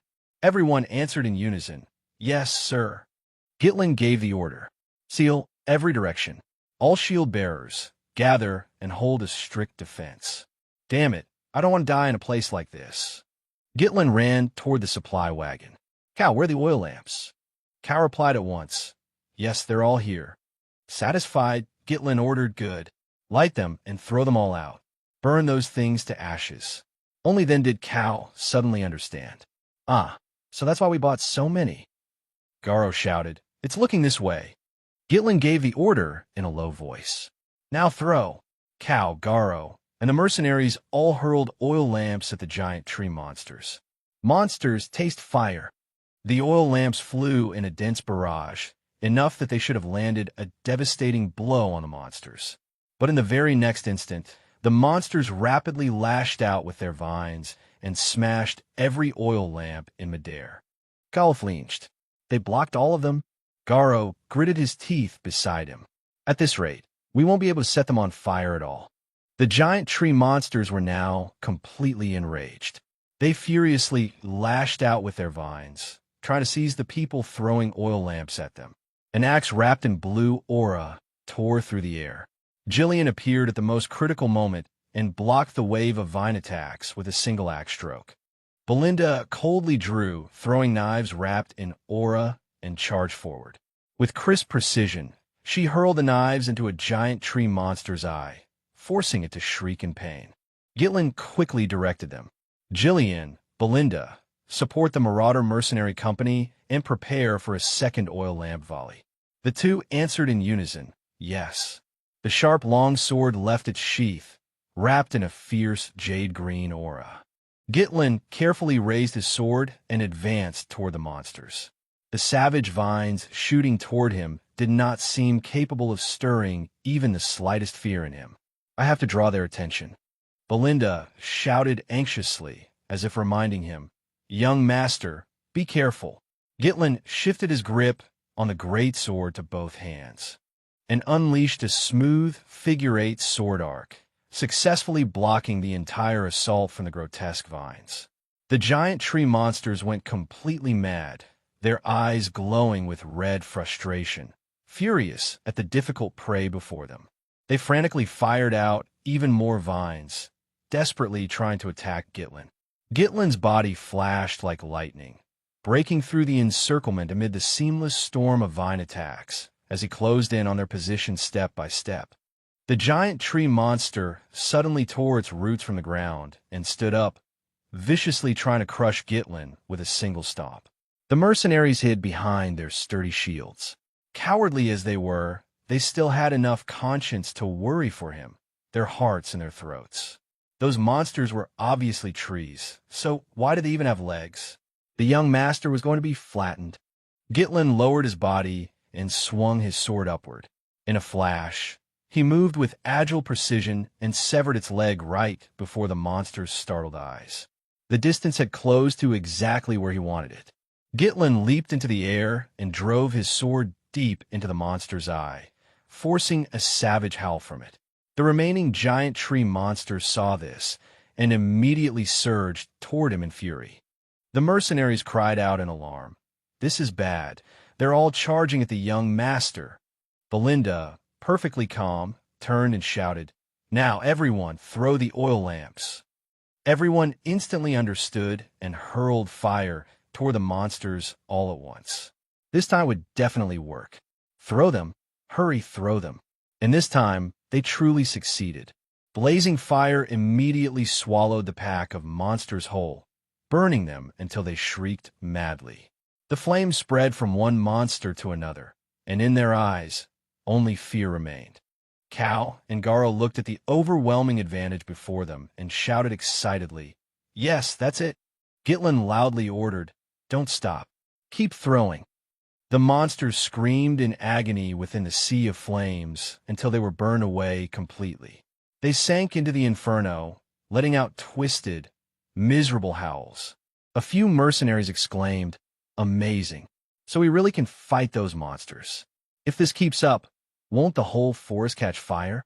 These trees aren't as tough as I thought. Godin the Muscle sneered. These damn trees are just as helpless in front of fire as anything else. Standing before everyone, Gitlin warned vigilantly, don't let your guard down. It's not over yet. The others recoiled in shock. What? Calmly. He revealed a truth that stunned them. Now they'll show their true form. A rolling wave of steam came rushing in, as if it meant to swallow the entire group. All the others could do was blurt out unanswered questions. What is this smoke? Steam? Did the fire go out? Belinda and Jillian moved toward Gitlin. Young master, my lord, Belinda asked in alarm. What exactly happened to them? Gitlin stared fixedly at the monsters. Their outer shells fear fire, but what's inside does not. He explained calmly. The flames burned away their outer layer, but their insides contain a great deal of water, which is why all this steam formed. Behind the thick white mist, blurred shadows slowly emerged, tearing through the vapor as they lunged out. They looked like bizarre carnivorous flowers, with glowing eyes that gave off a chilling air as they stared at the mercenary troop. The monsters roared, opening huge circular mouths as red as blood and revealing a ring of sharp fangs before charging at everyone. The mercenaries screamed in horror. What are those things? They're still not dead. A long sword was proudly raised high into the air, and like its master, it seized the gaze of every mercenary behind it. Listen up. Gitlin raised his sword and commanded, take up your weapons. He brought the sword down and stepped forward to meet the monsters head-on. From here on, we switched to close combat. Without another word, Gitlin shot straight toward them, his eyes utterly resolute. Charge! The entire force was shaken by the sight. The mercenaries were terrified. What? You want us to fight something that huge at close range? Easy for you to say. One twitch from them and we'll be crushed. Amid the groans of soldiers still hesitating and too afraid to advance, they had truly thought they were as good as dead. Cal led the Marauder Mercenary Company and charged into the center of the battlefield alongside Gitlin. Marauder Mercenary Company, charge. Belinda stepped forward anxiously and shouted, Young master, please be extra careful. That left Godin, the muscle, silent. Jillian turned to look at the group under Godin, the muscle's command. What are you still hesitating for? He said firmly. This is young master Gitlin's order. Trust him and do as he says. Behind Jillian, Gitlin swung his sword in a horizontal arc and split the first monster in two. The entire troop stared in shock. At last, they chose to trust him and charged recklessly forward, throwing caution aside. If things turned bad, the young master would handle it himself. For now, they would follow orders first. The whole force surged ahead, taking down the monsters one after another. Gitlin's commands rang out loud and clear across the battlefield. Their outer shells have already been burned away. You don't even need internal force to cut them down now. Don't be afraid. Right now, they're nothing but giant targets. Belinda and Jillian tightened their grips on their weapons and, under Gitlin's shouted commands, fought the monsters head-on. Hit harder. Kill them all. Everyone cast aside their fear of these giant monsters and rushed forward in a frenzy, hacking them down one by one. The balance of victory had clearly tipped in humanity's favor. Gitlin's sharp eyes grew brighter and brighter. Hesitation on the battlefield meant death.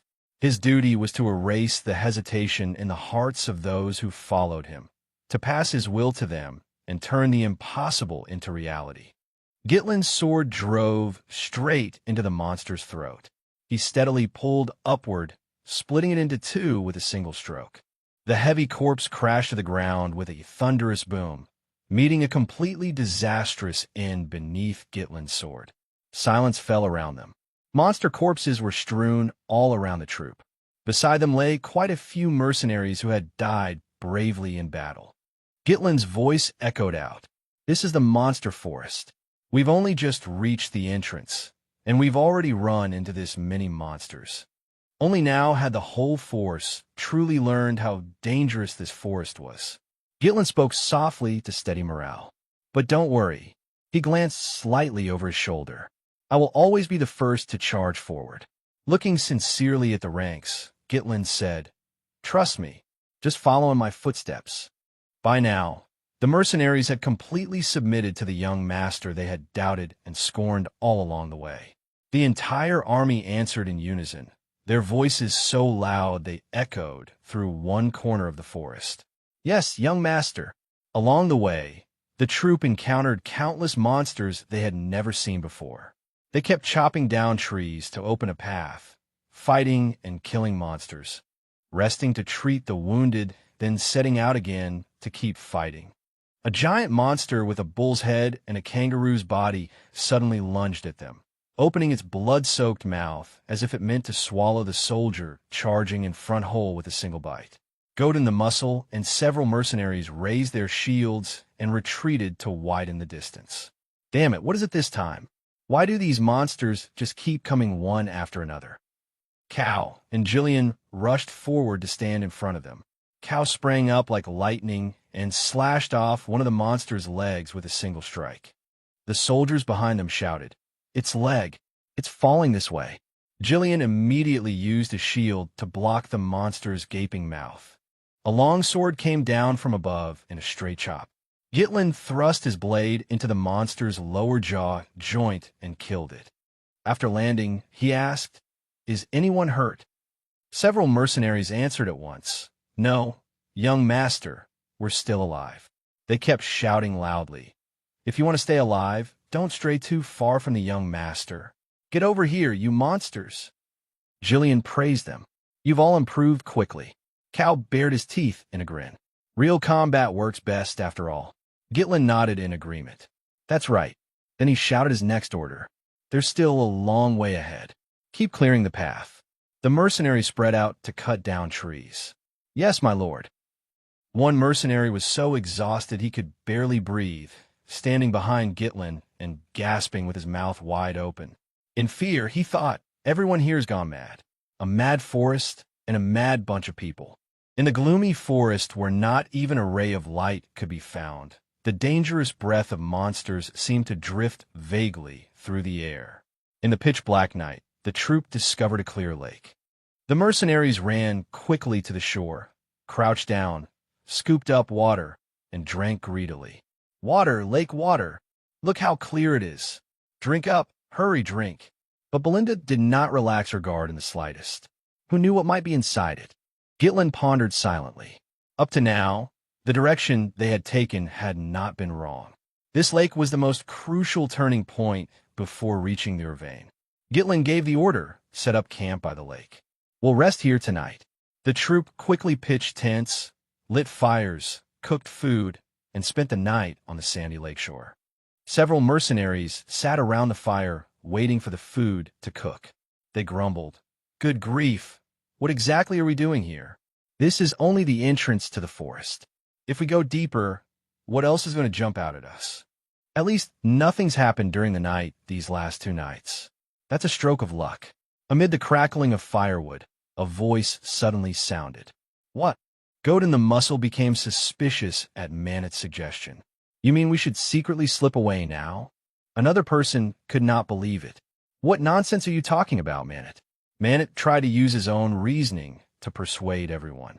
"What I mean is, there's no need to keep risking our lives. Obviously, our lives matter more than money, don't they?"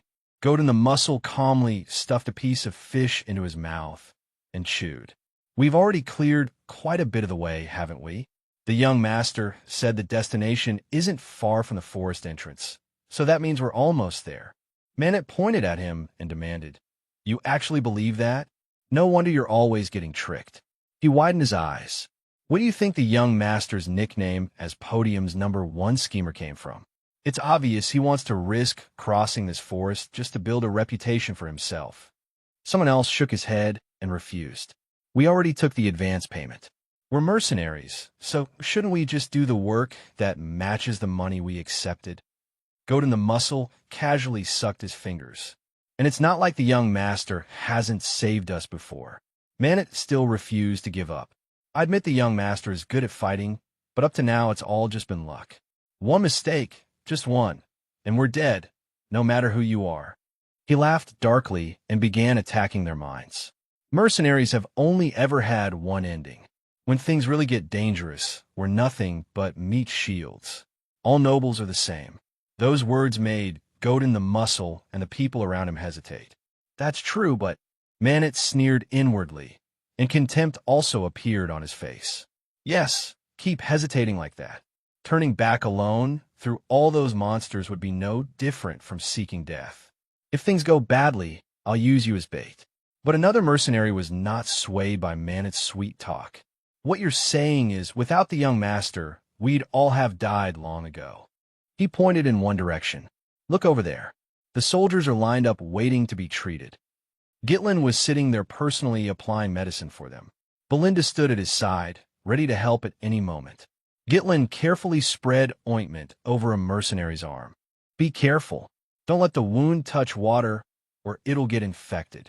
The soldier said timidly, Thank you, my lord. Belinda bent down in confusion and asked Gitlin in a low voice, Young master, shouldn't you keep such precious medicine for your own use? As he continued taking out medicine, Gitlin replied calmly, This is exactly when it's meant to be used. Saving it for later would be meaningless. He called steadily, Next. The sight left Manet speechless. That mercenary continued, The medicine and healing supplies the young master brought are worth more than our lives. If he really saw mercenaries as meat shields, would he treat us like this? The others around him all chimed in. Exactly. He really is different from the noble young masters we've met before. At the very least, he doesn't look like the kind of person who'd abandon us. Unable to persuade them, Manet could only turn away, gritting his teeth, his face full of unwillingness. Damn it, that old man is such a nuisance. If I want to escape this place, I first have to persuade a few people, but that won't be easy now. Gitlin walked over to Godin the Muscle and the others. Enough chatting. Rest while you still can. They respectfully answered, Yes, young master. He then turned to Jillian and Cal. Jillian, Cal, come here for a moment. The two answered decisively. Understood, young master. Cal cast a cold glance behind him. Will that be all right? If it were me, I'd have cut that man's tongue out already. Gitlin did not care at all. Ignore him for now. There are monsters all around us. He can't do anything right now. Gitlin led them to where the oil lamps were hanging. More importantly, there's something we need to confirm immediately. Belinda looked baffled.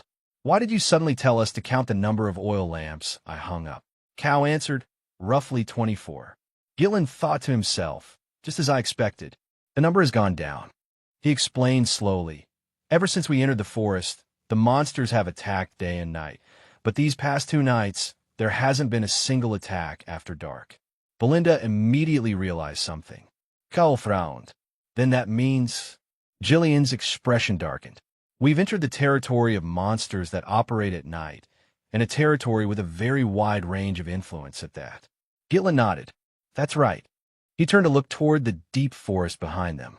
Gitlin said in a low voice, From here on, this is where the true danger begins. This damned forest was black as ink, and the sickly yellow glow of the oil lamps was nowhere near enough to push back the dense darkness. Godin the Muscle and the other mercenaries lay out in the open to rest.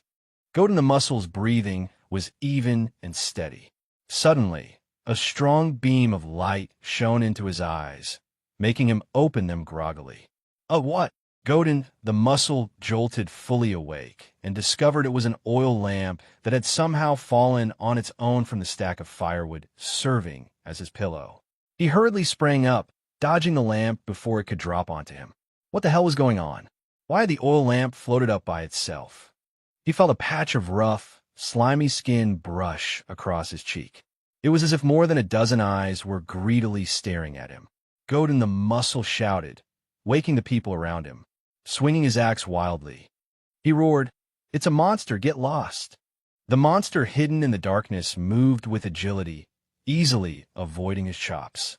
I said get lost. The nearby mercenaries rushed over. What's wrong, Godin the Muscle? He turned back in panic. A monster. It was right beside me just now. The others froze. What are you talking about? They looked at Godin the Muscle like he was mad. There's nothing here.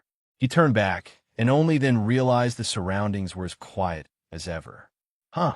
It disappeared. The others irritably went back to lie down. Seriously? Did you have a nightmare? You're making so much noise. Let him rest. We've run into too many monsters lately. Godin the Muscle anxiously denied it. No, that's not it. Garo stepped forward. It wasn't a dream. His expression was grave as he recounted the strange thing he had just experienced. I felt that something was very wrong. When I woke up, I saw a lamp disappear right in front of my eyes. The others also began gathering around and chimed in one after another. Yeah, that's right. I heard that sound too. I even heard a burst of laughter that made my skin crawl. Several mercenaries started to panic. Why is everyone acting so strange? What on earth happened? Garo's sharp gaze fixed on the depths of the darkness. No matter what, there's one thing we can be certain of. There's something here.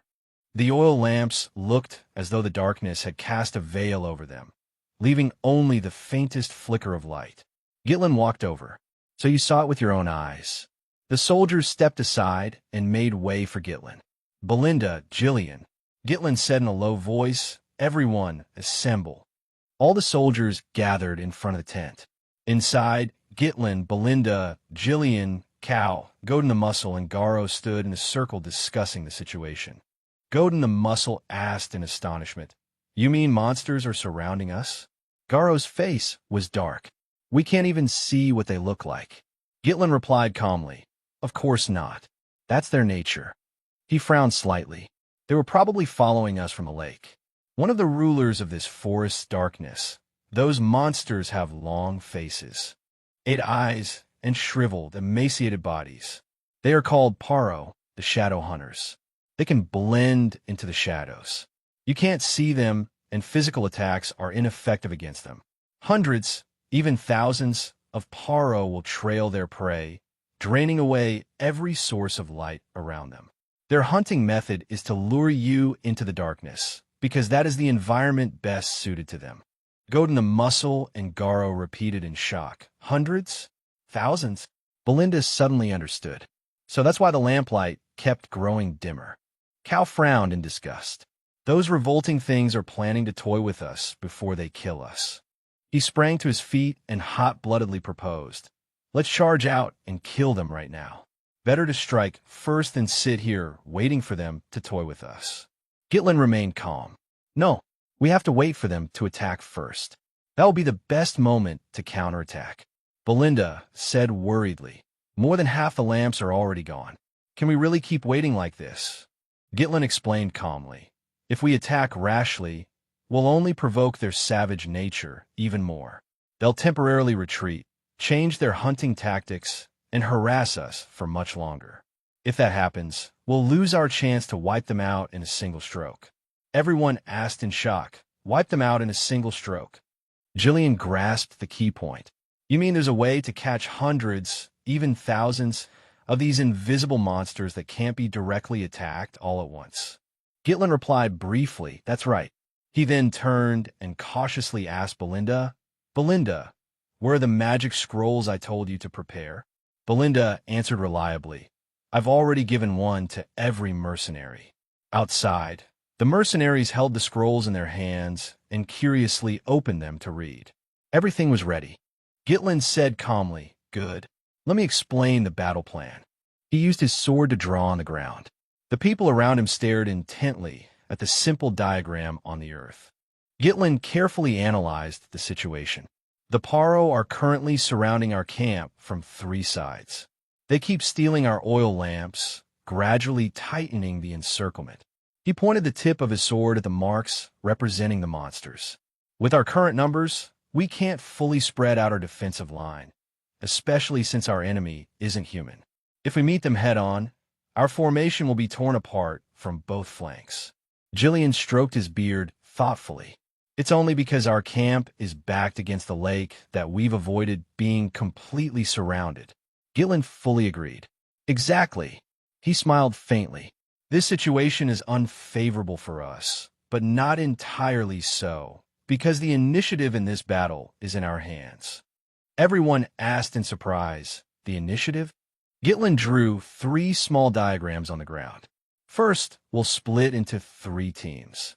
1 shield unit, responsible for blocking their attacks. The men quickly took their positions, readying themselves for battle. 1 crossbow unit, responsible for pinning them down. The soldiers gripped their crossbows tightly, their expressions utterly focused.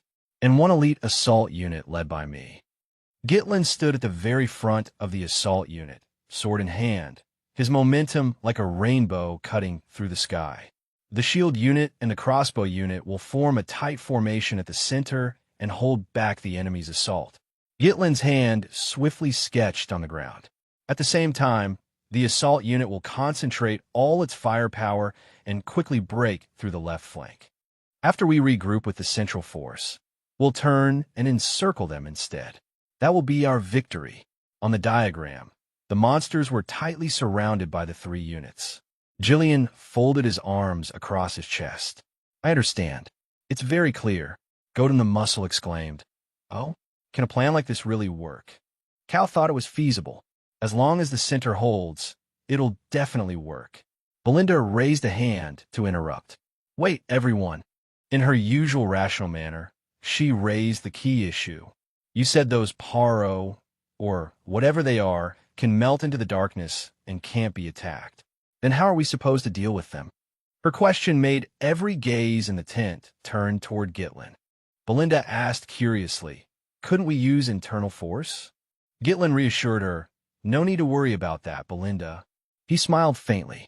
Those scrolls. The shouts of the whole force echoed through the night. They roared, hold the formation. Follow the leader's orders. Do not break formation under any circumstances. The defensive unit lined up in tight ranks, preparing to receive the monster's assault. They had taken the last oil lamp. Something was closing in. This had once been recorded in Duke Diofin's exploration journal. Gitlin stepped forward. It was discovered that the Paro are extremely afraid of light. He gripped the enchanted scroll tightly with both hands. As long as they are struck by a strong light, their true bodies will be exposed. He decisively tore the scroll in half. It's time. The moment Gitlin made his move, Belinda, Jillian, Cal, and Garo all tore open their enchanted scrolls at the same time. Light burst from the scrolls and shot straight into the night sky. At the sight of that dazzling radiance overhead, the Paro were instantly horrified. First circle magic light. The monsters seemed to be swallowed by the intense glow, letting out one shrill, bizarre scream after another. The shield unit was utterly astonished. The darkness is gone? Their true forms have really appeared. Those eel-like creatures were surrounding them. Seeing the monsters draw close, the shield unit raised their guard. They're charging in. Prepare yourselves. Gitlin gave the order, crossbow unit, pin them down. The crossbowmen raised their weapons in unison, aiming at the Paro. Gitlin shouted, do everything you can to hold them in place. He raised his sword high.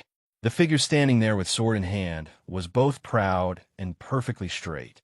Their true bodies are exposed now. Gitlin brought his sword down and sternly ordered, assault unit, charge. The assault unit rushed ferociously toward the monsters. Gitlin, Belinda, Cal, and Jillian were the first four to charge, leading the slaughter of the monsters. With a single stroke, Gitlin severed a Paro's head. His gaze swept over the monsters lunging at him with their sharp claws raised. Though they could melt into darkness, their physical bodies were actually very weak. With this formation, we can tear through their defensive line in an instant. He shouted his orders. Do everything you can to reduce their numbers. Cal, Jillian, Belinda, push forward. Understood. Jillian blocked the attacks and drew the enemy's attention. Jillian swung his battle axe, intercepting the Paros' sharp claws.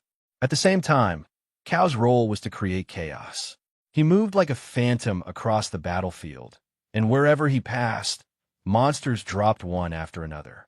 A savage Paro lunged at him, thrusting its claws toward his body. Belinda appeared behind Cal. She leaped into the air, her hands full of tiny throwing darts. As long as Belinda supports us, we can create openings. Belinda accurately fired her darts into the eyes of the monsters trying to ambush Cal. She glanced back and shouted, Young master! Gitlin swept his sword in a horizontal arc, cutting down an entire cluster of Paro, the finest strength of the Podium estate. Gitlin's eyes, overflowing with killing intent, locked onto the monsters he had cut in half at the waist. The whistling of crossbow bolts and the explosions of enchanted spells in the air interwove together. The crossbow unit kept shooting down the monsters surging forward. Yet some Paro dodged the bolts and hurled themselves into the formation. The mercenaries gradually became agitated. Damn it! Why are there so many of them? I'm out of bolts. When is the assault unit finally getting here? The Paro had already charged right up to them, and the shield unit could only shout helplessly. At the most critical moment, a sharp longsword blocked the way before the shield troops. The assault unit arrived in time, joined up with the shield and crossbow units, and swept away every remaining Paro.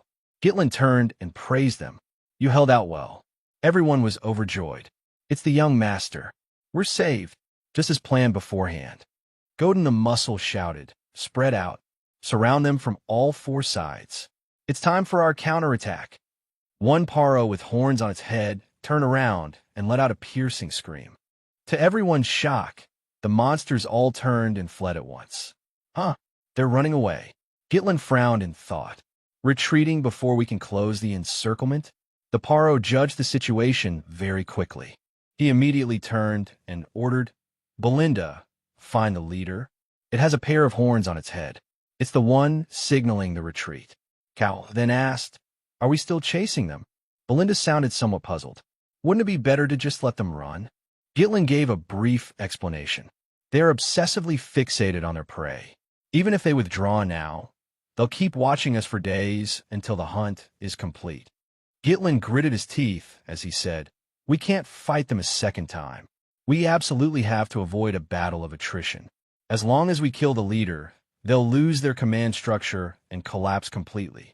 We have to end this here. Belinda stared at him blankly, then smiled faintly to herself. You really have changed so much. She spun the weighted cord in her hand. Understood. She decisively hurled it up onto the branch of a massive ancient tree nearby. After securing the rope, Belinda leaped upward and used the momentum to swing above the Paro pack. From her high vantage point, she locked onto the leader at a glance. Target confirmed. The horned one. She swung the cord and violently threw the hooked end downward, wrapping it tightly around the leader. She loudly signaled to Gitlin. I found it, young master. Gitlin rushed forward at astonishing speed. He raised his sword and shouted. So there you are. Gitlin kicked off the ground and used the force to launch himself at the target, driving straight toward the leader in a streak of blood. With one thrust, Gitlin pierced its abdomen. The longsword passed clean through the leader's body, and he growled, this ends now. Gitlin swung his sword and completely shredded the monster's body. The pack of Paro, having lost their leader, let out chaotic screams of terror. Gitlin shouted the order. The leader is dead. Wipe them out. The troops behind him immediately charged forward and exterminated the remaining monsters. They roared, don't you love hiding in the shadows? Make them regret ever daring to hunt us down. Cal gritted his teeth and shouted, who does the Marauder Mercenary Company think it is? Don't lose to that old man. Hearing that, Jillian could only sigh helplessly. The battle dragged on until dawn. A sharp sword mercilessly pierced a monster's throat. This is the last one. Gitlin pulled his sword from the throat of that unlucky Paro. He praised them. Well done, everyone. We've won. The mercenaries raised their weapons high and cheered excitedly. They shouted in wild joy, we survived. We survived. Belinda ran over and anxiously asked, young master, are you hurt? Jillian said politely, you worked hard, my lord. Gitlin sheathed his sword. You all did very well, too. Gitlin immediately began issuing orders. Belinda, count our numbers at once. Cal, gather the men from Marauder. Jillian and I will deal with the Paro corpses around the camp. Belinda replied respectfully, understood. Cal looked somewhat puzzled. Deal with the corpses? What good does that do? Gitlin looked at the monster corpses. The stench of the carcasses will drive away other monsters. The Paro are already fairly high-rank monsters for the area near the entrance to the monster forest. Jillian said dismissively, which means this campsite will become safe, Brad. Cal whipped around and roared like an enraged cat. What? He twisted and kicked toward Jillian. Old man, do you really have to settle things with me today? The sight made Gitlin let out a helpless sigh. Gitlin lifted his eyes and pondered. We've already been inside the monster forest for about 10 days. Now that the Paro have been hunted down, all the dangers along the route I planned should have been dealt with. All that remains is mining the ore vein. He looked at the brilliant dawn light spilling into the monster forest and frowned warily, thinking, is it really over just like this? Belinda stepped forward to report. Young master, I've finished the count. The Marauder Mercenary Company has 41 men. The contract mercenaries are short 3 men, with 126 remaining. Gitlin fell into thought. So there were no casualties on Marauder's side after all. Cal gave a mocking snort. Of course not. Just look who was leading them. Beside him, Jillian had nothing left to say. Gitlin repeated, 3 contract mercenaries died? Belinda suddenly realized the problem. Wait, we still can't confirm their identities because we haven't found the bodies. Godin the Muscle looked around and said, now that you mention it, Manet is gone too. A nearby mercenary guessed. Could he have died in the battle just now? Someone else immediately retorted, idiot, didn't we just say no bodies were found? Another person chimed in. With his personality, he definitely slipped away on the sly. Isn't that obvious? Manet and 2 other mercenaries had broken away from the group and were desperately running in the opposite direction. As they ran, the other 2 kept turning their heads to talk. That fight really was trying to kill us. Manet, if we hadn't listened to you and run, we'd probably be dead for sure. We've widened the distance already. Can we slow down a little now? Manet irritably turned and cursed. You 2 idiots, get a grip. We have to take this chance to leave while those monsters are still being held back. If you want to live, keep running. Manet turned back around, only to see the other 2 frozen stiff in place, their faces drained of blood as they stared in one direction. Ah, he shouted. Didn't you hear me? Why did you stop running? The 2 men trembled all over, only broken sounds coming from their throats. One of them shakily pointed ahead. Be behind us. Manet turned to look where he was pointing. A pair of blood-red eyes viciously locked onto the 3 prey before it. Manet's eyes went wide as he asked in horror, what is that? Amid pillars of spirit stone that gave off a mysterious glow, a gigantic, monstrous python lay coiled, its scales red like molten lava, and its eyes like burning embers. The thing in its mouth was still dripping blood onto the ground, and the area around it was strewn with corpses and white bones. With a heavy thud, what the monster held in its mouth dropped to the ground. Only on closer look did they realize it was actually 3 soldiers, their bodies soaked in blood, sprawled among the dry bones without moving. The giant serpent's eyes opened wide like 2 bottomless abysses, and within that darkness, bloodthirst blazed as clearly as flame. The scene shifted to frantic labor, the sound of wood being stacked one piece atop another ringing out without pause. Axes struck tree trunks in rapid succession. The soldiers bustled like a kicked-open anthill. This cart is full. That tree's about to fall. Clear out this damned forest. Cal silently watched the soldiers skillfully dividing tasks and cooperating and could not help sighing. Ah, now they finally know what they're supposed to do. No one needs to remind them of every little thing anymore. This is the first time I've seen those lazy mercenaries act this disciplined. In the tense atmosphere, some swung axes, some carried timber, every movement quick and coordinated. As Jillian passed by Cal carrying a heavy log by himself, he quietly said, unlike certain people. Cal turned and nodded. Ah, true enough. Then Cal casually slung his tool over his shoulder, his eyes following the soldiers' backs. Will they just disperse after this expedition? If these men are only used once, that would be too much of a waste. Nearby, Gitlin lightly kicked a freshly felled trunk and said, don't worry. I plan to hire all of them as my private soldiers. He thought to himself, everyone knows that loosely organized mercenaries cannot defeat a regular army in a large-scale war. But with the experience they've accumulated on this expedition alone, these men have already surpassed the limits of ordinary mercenaries. They will become an excellent foundation for us to expand our power. Garo waved and led several soldiers over to report to Cal. Captain Cal, You told us to deal with the Paro corpses near the camp. We've finished. Kao said with satisfaction. Well done, Garo. Kao turned to look toward Gitlin. Just as you said, the effect really is good. We ran all the way here from the camp and didn't run into a single monster. There should at least have been one straggler wandering around somewhere.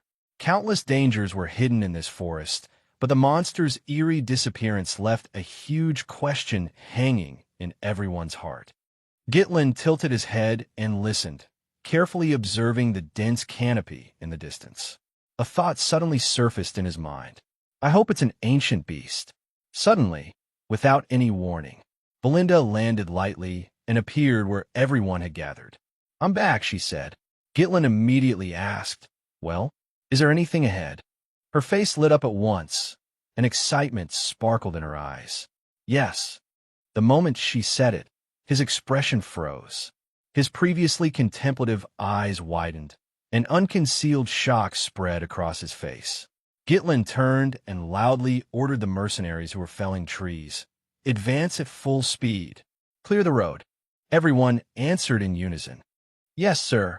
Behind the forest's green curtain, the goal of this journey had finally appeared, a mysterious destination calling out to them. He immediately announced to everyone, our destination is right before our eyes. Everyone was deeply shaken and kept saying, no way.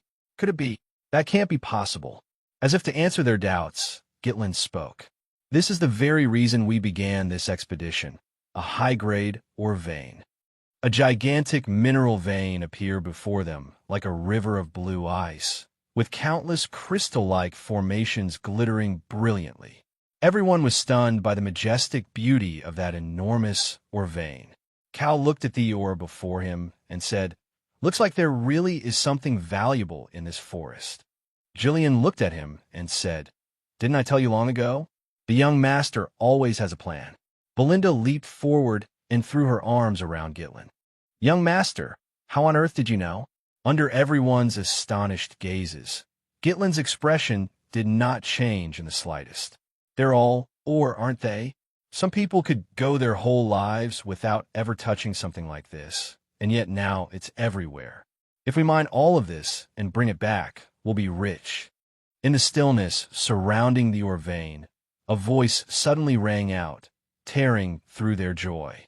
No, none of you are leaving this place. A trace of displeasure flashed across Gitlin's face.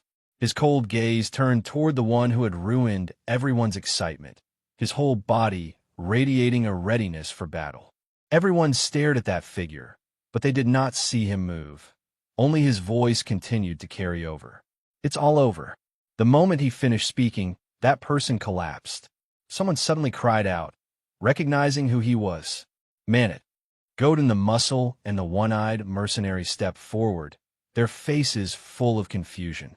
You idiot, you damn mutt, why are you here? But just as the two were about to rush forward, a blade stopped them in their tracks. Gitlin stood in front of them in a fighting stance and immediately ordered his two subordinates, back off.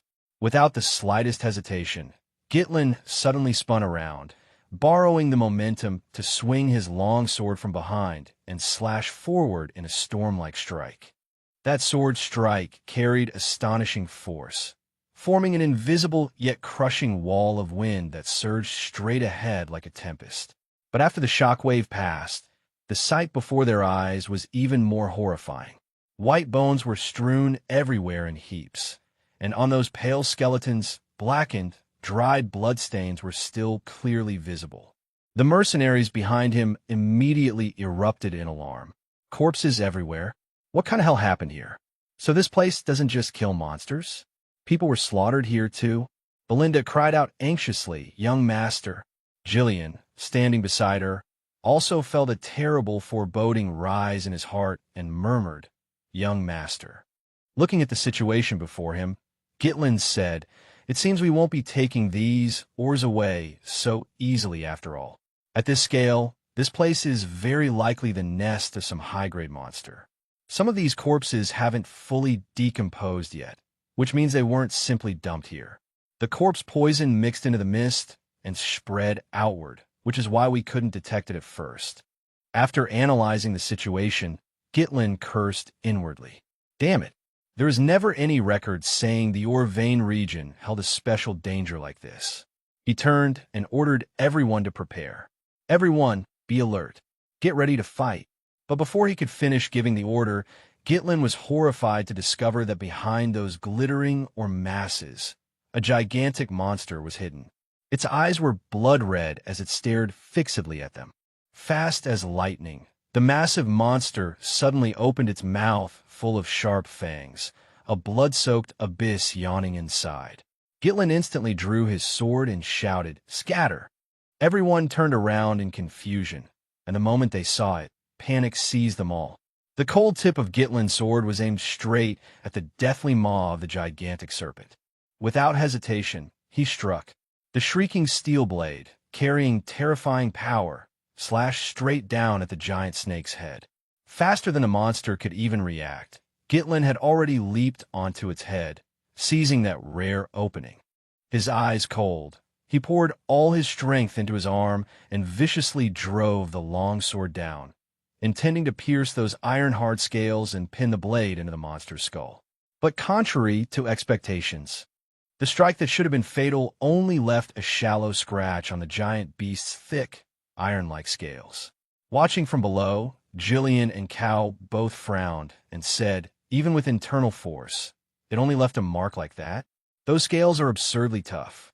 In that split-second flash, Gitlin sprang back into the air, and the giant serpent opened its mouth and lunged at him again. Before anyone could even react, a stream of sticky green liquid violently sprayed from the serpent's mouth. Gitlin hurriedly raised his sword, hoping to block the dangerous substance. As he dodged that bizarre fluid, a thought flashed through his mind. Poison. In the very next instant, without warning, that strange green poisonous fluid sprayed directly onto Gitlin. The terrifying corrosive venom instantly melted the portion of his robe it touched, and before he had even regained his balance, the giant serpent's thick tail lashed across like an iron whip. Facing the deadly danger right in front of him, Gitlin did not retreat in the slightest. Instead, he tightened his grip on the sword in his hand. The long sword whistled upward, and at that critical moment, he barely managed to block the horrifying blow from the snake's tail. But the power contained in that enormous tail was simply too great. It pressed down hard on the blade, sending such force through it that Gitlin's wrist felt as though it were about to snap. Then came another savage attack. The giant serpent suddenly whipped its tail and smashed it into Gitlin, slamming him straight into the ground. Seeing Gitlin struck down by the giant serpent, Belinda immediately screamed, "Young master." The huge monster writhed and coiled, ring after ring of its body overlapping and shaking the entire area so violently that even standing firm became difficult for the mercenaries. The men kept shouting, "Careful! Don't get caught in it. That snake is too huge. It'll crush us to death." Jillian, Belinda, and Cal rushed forward without hesitation, helping the mercenaries who were being fatally constricted by the giant serpent and had already fallen into despair. Amid the chaos, screams rang out everywhere. "Get back! Save me! We're going to be crushed flat. Damn it, I don't want to die here. Stop it! Stop it now! Hold the formation. Where's the young master? Young master." Beneath the dirt, Gitlin thought grimly, "Now that I've seen it with my own eyes, all doubt is gone. That thing is the true master occupying this, Orvane. The blood python. According to the Monster Forest Survey plans, it is one of the monsters considered nearly impossible to hunt. It lives in the deepest part of the forest, so I never imagined I would encounter it like this. The chance of victory is vanishingly small. Retreating and waiting for another opportunity would be the reasonable choice. But I don't have time to waste." Gitlin clenched the crystal in his palm. "If I give up now, then everything I've done until today will become meaningless." Absolutely not. In that death-soaked space, Gitlin raised his long sword high, and an abnormal pink glow blossomed across his chest. His eyes were resolute as steel. "Don't stand in my way. I will become the one who bears every burden." Activating the third core, A soft pink light coiled around Gitlin's blade like a naked challenge, meeting the ferocious blood python head-on as it charged at him with terrifying speed. The blood python shot forward at a dreadful pace. But Gitlin twisted his body and narrowly evaded that deadly mouth. Borrowing its momentum, he slashed sharply at the edge of the monster's jaws. Gitlin moved so fast that the eye could barely follow him, leaving only the whistling sound of the sword tip cutting through the air. The pink glimmering sword tore through the atmosphere and left a bright red streak of blood on the coarse scales near the blood python's mouth. In the next instant, the blood python suddenly whipped its tail and launched a vicious strike from behind him. Gritting his teeth, Gitlin braced himself and held his sword crosswise, forcibly enduring the horrifying pressure carried by the sweeping tail. But the force transmitted from that gigantic tail far exceeded the limits of his endurance, making this defense unbearably difficult. The blood python roared in fury. Gitlin knew very well that no matter how slim the chance of victory was, there were battles one still could not avoid out of duty. He opened his mouth and roared, bolstering his own fighting spirit. That blood python loomed before him like a terrifying figure hurling a challenge at his face. Watching Gitlin's frenzied stand against it, everyone stared in stunned disbelief. They saw him leap upward and swing his sword into the blood python's gaping mouth. Fresh blood instantly burst from within the serpent's jaws. This was the very moment to fulfill that duty. After grievously wounding the blood python with a single strike, Gitlin dropped back to the ground, his expression heavy as lead. His face darkened, his eyes thoughtful. Blood python. Gitlin thought to himself. It shows no sign of collapsing at all. Maintaining the third core for too long is extremely dangerous. If this keeps up, my magic power will run dry before I kill it. The danger of the situation was so severe that the people behind him could no longer stand by and watch. As they ran forward, they shouted, "My lord!" Jillian and Cal stepped forward to stand in front, while Belinda hurried to Gitlin's side and anxiously checked his condition. "Are you hurt anywhere?" she asked, nearly pleading. "Please fall back to somewhere safe, young master. Leave that monster to us to hold off." Gitlin's expression darkened, and without hesitation he barked, "Everyone, leave this place immediately." Everyone froze. Belinda wondered if she had misheard and asked, "What?" Even Godin the Muscle asked tensely, "What did you just say, my lord?" Jillian's face turned grave as he turned and pressed, "What do you mean by that, my lord?" Looking at the gigantic blood python, Gitlin said, "Even I cannot guarantee that I can protect you from being harmed by this monster." His voice was steady, but it still carried a deeply suppressed worry. Brow furrowed tight, he said in a low voice, "I can't let you die here." Belinda was so worried about her young master, she was nearly frantic. "Then what about you, young master?" Gitlin tightened his grip on the longsword and said, "I have to bring it down here." She was full of confusion. "We finally made it this far, so why do you still have to risk your life like this?"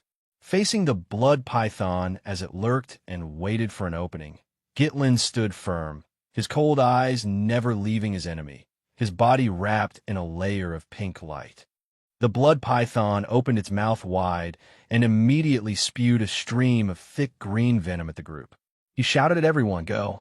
Gitlin instantly lunged forward. But unexpectedly, when faced with danger, not only did no one retreat, they instead tightened their grip on their weapons and charged straight ahead to meet it. The mercenaries did not hesitate in the slightest.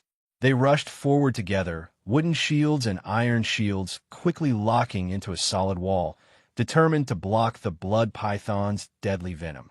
Gitlin's eyes fixed on those shields, stubbornly resisting the poison, and his expression briefly froze. The mercenaries raised their weapons and continued advancing, shouting loudly, "Let us fight shoulder to shoulder with you." The one-eyed mercenary laughed and said, "We've never seen a master like you." Godin the Muscle added, "Because of you, we've managed to survive again and again." Up ahead, Cal rested his sword on his shoulder and smiled faintly. "If we can kill that damned snake, all the treasure will be ours."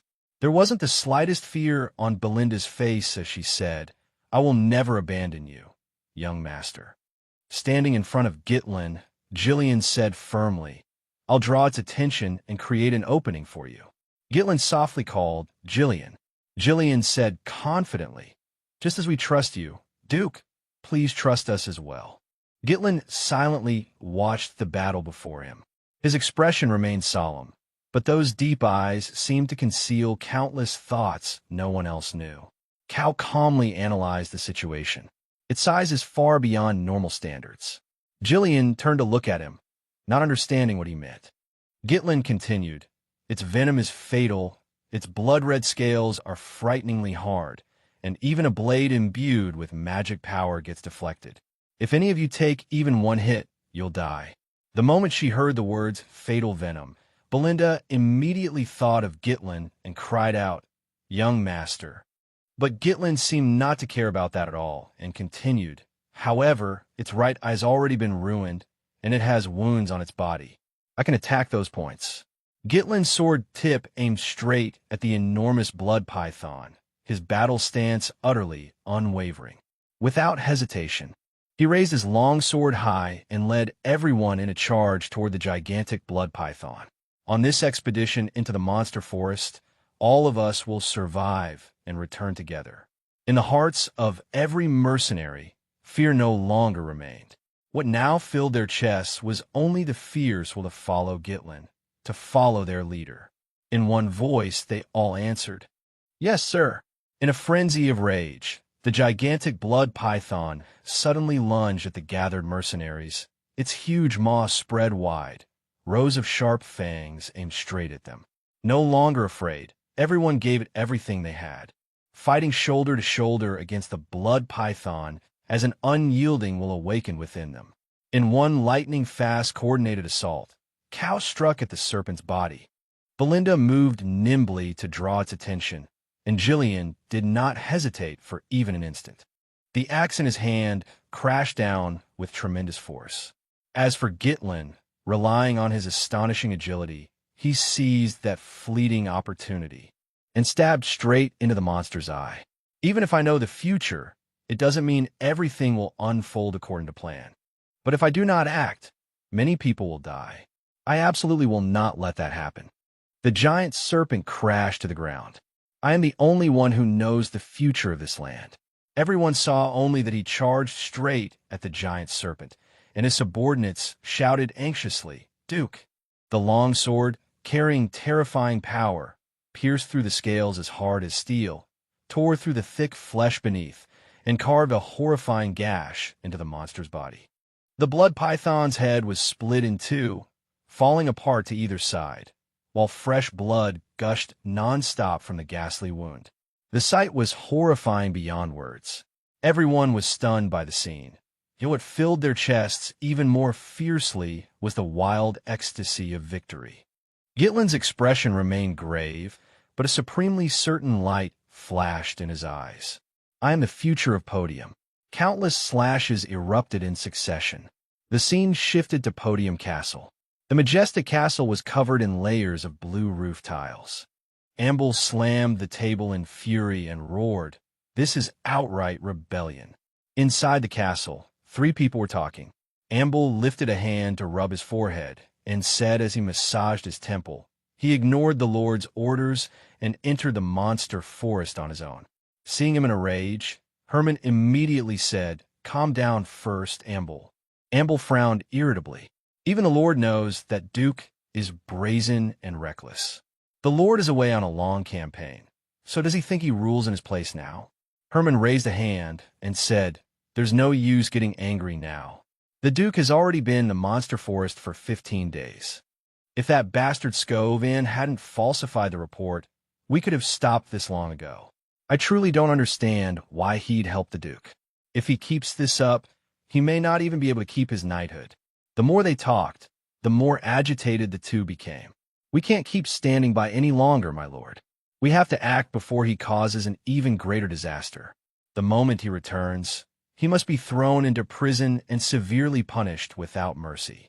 Walter silently considered the words of the two men, thinking inwardly, Gitlin, Just as he was lost in thought, Randon suddenly shoved the door open and rushed in, calling out loudly, "My lord." That cry made Walter immediately look up toward the door. Randon quickly strode up before the three of them and said, "There's an urgent matter. You must come outside at once." Walter asked what happened. Breathing hard, Randon announced a shocking piece of news. Duke Gitlin has returned. The moment they heard this, all three men's expressions changed at once, their faces filled with shock and disbelief. Outside, meanwhile, the very person they had just been talking about, Gitlin, had indeed returned and was walking toward Podium Castle. After returning from a desperate battle, Gitlin sat down before everyone. The atmosphere in the room seemed frozen solid, and every eye was fixed on him. For pairs of eyes stared at Gitlin, holding both expectation and silent doubt about the battle that had just taken place. He looked directly at his father and spoke. "I'm back, father."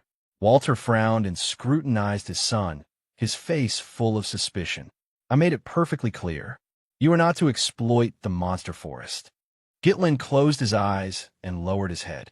"I'm truly sorry, but it was something that had to be done." Herman frowned and asked in return, "Had to be done?" Even Randon, standing behind them, did not understand. "Are you saying it was so important that it was worth disobeying orders?" He pressed the issue. Entering the monster forest without permission was already a grave offense, and your life was on the line on top of that. What if the monsters had rushed out of the forest and attacked the territory?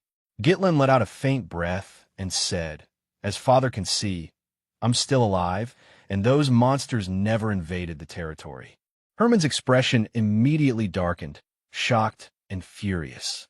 "What?" Randon shouted. "How dare you say that?" Even Amble, who had remained silent until now, could not help asking, "Duke, do you find this amusing?" As he spoke, he reached into his pocket as if searching for something. "Since nothing unexpected happened in the monster forest this time, we can temporarily set that matter aside." But Amble placed a sheet of paper on the table and said to Gitlin, "On this matter, you have absolutely no room to defend yourself." Gitlin frowned and picked up the paper to read it, immediately showing a hint of surprise. It was a letter from Count Rayfot. Amble nodded and said, "That's right. From the moment I heard that you went to see Rayfot without informing anyone, I had a bad feeling. But you forced Lady Amelia, who had always been sending financial support to Podium, to hand over 20,000 gold coins. Thanks to you, Count Rayfot is now absolutely furious. He has cut off all aid to the estate and also annulled the engagement. This is enough to shake the entire estate." Gitlin turned the paper over and examined it again, thinking to himself, this report had been written by Count Rayfot himself. He had never liked Amelia to begin with, so it did not look forged no matter how he looked at it. Manipulating the emotions of a greedy count was not difficult, but that also meant Amelia was willing to join hands with the enemy just to bring him down. Gitlin set the paper back on the table, calculations racing through his mind. I already guessed that sending assassins would not be their final move. If that is the case, then the leverage I held over Amelia has already lost its usefulness. Now, no matter what tacit agreements or connections exist between me and the merchants, all of it will be seen as an attempt to conceal the truth. If I'm even one step too slow, I'll probably end up trapped to death in this estate." Time truly was not on his side. Amble looked at Gitlin coldly and said, "Young master, do you have anything to say for yourself?" Herman impatiently cut in. "First of all, you must return those 20,000 gold coins immediately." Beside him, Randon held his forehead and sighed. That amount of money would have been enough to cover the night's expenses for quite some time. Faced with everyone's accusations, Gitlin still replied in a calm tone, "I already spent it all." At those words, all four of them froze. He explained, "I used all of it to develop the monster forest." A heavy silence fell over the room, and it seemed each person had sunk into their own thoughts. Amble's face darkened as he said with difficulty, "You burned that much money in a forest full of monsters?" Gitlin lowered his head, assuming the posture of someone admitting guilt. "As for Rayfot, I have no excuse." In the very next instant, like thunder crashing from the sky, Randon suddenly grabbed him by the collar and roared in his face. "You brat!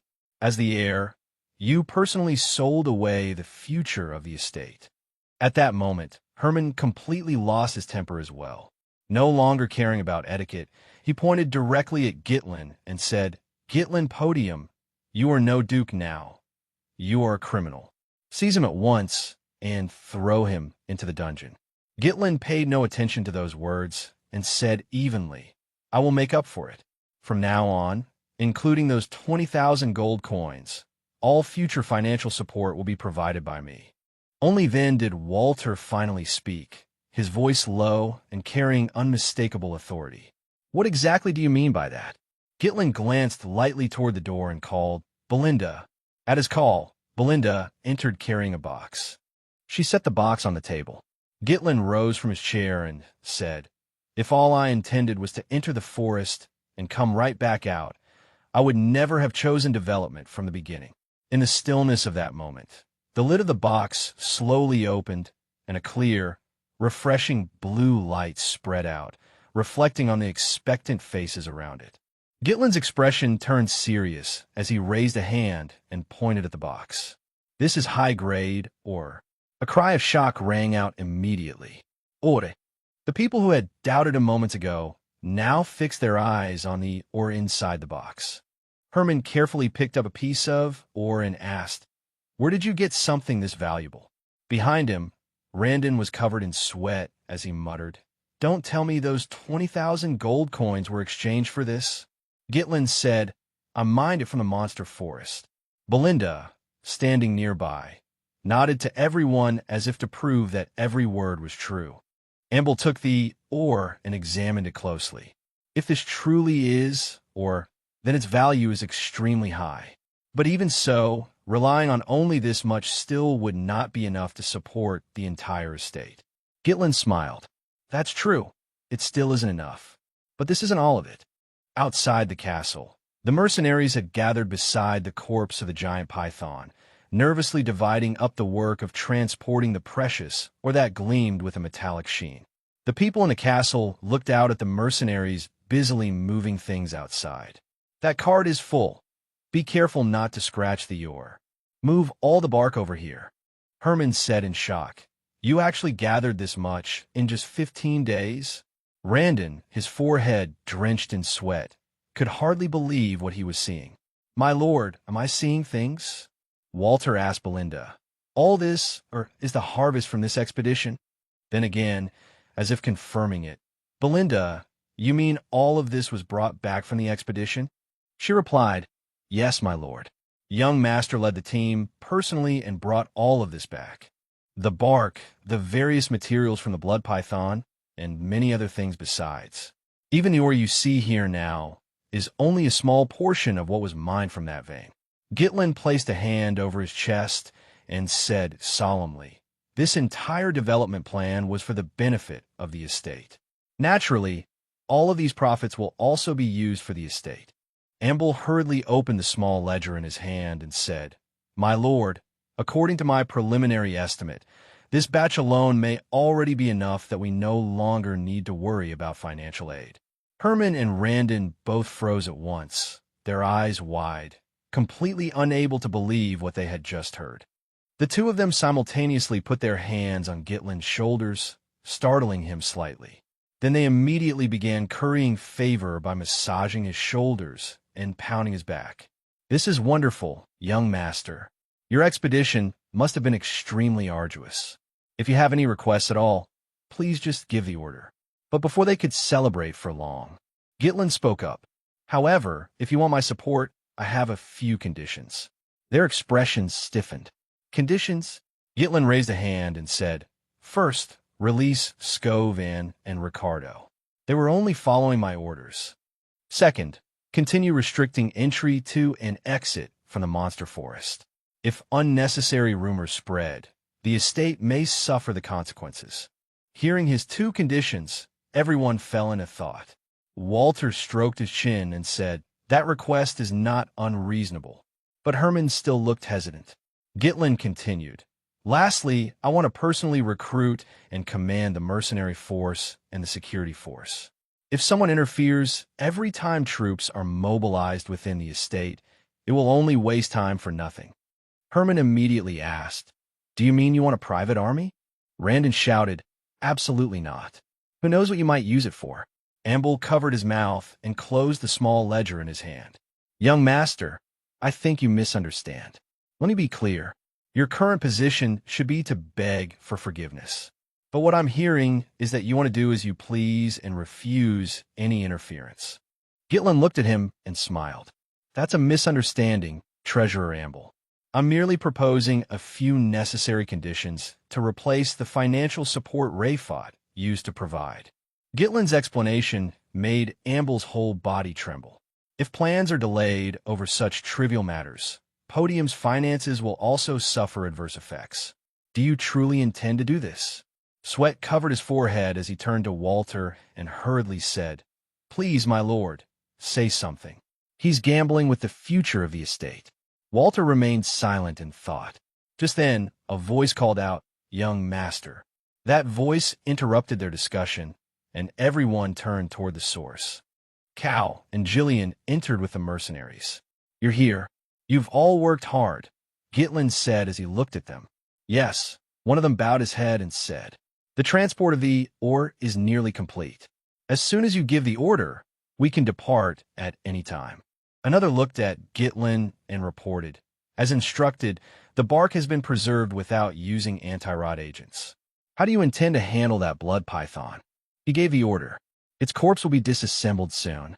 The venom, blood, meat, and hide must all be processed separately to prevent spoilage." Everyone answered in unison, "Yes, understood."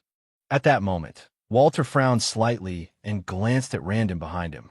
"Randon?" "Yes, my lord.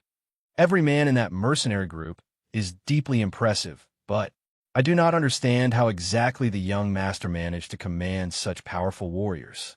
His heavy gaze lingered on those battle-hardened mercenaries. They truly looked no different from an elite army. While speaking with his subordinates, Gitlin happened to turn his head and met his father's gaze. After stepping closer, he heard Walter say, "To make those unruly mercenaries obey willingly, you must have put in no small amount of effort." Gitlin lowered his head and replied, "No, father. Without their help, this expedition would have been far more difficult." Walter gently closed his eyes and nodded lightly, as if he understood. "I see." Walter turned around. "Let's go back." No one understood what was happening. Seeing him accept the matter just like that, everyone showed astonishment. "My lord," as he turned to leave, Walter said to his son, "This time, I will let you off, Gitlin. But if you disobey me one more time, prepare to bear the consequences." Even after hearing his father's warning, and though a trace of unease passed through his heart, Gitlin still smiled and said, "Thank you, father." Walter did not turn around, only continued walking forward as he said to him, "One day, you will inherit this land as its heir. So the spirit of the northern wolf also runs in your blood." Watching his father's receding back, Gitlin fell into thought.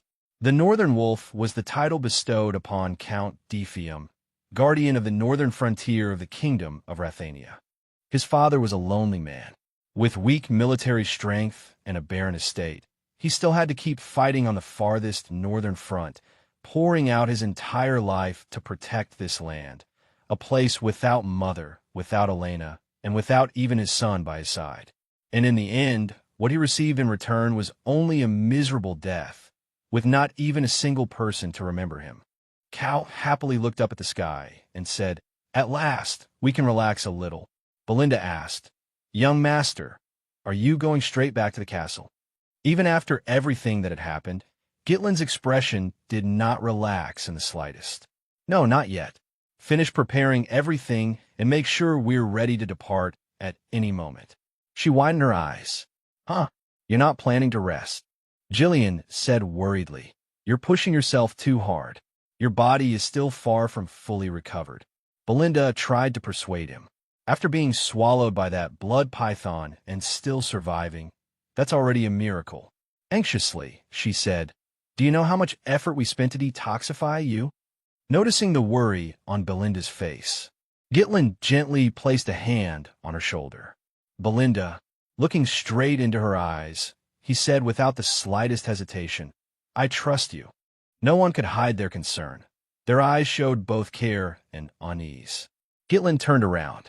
News that we seized the, or will spread quickly. And of course it will also reach the ears of those who have been coveting this estate. We must grow stronger as quickly as possible, strong enough that no one will dare challenge us again. Gitlin raised his head and looked up into the deep blue sky. At the far end of the horizon stood that towering castle, the very thing he absolutely had to protect. In the next instant, Gitlin collapsed heavily to the ground like a great tree being felled. The loud thud terrified everyone. Young master, in a dim and silent room, a pure white dove suddenly flew in from nowhere, a letter tied to its leg. A mysterious man sat quietly in a chair. After seeing the dove arrive, he slowly raised his hand. The man untied the note from the bird's leg, his eyes quickly scanning the lines written on it. Confirmed, part of the monster forest has been reclaimed. Begin territorial war with House Degat. Simultaneously eradicate Podium. After that, the Duke will personally make his move.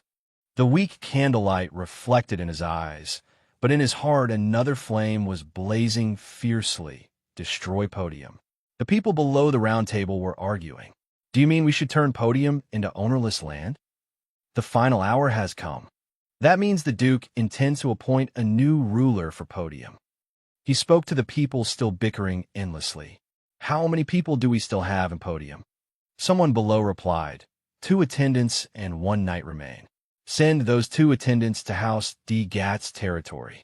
The missing heir of Degat has been found dead in Podium. That alone is enough of a pretext to start a war. His gaze was sharp as a blade, utterly unhidden in its cruelty and malice. In addition, Victor will have full command of this operation. At the mention of that name, the people below instantly stirred again. Victor, I never thought we'd play House Detmold's strongest card this early. If Podium had properly fulfilled its role, it should have collapsed on its own long ago. One of them voiced an opinion. My lord, Victor can certainly handle this, but aren't we revealing our trump card too soon? We've always acted with extreme caution, but this move seems far too hasty. Why is the Duke, who has always operated in the shadows, suddenly choosing to interfere directly in Podium this time? His hand tightened around the armrest of the chair. Because of the monster forest. Everyone asked in shock, the monster forest? He braced a hand on the table and stood up. All decisions must follow the will of Duke Beefy. No more questions. His face was filled with coldness. Prepare for war. This man was Count Detmold, or more precisely, Herren Detmold. His expression was stern, his face icy, as his gaze swept across the people below. Does anyone else know about this? Just then, a shrill scream suddenly tore through the castle's silence. The terror in that voice startled everyone. Amelia trembled all over, burying her face in Bernab's chest as she screamed, Gitlin Podium. Seeing that she was crying so hard she could barely breathe, he said softly, My lady. Amelia was so furious that both her hands trembled as she clenched Bernab's clothes. That bastard Gitlin actually used the 20,000 gold coins he stole from me to seize the stone mine. My team even sent the Wycott squad, and they still failed to kill him. I even had to humble myself before that hateful old man just to cut off Podium's funding. In the end, I'm the one who looks like a fool. Bernab silently listened to Amelia's words. Only after a moment did he speak. My lady, this is unlike you. Hearing Bernab's words, she let out a long breath, and the distress on her face eased slightly. Amelia turned around and nodded. You're right. I let emotion overwhelm reason. She clenched her fist, her gaze cold and perfectly still, as if the one who had been crying just moments ago was not her at all. What is past is past. He lowered his head slightly and said seriously, As long as you give the order, my lady. Amelia placed her hand on the map and said, Now that Podium has found an Orvain, it will soon escape its financial crisis. Bernab stepped forward and replied, They must be preparing a celebration over there. She turned to look at him. Perhaps. But what matters is that they still haven't sold that batch of, or yet. Bernab said in confusion. They haven't sold it yet? According to the latest intelligence, they only secured the ore vein 2 days ago. They have not had enough time to establish a supply chain. We will exploit that weakness. It is obvious they will definitely try to sell that ore. Hearing this, he asked suspiciously, so you intend to strike before they can sell the ore? But where? Amelia closed her eyes and thought. In the north, there's only one place that can buy that shipment of ore, the Advancement Tower, the northern magic tower led by the Seventh Circle Mage Daemon. She placed a game piece on the map and said, ore is an important material for magical research. The major magic towers have always been under pressure regarding ore supplies. Have the Wycott squad lie in ambush on the main route leading to the magic tower. The target is not Gitlin, but the workers transporting the ore. Strike and withdraw, create chaos, cut off the supply route, and seize the ore amid the confusion. Bernab frowned. But doesn't the land of the Dead Coast also have the Crimson Flame Tower? Are you sure you want to commit all our forces to the Advancement Tower? Amelia recalled something and said, that might have been true before, but things are different now. The Crimson Flame Tower has lost the status it once had, and ever since then, it has been an unstoppable decline. That greedy Gitlin definitely won't go to the Crimson Flame Tower, because the Advancement Tower pays a higher price. She dropped the final words coldly, her voice holding not the slightest warmth or wavering. This time, I will take everything from you, Gitlin Podium. Darkness shrouded this place, while on the other side, Podium Castle was bathed in radiant golden sunlight beneath a clear sky. Gitlin, his body covered in wounds and carefully bandaged, lay silently on the bed. He still had not woken up. In his unconsciousness, the roar of monsters. The sound of a blade striking snake's scales echoed ceaselessly in Gitlin's mind. In that chaotic stream of consciousness, Gitlin saw himself landing a grievous blow on the giant serpent, making it writhe in pain. The predator had begun preparing to digest its prey. Before the prey passed through the glottis and into the esophagus, the venom secreted inside its body would first dissolve the prey to make digestion easier. The mana released by the third core burned away the venom the moment it made contact, preventing it from seeping into the body. However, the toxic gas produced in the process created a lethal breathing environment.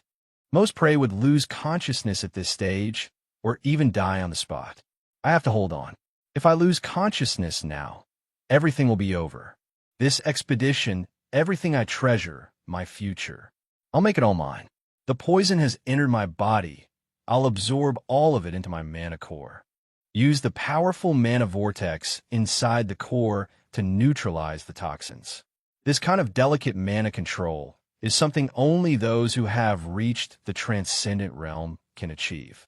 I'll use it as substitute fuel. Use it to endure the mana eruption. His eyes opened, but they were still vacant and hazy. It took Gitlin a while to piece everything together after waking from his coma. After resting for a moment, he felt incomparably comfortable all over. A thought surfaced in his mind. This feels nice. Gitlin sat up and raised a hand to rub his head. Is this my room? What happened? I remember Father forgave me, but after that, when he noticed Elena quietly keeping watch by his bedside, his eyes widened in shock. The moment she saw Gitlin open his eyes, the little girl could no longer hold back her emotions. Elena burst into tears and threw herself into her brother's arms. She scolded him angrily. You were unconscious for 2 whole days. You left without a word, and when you came back, you suddenly collapsed. After that brief reproach, Elena's voice turned gentle and full of affection again. Big brother. Seeing her suddenly fall silent, Gitlin softly called her name with concern. Elena. Before Gitlin could react, Elena suddenly shoved him back down onto the mattress. A muffled groan escaped his lips.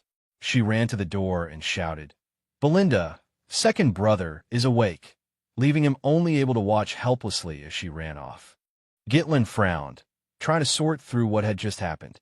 2 days. After crawling out of that giant python's stomach, I only had Belinda give me basic first aid and then kept working. I planned to hold out until the ear was sold, but this young body still couldn't take it. Still, considering how reckless I was before, my current condition is strangely good. There's no way sleeping for just 2 days could restore me this much. Sensing that something was off, Gitlin decisively tore off the bandages wrapped around his body. This is a little strange. My recovery speed has clearly become much faster. The total amount of mana in my body has also increased for no clear reason. He was not entirely certain. Even the nature of the mana inside me has changed. In my previous life, I never knew I could grow stronger like this. I need to test this a few more times, but Gitlin stared at his clenched fists, his heart filled with countless thoughts. If this method really works, I could become dozens of times stronger in a short period of time. After thinking for a moment, he opened the wardrobe. But for now, the top priority is still to sell the ore as soon as possible. As he changed clothes, Gitlin kept calculating. 2 days have already passed. Most of those who need to know about this probably already do. He weighed things in his mind. I need to gather the mercenaries immediately. Hearing a knock at the door, Gitlin said to the person outside, "Belinda, there's no need to knock." But what appeared beyond the door was not Belinda's familiar figure, but a pair of legs encased in cold iron armor. Carrying an imposing presence, Walter was the first to step inside, walking at the front. Elena and Belinda followed quietly behind him. Walter sternly observed every movement of his son before slowly speaking. "You're awake." Gitlin froze, his eyes wide as he looked at his father, who had suddenly appeared at the door, his face full of surprise.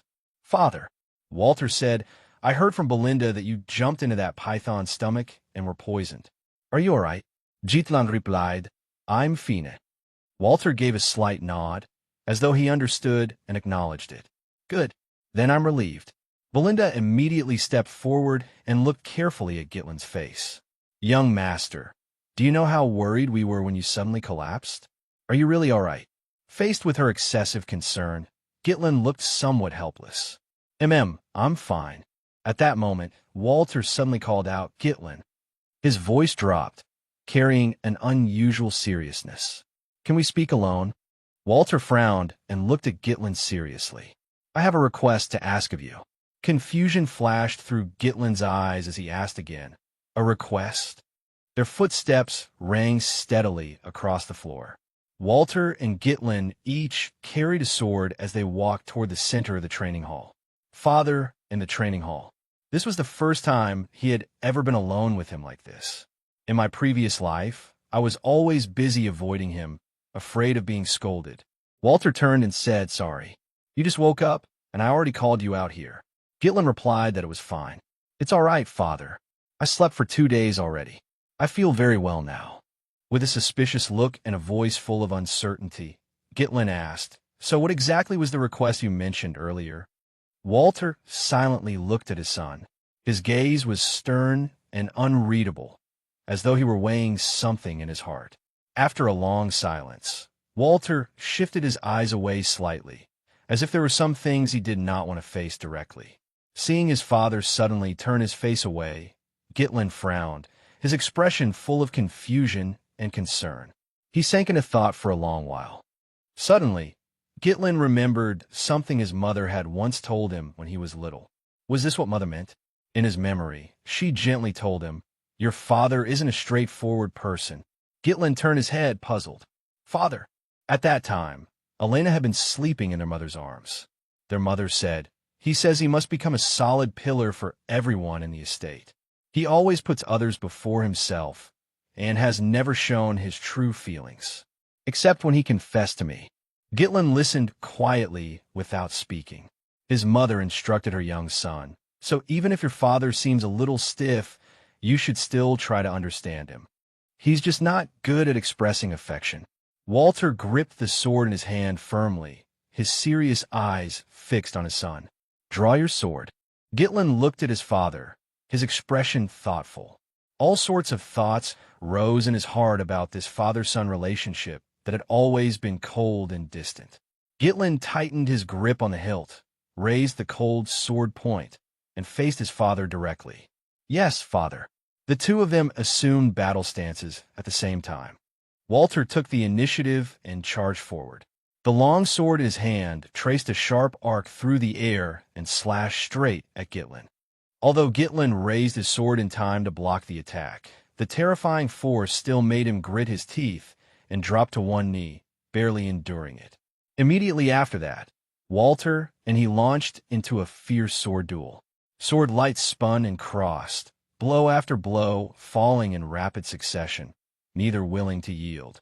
Every strike was both powerful and fast, setting off a series of violent sounds. The ringing of metal against metal was endless in their ears. After a lightning-fast exchange, father and son retreated at the same time, staring at each other, both faces full of caution and absolute concentration.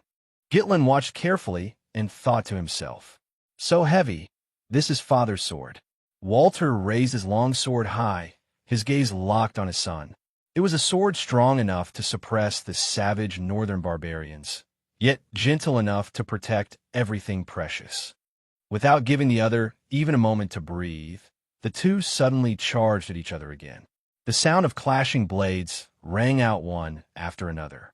This time, Gitlin was no longer merely defending passively, but took the initiative to rush forward.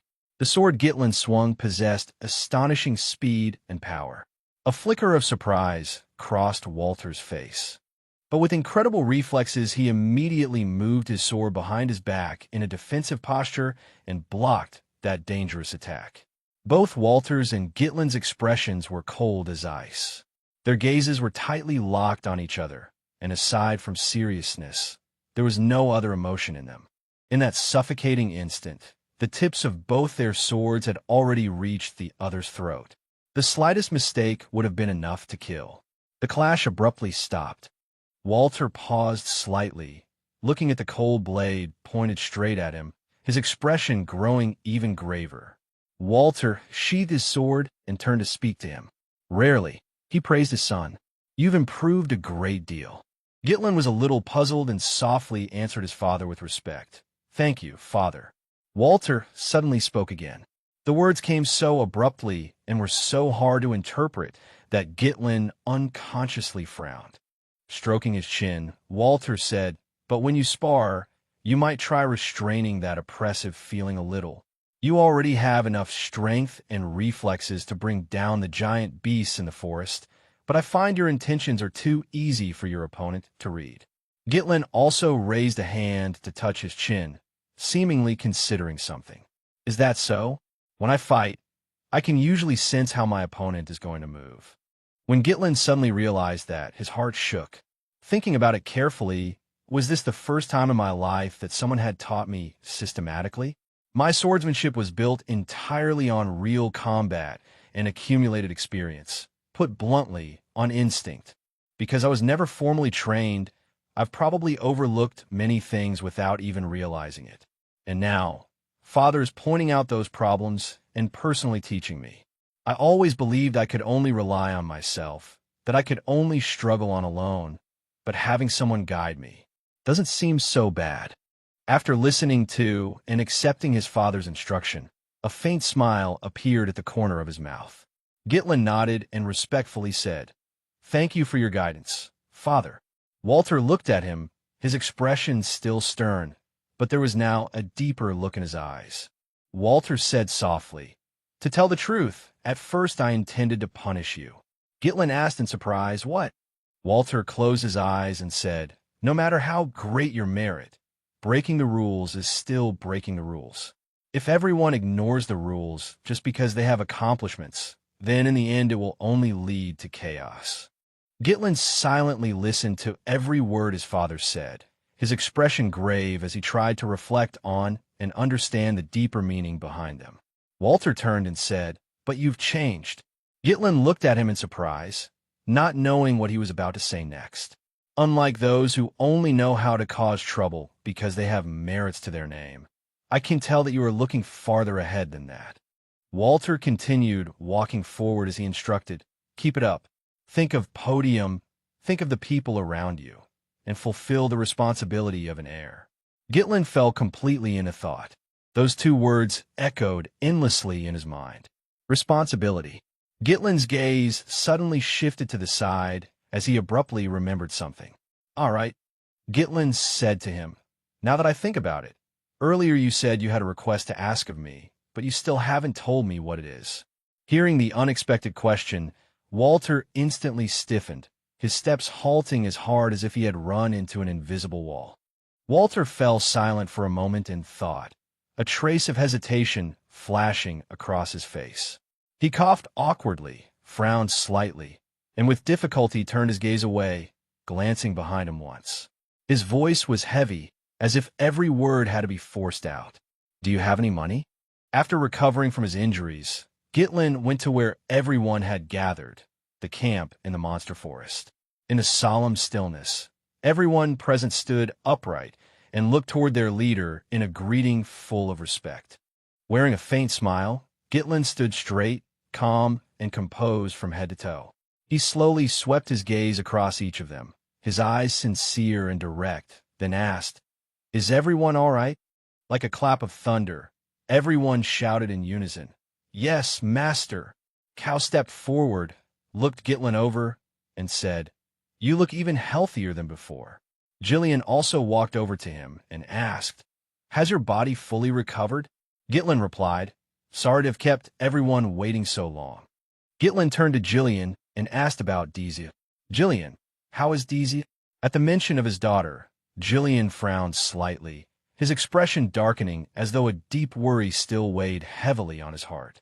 Jillian bowed before Gitlin and said, "I never thought I would see that child walk again. It is all thanks to you, your grace." Hearing that, Gitlin smiled faintly. "Good. I understand. Belinda, Jillian, Cal, there's something I need to tell you." Gitlin announced an important matter. The territory is facing danger. The moment he finished speaking, the three standing before Gitlin were stunned as if struck by lightning, unable to hide the shock on their faces. The four of them sat together to discuss it, with a map of the territory spread across the table. After calculating things in his mind, Gitlin told them everything. Elena's ambush, the plot to kill Elena and use her death as a pretext to start a war, the discovery of Prince D. Gat's corpse, and the fact that a certain force was targeting Podium. Lowering his voice, Gitlin said, "Someone is monitoring us. I'm afraid they infiltrated the territory long ago and have been operating inside it ever since. We don't have enough time or enough resources to prepare for a full-scale assault." Belinda said tiredly, "Now I understand why you were in such a hurry, young master. I thought that after securing the ore, we could finally breathe easy." Cal crossed his arms and nodded. "In other words, after the monster forest comes war next? This territory really never gets a moment of peace."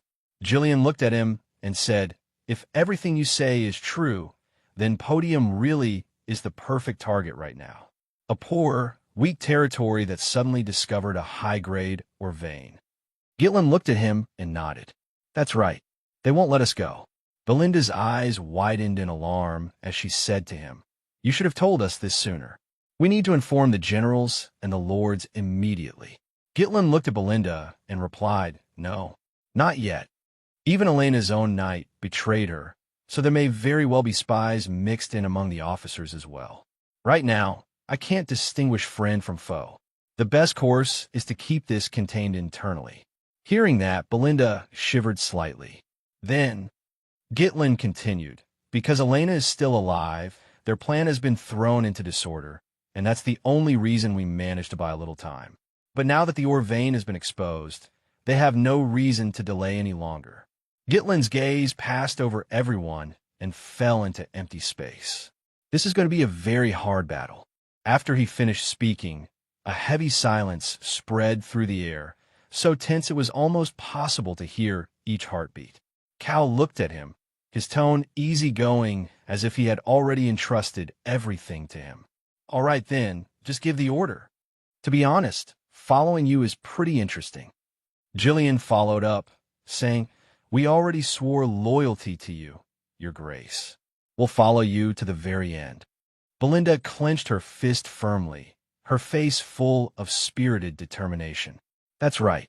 Besides me, who else could protect you, young master? Gitlin smiled at his companions. That smile was filled with trust and pride for those fighting alongside him. Podium's greatest enemy is Duke Beefy, along with Count Detmold and Lady Amelia, who are acting under his orders. I absolutely will not let things unfold according to their wishes. His expression turned serious. From now on, we're going to the Flame Tower. Belinda lifted her head and laughed. At last, we're finally selling this batch of ore. We're about to make money. The moment she heard Flame Tower, Belinda asked doubtfully, but why the Flame Tower? Isn't the Bloodfire Tower closer? And doesn't it also pay more? Gitlin answered softly, because trading with the Flame Tower will help us avoid unnecessary trouble. Jillian asked in confusion, trouble? Then, as if suddenly understanding, he said, I see. When transporting cargo this valuable, there are bound to be some uninvited guests. Especially since this is ore. It's only natural to guard against the enemy in advance. Belinda nodded as well. That's right. They'll very likely ambush us again, just like last time. Ever since Detmold of the Bloodfire Tower became the renowned Seventh Circle Archmage, the Flame Tower had gradually declined. From then on, selling ore to the Bloodfire Tower, the number one tower in the north, became more profitable instead. Although the Flame Tower was still struggling to hold on, it would not be easy for it to regain its former glory. But the reason I chose to go to the Flame Tower is because of her. The Flame Tower. This magnificent, majestic structure rose straight into the heavens, towering far above anything they had ever seen. In the vast library, a girl sat alone, trembling as she clutched her staff tightly, surrounded by piles of books of every size. She called softly, Master, holding her staff. Her fingers tightened around the wooden shaft as she murmured to herself, when will the light you spoke of finally appear? Gitlin's group rode to the foot of the Flame Tower, unable to hide their amazement. So this is the Flame Tower? The heavily muscled Gordon looked up at the tower and exclaimed, It's huge. Another mercenary also stared up in admiration. I've heard of this place for a long time. I never thought I'd actually come here in person one day. The mercenaries were stunned by the row upon row of connected buildings before them, clicking their tongues in wonder. Just from looking at the way people lived here, it was obvious this place was a completely different world from Podium. So this is where magic scrolls are made. Along one stretch of road, a group of mages were repairing the street. One of the mercenaries said in surprise, Look, mages. As the mercenaries rode past on horseback and looked toward them, one asked suspiciously, What's he doing? I've never seen magic cast without a scroll. The group of mages looked at them with contempt. One of them raised his staff, casting invisibility magic that concealed the entire group from the mercenaries' sight. The mercenaries' eyes widened as they cried out in shock. He vanished. Damn, that's insane. Gitlin turned back and explained, That's invisibility magic. It seems they don't welcome us very much. Cow turned and warned them, You idiots, stop acting like country bumpkins. Belinda looked around and sighed. Even if it's no longer the strongest, a magic tower is still a magic tower in the end. Beside her, Jillian added, No matter how you put it, Podium is still one of the richest regions in the kingdom. Gitlin looked at the tower ahead, lost in thought. On the surface, maybe, but who would have thought that a tower that once stood at the pinnacle had declined this badly? After thinking for a while, they arrived before the tower gates. He pulled on the reins and said, All right, we're here. Beside him, Cal looked up and said, From this close, my neck's about to snap. Belinda behind them couldn't help exclaiming too, It's absurdly huge. Just getting to the main gate probably takes a while. She looked toward the entrance and said suspiciously, But where's the gatekeeper? Why are these suits of armor lying all over the place? Suddenly, the gatekeeper's voice rang out from above. Step back. A blue force had somehow linked those scattered pieces of armor together. They activated magic, causing each part of the armor to assemble, ultimately forming two gate-guarding puppets. The man standing atop the gate controlled the puppets and shouted down below, Not just anyone may enter the magic tower. State your identity and your purpose here. The gatekeeper questioned them through magic. Belinda looked up and said in confusion, "What? Those suits of armor are puppets?" Cow, annoyed, said, "They're so lazy they can't even be bothered to come down and meet us themselves. Typical watchdogs from a magic tower." Jillian pointed at Gitlin and introduced him. "This is Gitlin of Podium, the Duke of Podium. Call out the person in charge of transactions." Then he sternly said to the gatekeeper, "We've brought valuable goods." The gatekeeper let out a contemptuous snort. "We're not buying." Belinda cried out in disbelief. "Wait, you're refusing before you've even seen the goods?" The gatekeeper answered scornfully, "Podium? Isn't that the poor backwater up north? Most things ship from a place like that are nothing more than cheap monster materials or a few ordinary potions. Dealing with people like you is a waste of time. Get lost." With that, he controlled the puppet and pointed its axe at Gitlin. Belinda angrily raised her fist and shouted back, "Hey, who gave you permission to call us beggars? Get down here right now." Jillian turned and asked Gitlin, "What should we do, young master?" He looked at the other side coldly, then slowly said, "Do you really think this is acceptable? If you're mages, then you should know exactly what this is, shouldn't you?" As he spoke, he held the oar up high. The gatekeeper panicked and looked down. "What?" He couldn't believe his eyes and said in shock, "Oregon, or? Then doesn't that mean everything they brought is?" Gitlin looked at him and asked, "You're not planning to buy it?" After that, Gitlin's group was invited inside to meet Stephen. He bowed respectfully and said, "My deepest apologies for failing to recognize such an esteemed guest as yourself. I am Stephen, the transaction manager of the Magic Tower. May I ask what you require?" Gitlin pointed to the cargo wagons and said, "As you can see, we have an enormous quantity of goods. I need someone who can take full responsibility for this transaction. Therefore, I wish to meet the Tower Master directly." Stephen immediately turned pale. "The Tower Master? I understand. I will report this at once. Please wait a moment. Take them to the reception room." He steadied himself as he instructed the gatekeeper. The man replied, "Yes, sir." Belinda looked at the gatekeeper and said mockingly, "You should have acted like this from the start. How dare they insult our territory?" As they passed through a corridor, a strange noise could be heard. Gitlin asked the gatekeeper, "Did something happen?" The other man turned back calmly and replied, "Ah, no need to worry. Those are just sounds that often come from magical research." The scene shifted to the front of a magic research room. The door was flung open, and Vanessa was kneeling on the floor before Anfoe and two low-ranking mages. Anfoe stepped forward, looking at the trembling Vanessa with a mocking gaze. "Hey, I told you before, didn't I? Don't even dream of stepping into the laboratory. You don't even know how to use magic, yet you dare take up space in the research room." He lowered his head to look at her, his tone growing more and more contemptuous. "Are you planning to ignore the words of Anfoe, heir to the Magic Tower and a Third Circle mage?" The two low-ranking mages behind him also laughed without restraint. Unbelievable. A professor actually accepted her as a disciple. "Even if the masters of the Flame Tower leave you just this tiny bit of room, you ought to be deeply grateful," Vanessa said with a trembling voice. "But I also have the right to use the research room because I'm a mage too." Anfoe looked down at her with contempt and said, "Is that so? Fine, then I'll call you a mage. In that case, you should be able to use defensive magic to block a basic attack like this, right?"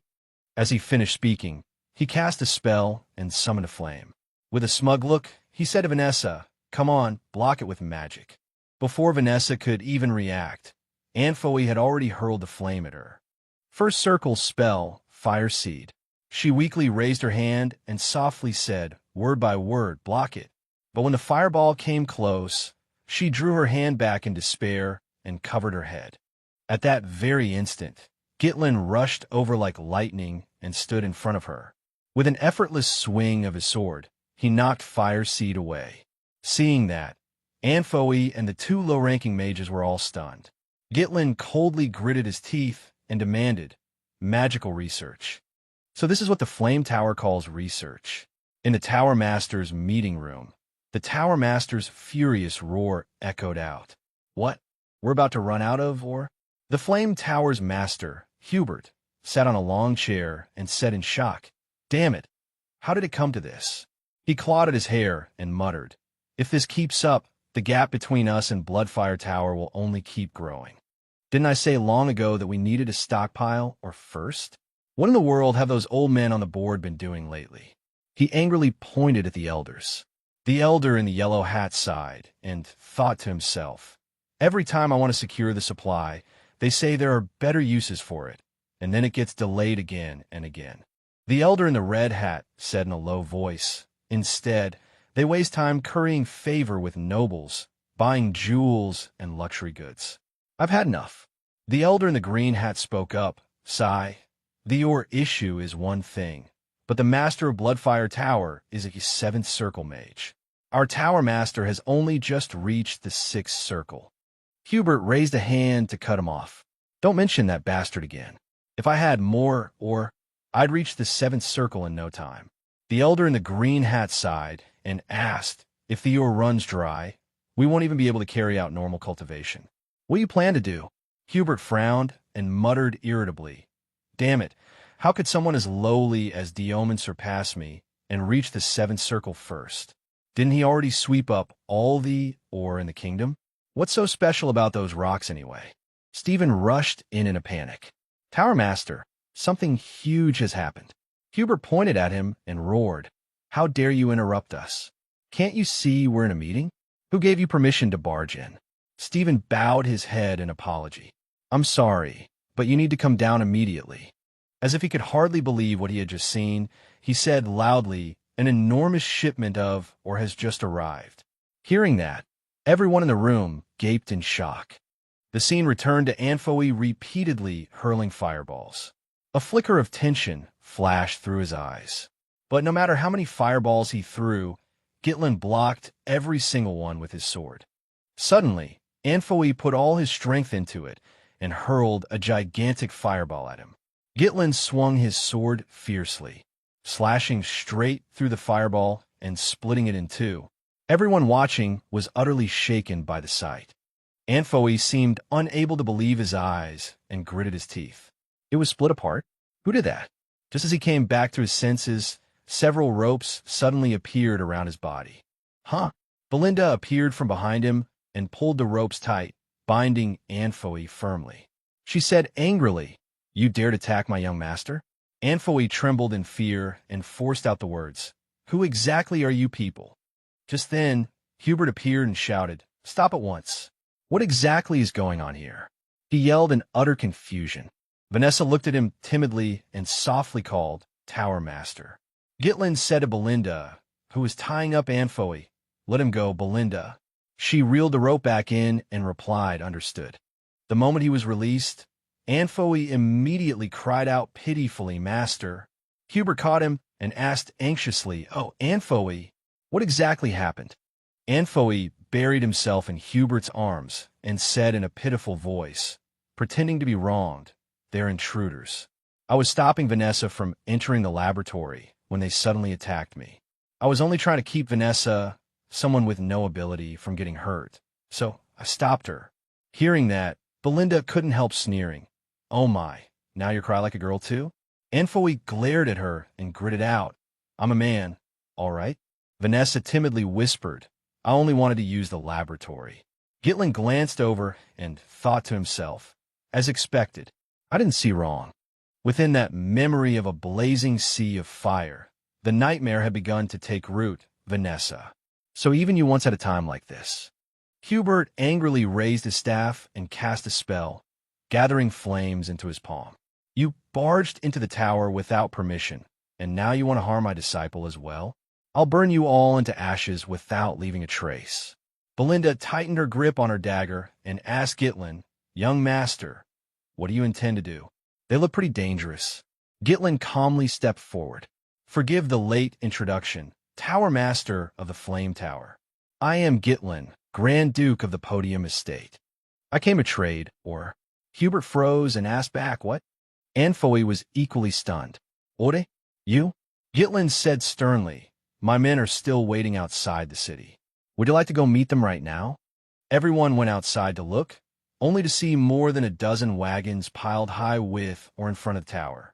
The tower master and the elders stared at the mound of ore, all of them gaping in shock. The elder in the blue hat blurted out, "Impossible." The elder in the red hat said, "Where did he get so much ore?" The elder in the yellow hat observed for a moment, then reported to Hubert, tower master, "It looks like there are at least 10 wagon loads of stone. What do you intend to do?" At the mention of tower master, Hubert's expression darkened slightly. But inside, he was overjoyed. This much ore? This was truly a gift from heaven. With this pile of stone, I can completely crush that detestable Bloodfire Tower. He was so delighted he nearly felt like floating into the air. But to save face, he outwardly pretended to remain calm and said, "Ahem, but this amount is less than I expected, and the quality doesn't look very good either." Cal immediately flew into a rage, nearly drawing his sword to cut someone down. That bastard actually dare belittle what we worked so hard to gather? At that moment, Vanessa softly said from behind, "But isn't this already a great amount? As far as I know, even a single wagon load of stone is enough to use for several weeks." Hubert furiously turned around and shouted at her, "Shut up. Is it your turn to speak here? Get to the side right now." He glared at her and cursed through clenched teeth. That useless lorgnette left behind a heap of trouble like this. If you're worthless, then at least you should know your place. At that moment, Gitlin merely watched the reactions of everyone around him in silence. Then Hubert exchanged glances with the elders and said, "You all think so too, don't you?" The elders stepped forward, picked up the ore to inspect it, then all nodded and said, On closer look, the quality really is a bit poor, just as the tower master said. For a poor territory to suddenly bring this much valuable ore, it's also possible that it's counterfeit." Belinda immediately exploded in anger. "What did you say? My young master put in tremendous effort to obtain this ore, and you dare say it's fake?"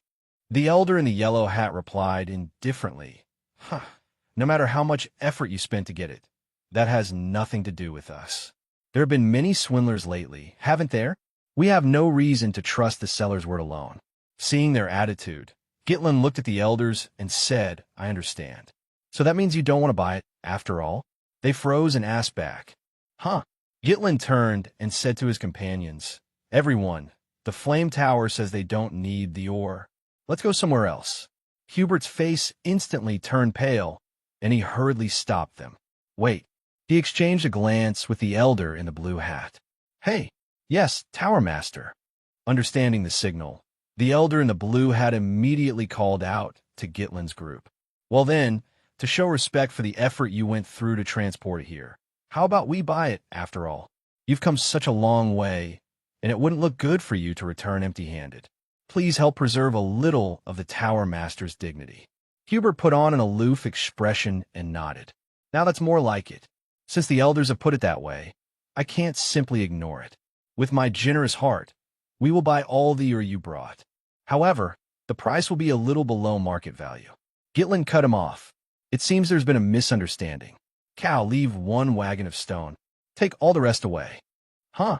Then he added to Cal, "Weren't we only planning to sell 1 wagon from the beginning?" With a faint smile, he looked at Hubert. Hubert and the elders all froze. "Huh?" Cal turned to look at them and replied with a grin, "All right.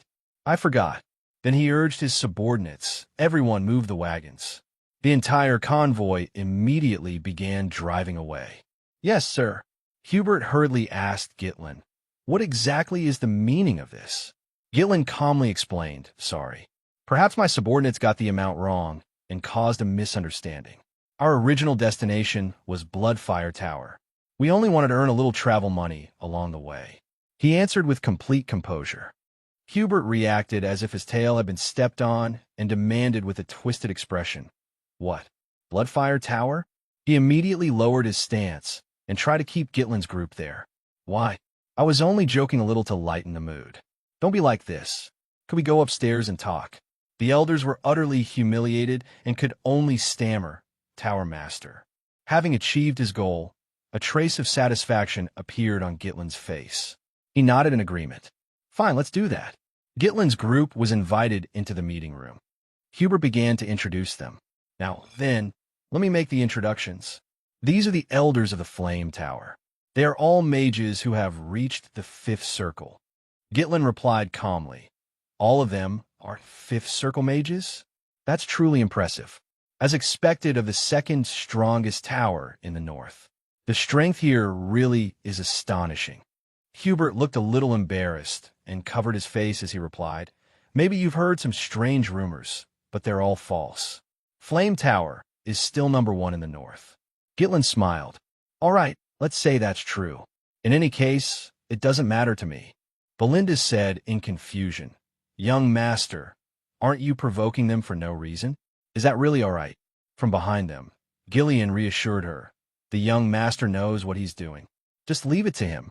Hubert waved his hand and pulled the conversation back to the main issue. All right, enough nonsense. How much are you planning to sell those stones for? I guarantee that if you go anywhere else, you might not even get their real value. Gitlin calmly raised 2 fingers and named his price. Double. We want double the market price, he said seriously. Hubert froze on the spot and muttered, double? You really don't understand anything. Hey, that's not how business works.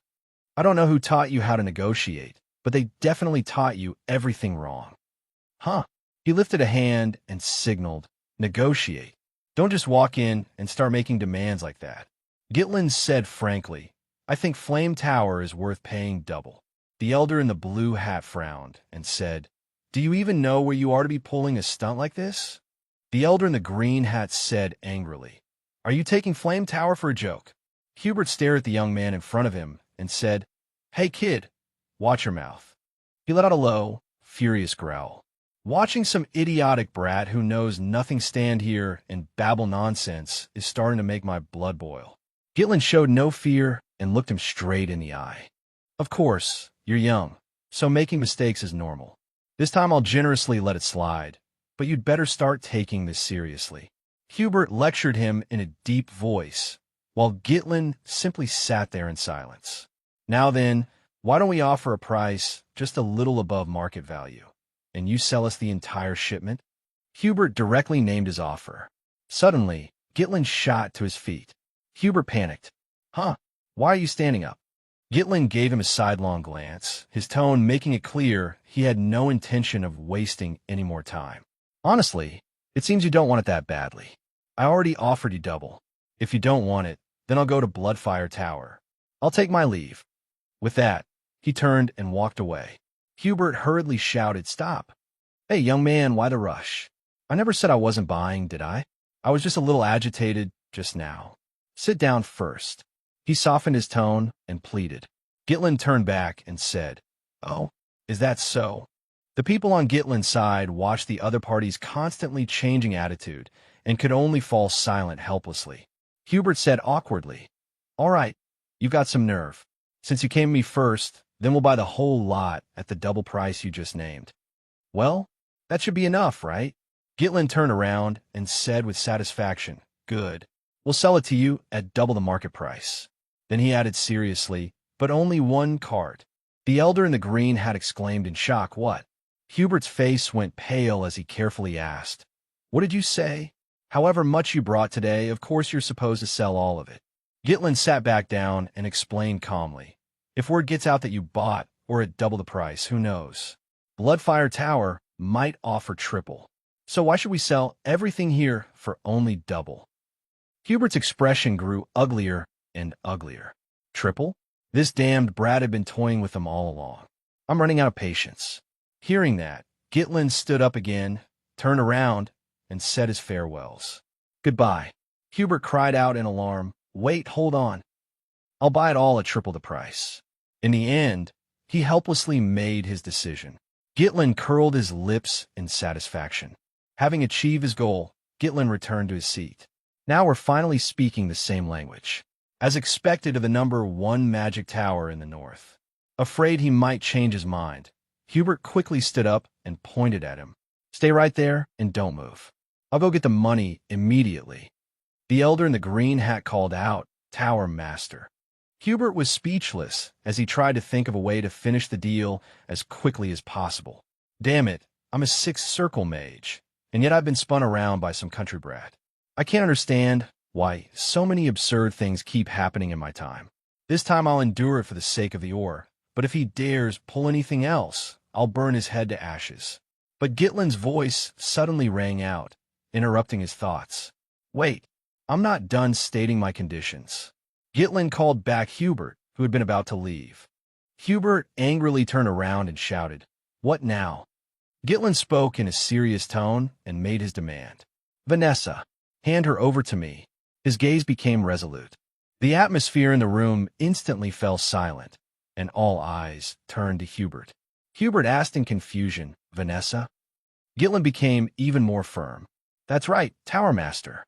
I want her as my personal mage." The scene shifted back to memories of his previous life. At that time, Gitlin and Claude were roasting meat over a greatsword. Gitlin reminded him, "Hey, the meat's burning." Claude replied unwillingly, "Then why don't you do it yourself? You want someone with only one arm to handle this too? What is that supposed to mean?" Gitlin clenched his fist threateningly. "What?" Claude immediately changed his tone. "No, nothing." Then Claude changed the subject and said excitedly, "By the way, Captain Gitlin, do you know Vanessa Blooddream?" Gitlin turned his head and asked, "Blooddream?" Claude began recounting the intelligence he had just gathered. "I heard something recently. It's pretty interesting. You know, that female mage who burned all of northern Lithuania to the ground. In the image, a woman in a white dress stood amid a sea of flames." Claude continued, "That woman has already reached the seventh circle." "Seventh circle?" Gitlin pressed his lips together and replied indifferently, "Seventh circle, and she's got a title like Blooddream. Sounds impressive enough, but so what?" Claude spun the iron hook on his right hand and said excitedly, "They say she's completely lost control. She's clearly a mage, but she went off to cultivate mana instead." Gitlin set down his cup and pressed further. "Why would a mage abandon magic and go learn to cultivate mana?" Claude continued, "She's really gone insane. In short, she's been wandering around burning and killing, and the local lords are practically going bankrupt because of her. The recent kill order is to take her down." While waiting, he added a few more details. Claude's expression suddenly turned serious. After a moment of thought, Gitlin spoke. "A mage who reached the seventh circle by cultivating mana instead of traditional magic." He raised his hand, his face showing extreme interest. "That's fascinating, isn't it? Claude, bring her here." He turned and said it to Claude. Claude froze. But in the end, that plan never came to pass. Back in the present, Gitlin thought to himself, "Vanessa can't control her magic, and when we found her, she was already near death. But even so, she still has the talent to develop to the seventh circle. As long as she's guided properly, she'll shine." He silently made up his mind. Gitlin's gaze grew more and more resolute. "This time, I must take her with me." Stroking his beard, Gillian recalled, "You mean that girl from earlier?" Cal said doubtfully, "She doesn't look strong at all." Belinda leaned in closer and said in a low voice, "If you were planning to take someone away, young master, you could at least have told me first." The elders and Hubert discussed it in hushed voices. "This is great, right? It couldn't be better. She was a burden anyway. Wouldn't it be better to use this chance to get rid of her? We've already taken care of her long enough to maintain our relationship with Lonet, haven't we?" Hubert stepped forward and said to Gitlin, Well, Vanessa is one of Flame Tower's finest mages. She would certainly want to devote herself to the Magic Tower." Gitlin interrupted him. "In addition, I need you to send combat mages of the third circle and above to podium. We need mages to take part in the territorial war."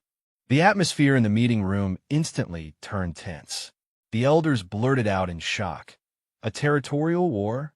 Gitlin raised his hand in a signaling gesture and continued, "Triple the market price. Mages of the third circle and above dispatched to podium for 1 year, and Vanessa handed over to me as my personal mage.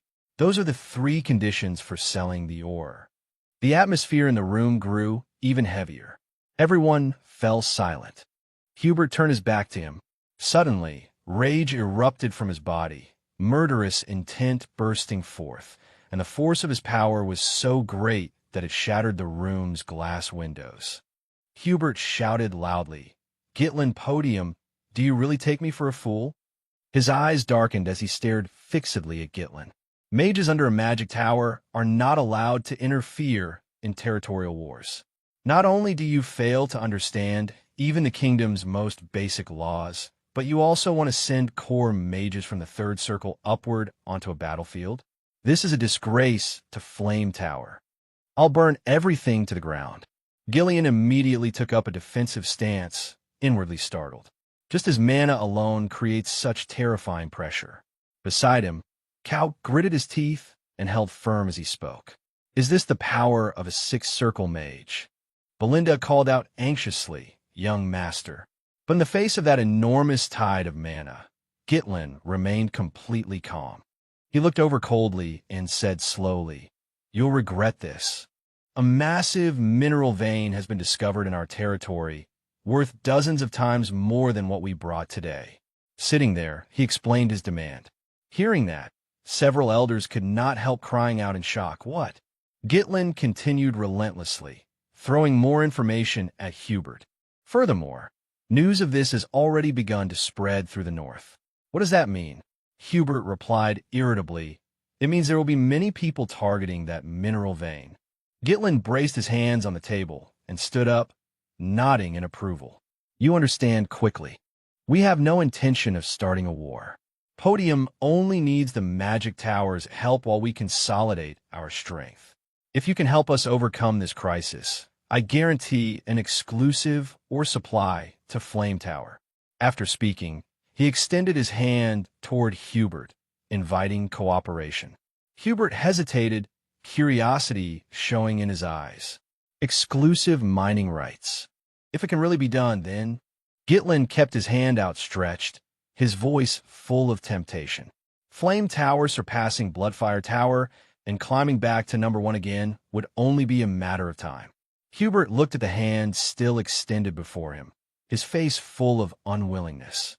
Grinding his teeth, he finally made up his mind, strode forward, and clasped Gitlin's hand tightly.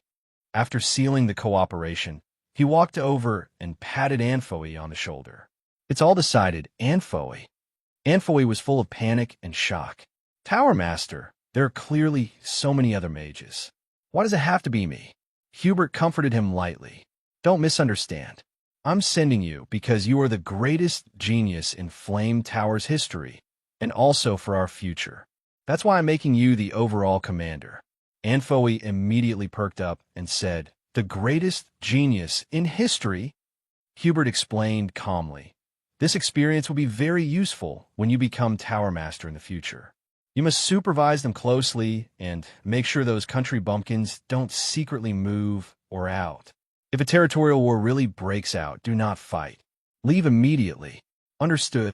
As long as we endure for 1 year, just 1 year, our tower will surpass Bloodfire Tower and reclaim the #1 position." Anfoe was silent for a moment. His eyes gradually lit up with excitement, and he lowered his head in reply. "Yes, master." But the moment he thought about having to work with Gitlin, his face instantly twisted with displeasure. The scene shifted to after they left the palace. The one waiting to receive them was Gitlin and the mercenary troop. "Welcome to Podium."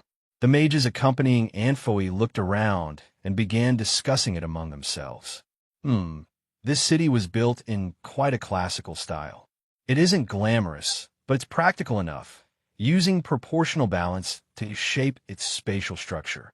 Anfoe also looked around once. Feeling annoyed, he thought, as expected, it's a shabby backwater. "I only came because of the Tower Master's orders. An heir to a magic tower, like me, was actually sent to this filthy little territory." Even so, he still stepped forward and introduced himself. "I am Anfoe, a third circle mage and heir to the magic tower. This time, I have been ordered to lead the mages here." Gitlin stepped up to greet him, speaking in a serious tone. "There's a lot of work to be done in this territory, so don't slack off. Do your job properly." Anfoe was full of resentment, grinding his teeth. "Does this country bumpkin think I'm his servant? Just wait. Once I become Tower Master, the first person I'll deal with is you." Meanwhile, Gitlin looked around. Then he called out, "Anfoe, where is Vanessa?" he asked sternly. Anfoi turned to glance back and answered indifferently. Oh, she's probably in the back, carrying the luggage. Along with heavy breathing and a weary figure, Vanessa appeared, carrying everyone's luggage in her hands. Her face was covered in sweat. Then she spoke with difficulty. I am Vanessa. Greetings, Lord. Anfoi impatiently shouted, Hey, hurry it up. I thought you weren't coming after all. Gitlin glanced at the young man beside him, then walked over to Vanessa and held out a hand. Vanessa, put everything down and come here. Exhausted, she asked blankly, Huh? But I still haven't finished moving everyone's things. From behind, Anfoi said coldly, Just leave it. She only did chores like that back at the tower anyway. She can't even use magic, so odd jobs suit her just fine. The next instant, Gitlin directly hurled a suitcase into Anfoi's face. The other mages rushed over in alarm. Anfoi stared at him in disbelief and roared, Damn it, what the hell are you doing? Standing in front of him, Gitlin rolled his wrist and said, Vanessa no longer belongs to the magic tower. From now on, she belongs to me. Don't treat her like that again. I'll let it slide this time, but if there's a next time, you'll pay with your life. Vanessa widened her eyes and stared at him in shock. Anfoi went mad and shouted, You insane country savage. You dare treat me like this? I'm the heir to Flame Tower. And a third circle mage, too. The lower circle mages with him also spoke up one after another. Even if he's a noble, this goes too far. If we wanted, this place could become a sea of fire in an instant. Anfoi raised his staff and ordered, Move. Let them witness the pride of mages. But Gitlin ignored them completely and merely snapped his fingers in a signaling gesture. Shoo! Fully armed soldiers immediately surrounded the group of mages. They instantly panicked and shouted, What is this? How dare these barbarians? What kind of territory is this, daring to point weapons at mages? Anfoi cried out in horror, We are mages, and we deserve respect befitting our status. Gitlin said in disgust, Shut up, Anfoi. No matter how you are treated, a contract is still a contract. Through an agreement legally signed by the Tower Master, I have the right to command you for 1 year, and also the right to exclusive or supply. If your actions ruin the contract, who do you think the Tower Master will side with? His tone was light, but full of mockery. Anfoi was immediately struck speechless and stammered, that. Gitlin continued coldly, Your function in Podium is, at best, as reserve mana batteries. If you want better treatment, then first fulfill that duty. Anfoi was so furious that he ground his teeth and shouted loudly, Reserve mana batteries? You dare call me a reserve mana battery? Gitlin turned and walked away, tossing out an order. Gillian, Cow, make them understand their place. Cow revealed a wicked grin and said excitedly, Sure. Looks like these lofty scholars have gotten used to comfort inside the tower, huh? Gillian also replied with interest, Remember to teach them how to adapt to our territory. Anfoi's expression changed, fear filling him to the extreme. You crude bastards.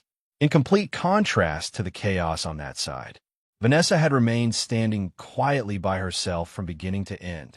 Gitlin walked over to her and called out Vanessa. She hurriedly answered, Yes, Your Grace. Gitlin looked at her and gently instructed, From now on, do not obey anyone except me. You are my personal mage. She froze instantly. Right after that, her gaze dimmed a little, as if she were afraid he might change his mind. Vanessa lowered her head in embarrassment, but still said softly, But just like Anfoi said, I can't even use magic. A personal mage.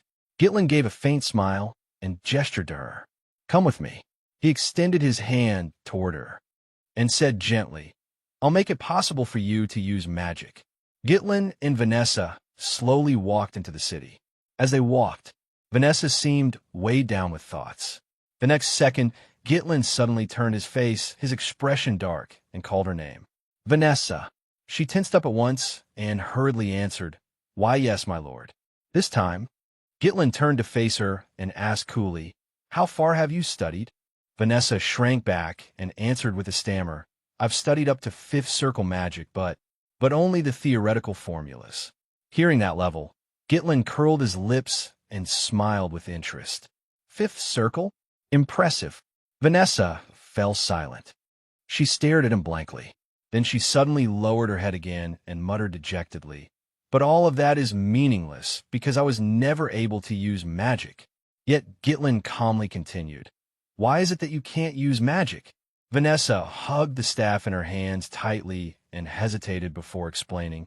Ever since I was little, I've never once been able to sense magical power. Even so, I always believed that one day I would be able to use magic, so I kept working hard. But the more I learned, the more I felt that I would never be able to use magic. And now even the teacher who once taught me has passed away. Is that why I was abandoned like this?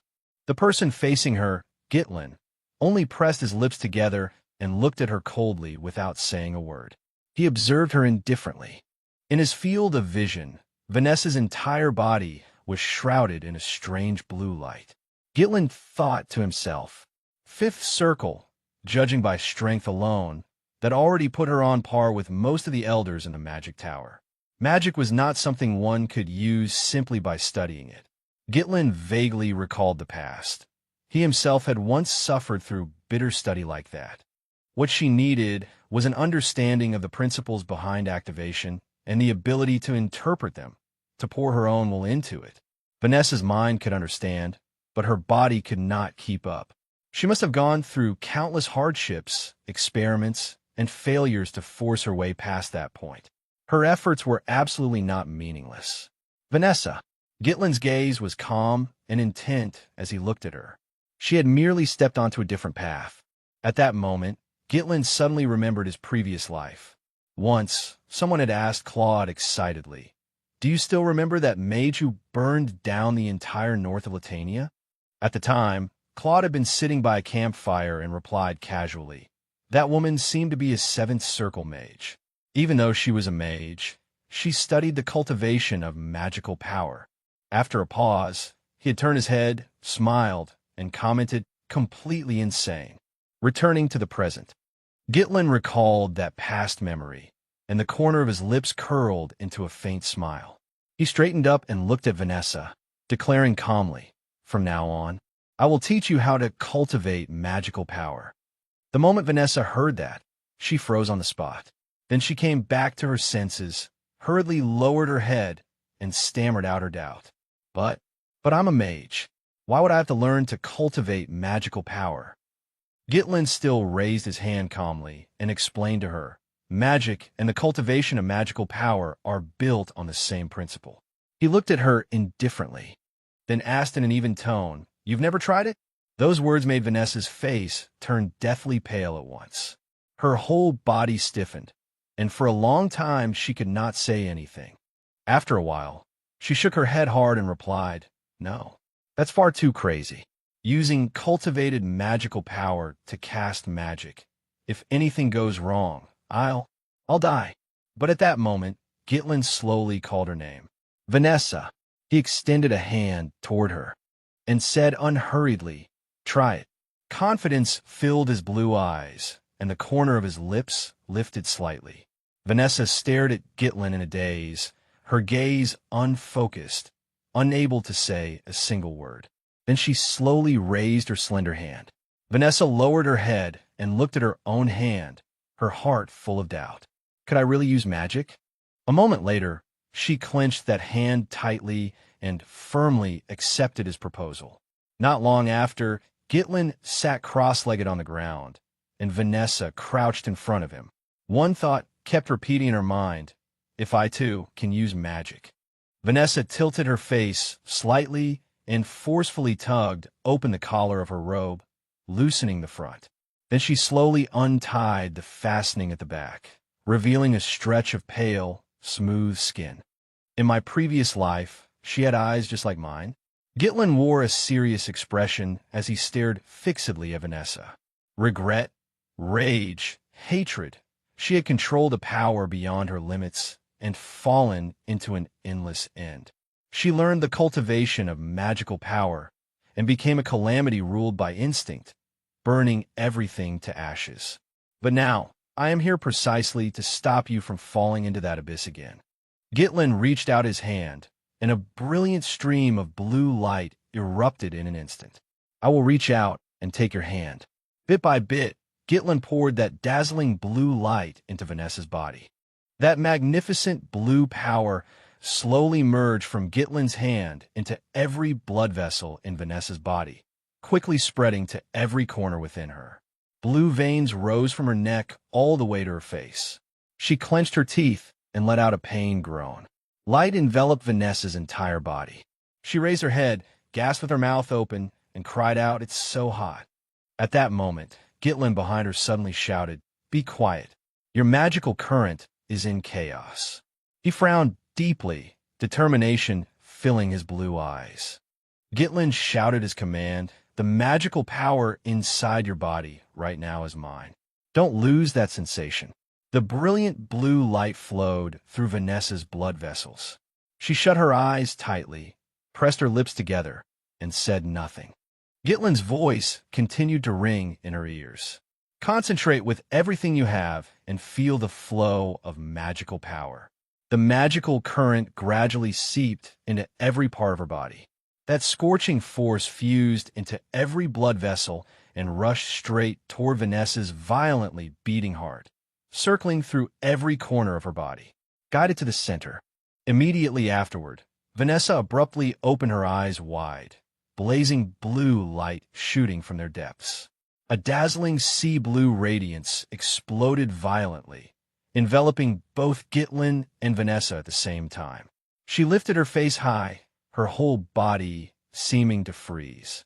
Vanessa seemed to fall into the past, returning to her childhood. Through a crack in the door, she vaguely saw inside and heard an angry shout coming from within. "You're saying you want to cut the funding? Do you know what you're saying?" In the room, Lonit was speaking loudly to Hubert, who sat silently in his chair. "Vanessa truly is very gifted.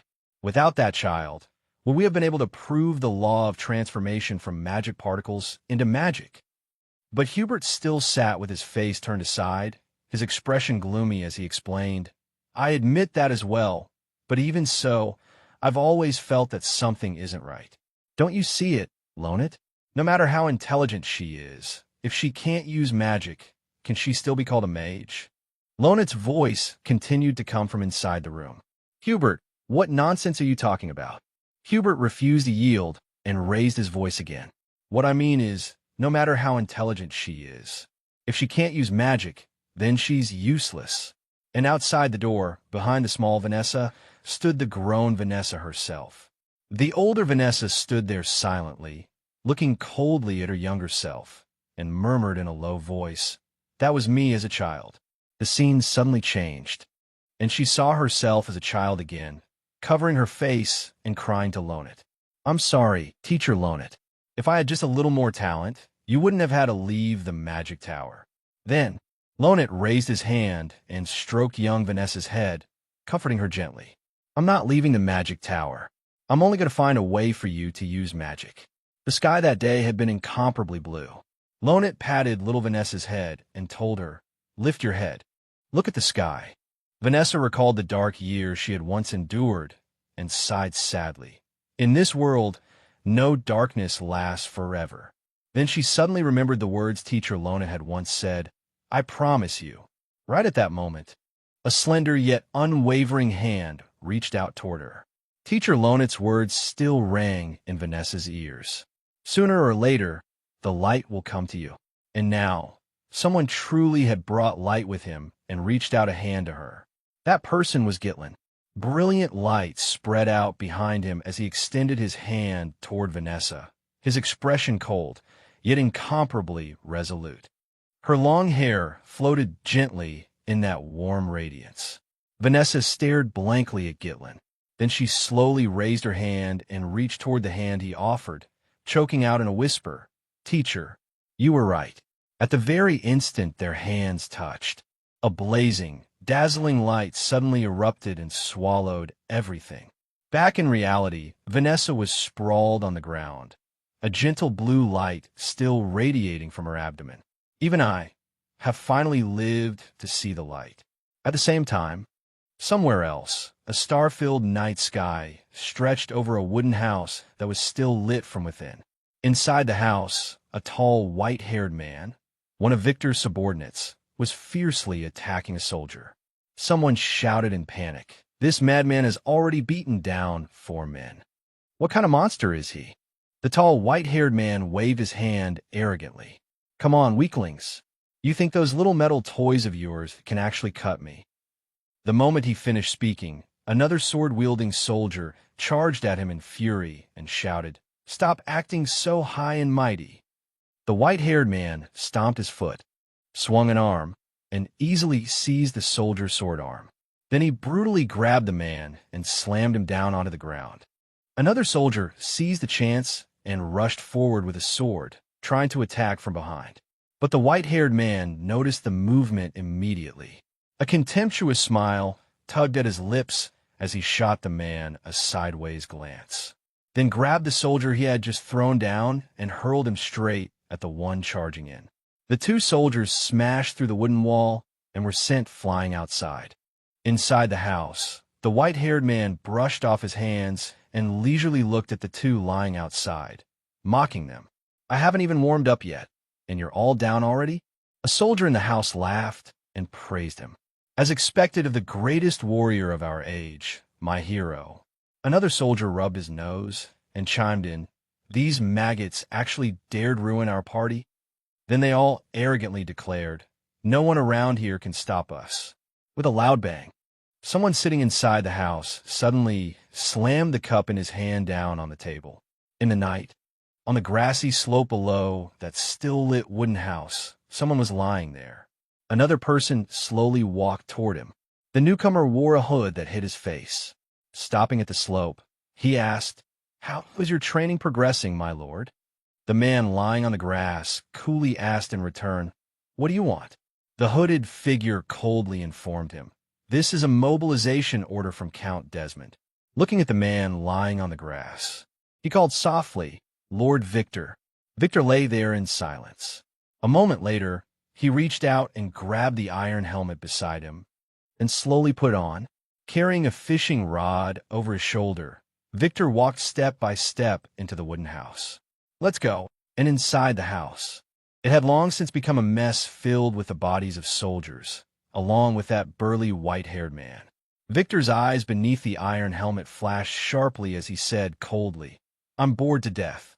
At this moment, Walter was sitting before a long table in deep thought. He lowered his head and trembled as he picked up the letter. Written on it were the words, "My son, Degat, has been killed by Gitlin Podium, and therefore I will have my revenge." Walter closed his eyes and reluctantly gave the order, "Summon the troops." He said in a heavy voice, "This is a declaration of war." Randon roared angrily, "Those Degat bastards must be insane. They actually dare claim that Duke Gitlin killed Jinmo." He shouted, "Using that excuse to start a war. We have to teach them a lesson. Who would have thought they'd suddenly turn on us? For all these years we've been part of the Northern Alliance. What exactly are they hoping to gain from this war?" Walter remained silent the whole time. Suddenly, a voice rang out and jolted him awake. "It's because of the rune stones." Gitlin calmly continued, "Didn't Father say that while I was at the Magic Tower, 2 of our subordinates went to Degat as envoys? They must have leaked the internal situation of our territory." The others were immediately shocked when they heard that. "Our subordinates betrayed us. How can you dare say something so dangerous?"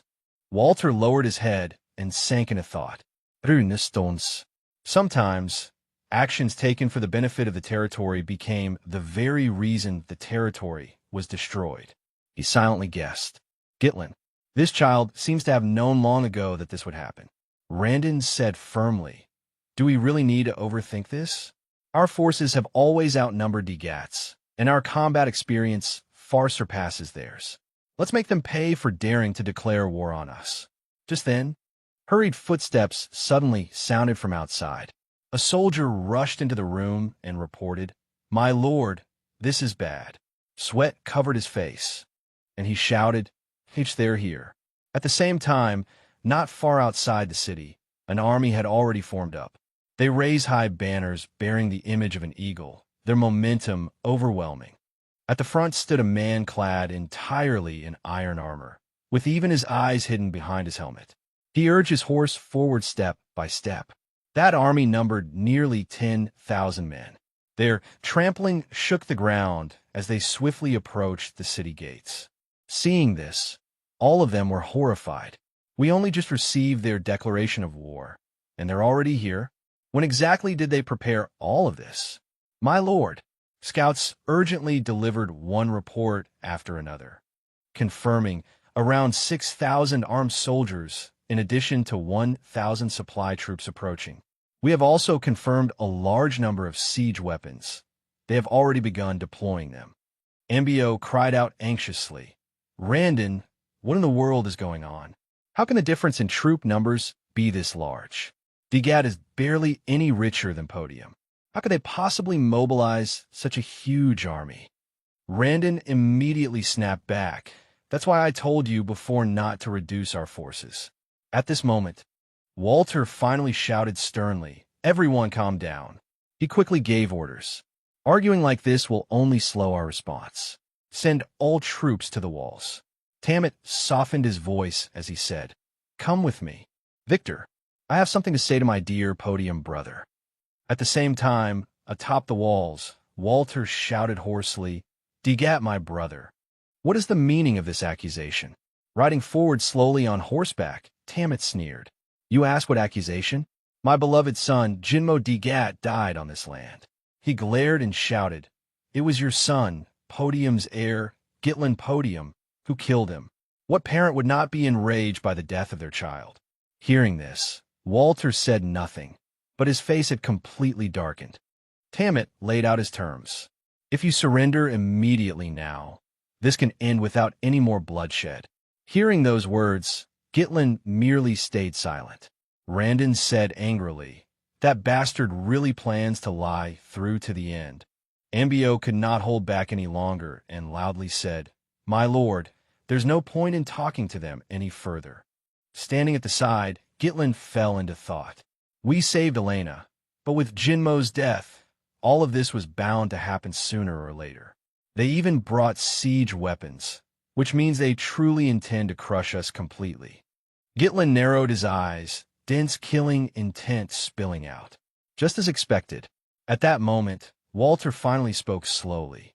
"My son did not kill Jinmo." He stared fixedly at the other side, his voice full of menace. "That is my only answer. If you still value your life, then leave this place." Seeing the killing intent in Walter's eyes, Tammet could not help freezing, cold sweat beginning to bead on his forehead. Victor, standing beside him, thought to himself, Walter Podium truly does have the bearing of a great general who has guarded the North for many years. Tammet let out a long breath, forced himself to calm down, and said in a low voice, as expected of the North Wolf, "How much blood will your foolish decision spill, brother?" He turned and rode away, but did not forget to throw back one final warning. "Don't regret this later, Walter Podium." The sound of hoofbeats gradually faded into the distance, but the expressions of those standing atop the gate remained just as grim. Randon anxiously proposed, "My lord, give all the troops to me. They're nothing more than a mob with poor training. I'll sweep them away." Hearing that, Homerin and Ambio immediately panicked and tried to stop him. "Are you insane? No matter how strong you are, the gap in numbers is far too great. If we lose even once, Podium will be finished." He roared angrily. "But we can't just stand here and do nothing, can we?" The three of them instantly began arguing noisily. "What about asking the other territories for reinforcements? Can we hold out until help arrives? In the worst-case scenario, we'll be forced to abandon the city and retreat to the northern fortress." Walter narrowed his eyes and muttered inwardly, "It's too chaotic. I can't think calmly at all." He only felt utterly baffled.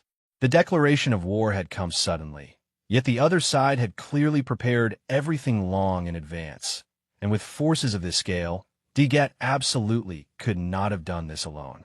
Who exactly was backing them from behind? Walter's heart was bitter. What exactly should I do? At that moment, Gitlin, who was standing beside him, suddenly spoke. We should prepare for a defensive siege battle. Hearing that, Walter turned his head in surprise to look at him. Gitlin calmly continued. Digat has nearly 7,000 troops, while Podium can currently gather only a little over 2,000 at best. The difference in manpower is more than threefold. Gitlin analyzed. They're extremely well prepared, and their morale is very high. In about 15 days, once all their siege equipment is fully in place, they will launch an all-out assault. He concluded decisively. At present, seeking outside reinforcements and holding the city are our best options. Walter nodded. That's right. Under normal circumstances, that is indeed what we should do. But I can't see through what exactly is being hidden behind all this. After hearing that, Gitlin immediately pressed his lips together. Then he bent down close to Walter's ear and whispered something in a low voice. After hearing it, Walter looked at him in surprise. Gitlin silently steeled himself. There are only 15 days left until the final battle. This is our last chance.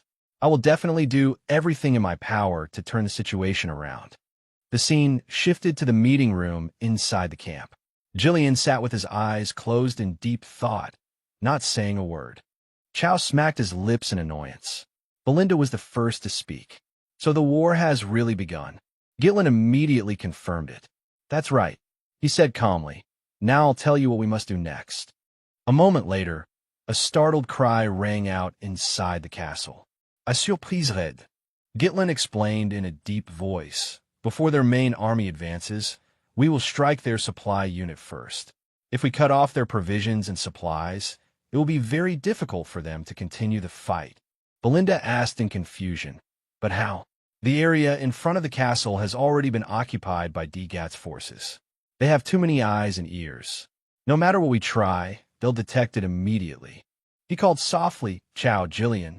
The two immediately replied, Yes, sir. Chow said gently, Following your orders, we already stationed troops in advance at the Beast Forest outpost. If necessary, they can hide inside the forest without worrying about being discovered. Jillian continued. Per the young master's request, cloaks made from tree bark have also been distributed to the soldiers. That dark material is very suitable for night operations. Gitlin explained clearly. If it were a large army moving, of course it would be easy to detect. But if it is a small elite squad with proper camouflage, then it will not be easy to notice such an ambush. He emphasized, the only problem is that we still don't know where their supply unit actually is. Gitlin gave the order sternly. Belinda, I need you to find the location of their supply unit. Hearing that, her eyes widened immediately, her face full of surprise. Belinda answered decisively, understood. Gitlin looked at her and thought to himself, this is a dangerous mission. Infiltrating the enemy camp could cost her life at any moment. But if it's Belinda, she will definitely be able to do it easily. And in the end, we still need one trump card to bring this war to a complete close. A few days later, inside Digat's supply camp, Pabro, once one of Podium's former subordinates and now commander of Digat's supply unit, happily raised a glass of wine and shouted, The war has finally begun. Before long, someone like me who spent his whole life as a subordinate will finally have land of his own. He clinked glasses with the person opposite him, then said excitedly, As expected, choosing Desmond's side was the right decision. Thanks to the reinforcements they sent, I can stay safely in the rear like this. The other man immediately echoed, It is all thanks to my lord's wise and decisive judgment. Pabro laughed proudly. Farewell, Podium. Before long, part of that land will belong to me as well. Just then, several hoofbeats suddenly appeared outside the camp. A cold voice rang out. Perfect timing. Gitlin and an elite unit wearing dark cloaks were hiding inside the deep, shadowy forest. Belinda observed for a while, then said in a low voice, The weather really is gloomy. Chow added, In this darkness, you can hardly see anything at all. Gitlin adjusted his helmet and asked softly, Isn't weather like this perfect for launching a surprise attack? Very soon after, he tightened his helmet. We don't need prisoners. A cruel light appeared in Gitlin's eyes as he suddenly drew the sharp sword from his back and ordered coldly, "Spare no one. Kill them all." The moment he finished speaking, rapid hoofbeats burst out. They charged toward the camp guards like a hurricane. A brutal slaughter erupted at once. With a single strike from Chow, a guard's head flew off on the spot. Immediately afterward, more and more soldiers fell one after another. The troops in the camp heard the commotion and shouted in panic. "An ambush? What the hell are those damn guards doing?" Gitlin rode straight into the camp, cutting down enemy soldiers who blocked his path while loudly commanding, "Gitlin's mercenary unit, from this moment onward, act according to plan. Do not leave a single survivor." As soon as he finished speaking, a thunderous storm of killing sounds shook the entire forest. A soldier rushed in with a panicked report. "Count Pabro, emergency! We're under ambush!" Pabro roared furiously. "I can see that. What are those guards doing?" Even with sweat pouring down his face, he still tried to stay calm as he gave orders. "But we have over 1,000 men. Don't panic. Stop them at once." The soldier hesitated, then said, "The problem is, more than 70% of our men have already fallen." Gitlin's forces attacked like a raging storm, never letting up for even a moment, showing mercy to no one as enemy troops fell in great swathes. Gitlin in particular was unbelievably decisive, wasting not a single movement. Every swing of his sword took an enemy head. Seeing this, Pabro froze on the spot, his face full of terror. He screamed in panic, "Run! If this keeps up, I won't even keep my head, let alone get any land." Before he could finish speaking, a sharp arrow pierced straight through his throat. In an instant, that soldier fell to the ground. Belinda suddenly appeared and said calmly, "I didn't expect to find you here, Pabro," former subordinate of Podium. The moment he saw her, Pabro's face darkened and he roared angrily, "Belinda!" Outside the camp, the entire encampment had already been swallowed by blazing flames. Corpses of soldiers littered the ground everywhere, all buried in the sea of fire. At this moment, Pabro had been tied up tightly and dragged before Gitlin. Belinda stepped on him and explained, "This man is Pabro, one of the subordinates sent to Gat as an envoy. He not only sold intelligence, but was also responsible for supplying Gat with necessary materials." Pabro shouted with all his strength, "Please spare my life, Lord Gitlin." Gitlin asked coldly, "Who bought you?" He hurriedly confessed, "Desmond, it was Count Desmond. They threatened my life. I had no other choice at all." Hearing that name, Gitlin immediately fell into thought. Desmond. So it really was him providing troops to Gat. Pabro still refused to give up.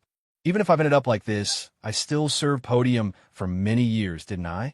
Count Gat would surely be willing to pay a considerable ransom. For you, this would be a profitable deal." Gitlin immediately jumped down from his horse and calmly ordered, "Raise your head." Seeing that, Pabro immediately shouted in delight, "Lord Gitlin, thank you, my lord, for giving me another chance. If you spare my life, then from now on I will definitely devote everything I have to continue serving Podium." Suddenly, a flash of cold steel appeared. Gitlin's sharp blade cleanly took Pabro's life. His eyes remained wide open, full of unwillingness. Gitlin said coldly, "I have never made deals with trash like you."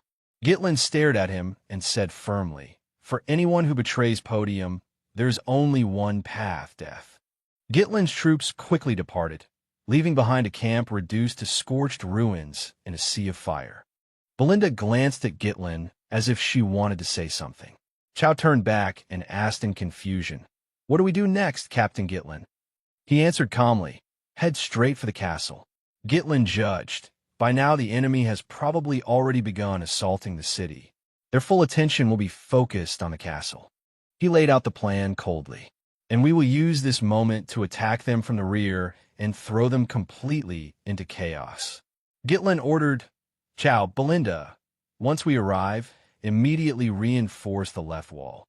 I will take responsibility for the right wall." He glanced behind him and called softly, "Jillian." Gitlin said sternly, The enemy camp is yours. This is still a surprise attack, but you will have to use the few against the many and face several thousand enemy soldiers. Can you do it? Hearing that, Jillian gave a faint smile. He said decisively, "No problem. If that is your order, my lord." Hearing that, Gitlin smiled in satisfaction. Chow felt a little jealous. That old man always gets assigned the interesting jobs. Belinda asked in confusion, "Young master, who is guarding the city gate?" Gitlin replied meaningfully, "Leave the gate alone for now." Hearing that, all three seemed to understand something at once and froze briefly. Gitlin noticed their gazes and turned a glance at them. He added in a deep voice, "This battle will become an entirely new chapter in Podium's history." At the same time, over by the castle, Walter was loudly commanding, "All troops prepare to engage the enemy." The moment he finished speaking, a wave of catapult shots smashed straight into the city gate, and the walls were damaged at once. Randon quickly directed, "Fire arrows. Don't let them get close." The enemy troops had begun raising ladders to climb the walls. Seeing that, the soldiers shouted in alarm, "They're climbing the walls. There are too many of them." Walter suddenly rushed forward and shouted, "Switch to close combat." He commanded sternly, "You must not let them seize the wall." Meanwhile, beneath the castle, Tammet spread his arms and laughed arrogantly. He clapped excitedly. "How refreshing. I don't even need to look to know this is already over." He gestured to Victor standing beside him. "Catapults, prepare the second wave of attacks. Crush them as quickly as possible." Seeing that, Victor thought to himself, "So this is the fate of the North Wolf." I did have some expectations, but at this moment, Walter was fiercely battling that savage soldier. He and Randon were quickly surrounded tightly by a large number of enemy troops. Randon asked anxiously, "My lord, the walls can still be held, but if this continues, the gate will fall very soon. Do you have any orders?" Sweat covered Walter's face as he closed his eyes and fell silent for a moment. Then he calmly ordered, "Ignore the gate. We hold only the walls." Walter turned and asked, "Scovan, where are the reinforcements?" The other man hurriedly reported, "Every territory we sent people to for aid has refused. The Diggit territory and the Rayfort territory both said internal problems have arisen and they cannot send support. The envoys sent to Count Loges have all lost contact as well. There is no news from them at all." Randon cursed furiously. "Damn it, why is not a single one of them willing to send reinforcements? A bunch of ungrateful wretches." At the same time, in the enemy's main command camp, a soldier ran over in panic and reported, "This is bad. My Lord Count, it seems the supply unit has been attacked." Hearing this, Tammet immediately widened his eyes in shock. The soldier lowered his voice and continued, "The men we sent to retrieve supplies still haven't returned. Something must have happened to the supply unit." Tammet tried to remain calm. "Don't jump to conclusions. That's impossible." He let out a cold laugh. "Those podium rats trapped inside the castle. How could they possibly know the location of the supply convoy, much less run out and attack it?" Victor looked at the black smoke rising in the distance and thought to himself, "That smoke over there, there is no doubt it is coming from the supply unit."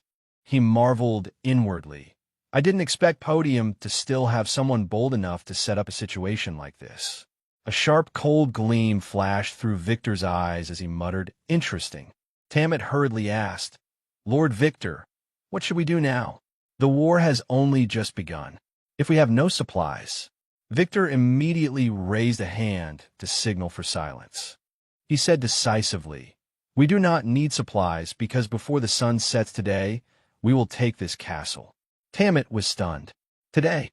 Victor fixed his gaze on the castle ahead. A cold light flickered in his eyes. Victor watched the battlefield and thought to himself, "The attacks on both walls have gone on for a long time, yet they still have not broken through. Walter's elites, including the North Wolf, must all be desperately holding those positions. But compared with those, the main gate." He seemed to realize something and nodded. "I see now."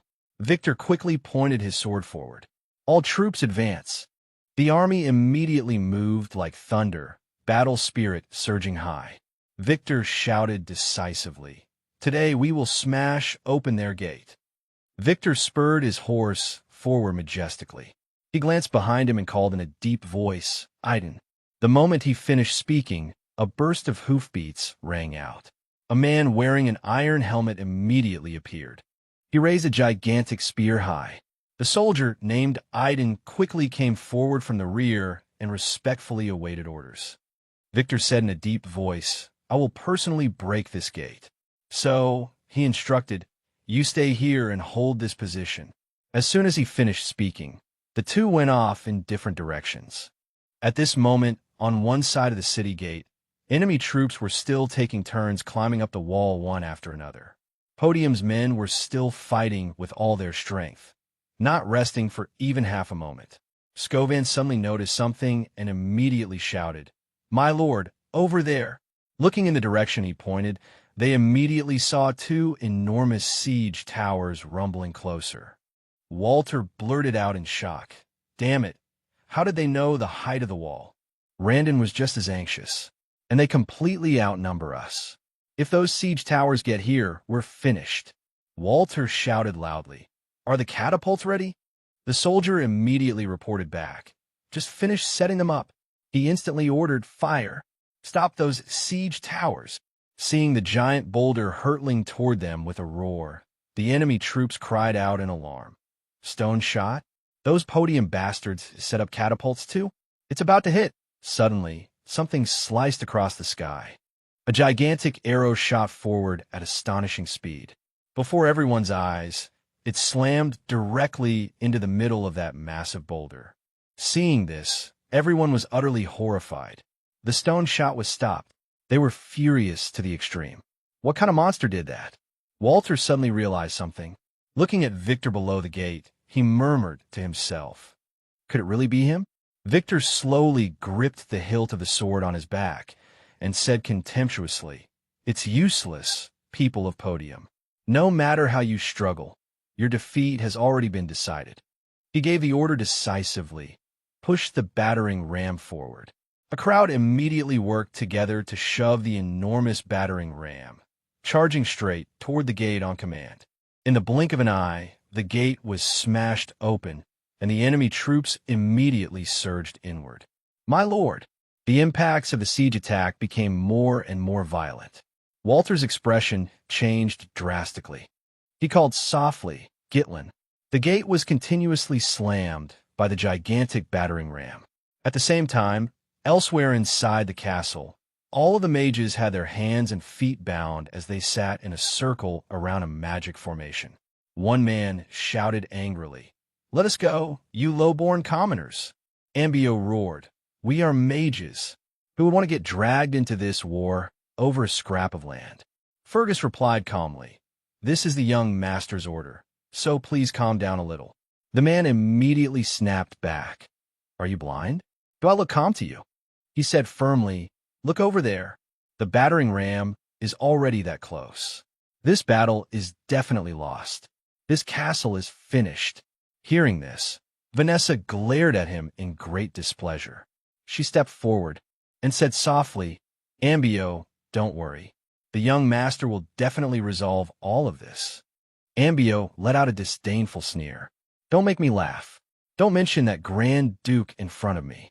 It's because of that bastard that I was dragged down into hell, and now I'm about to lose my life too. Resolve everything? What the hell can he resolve?"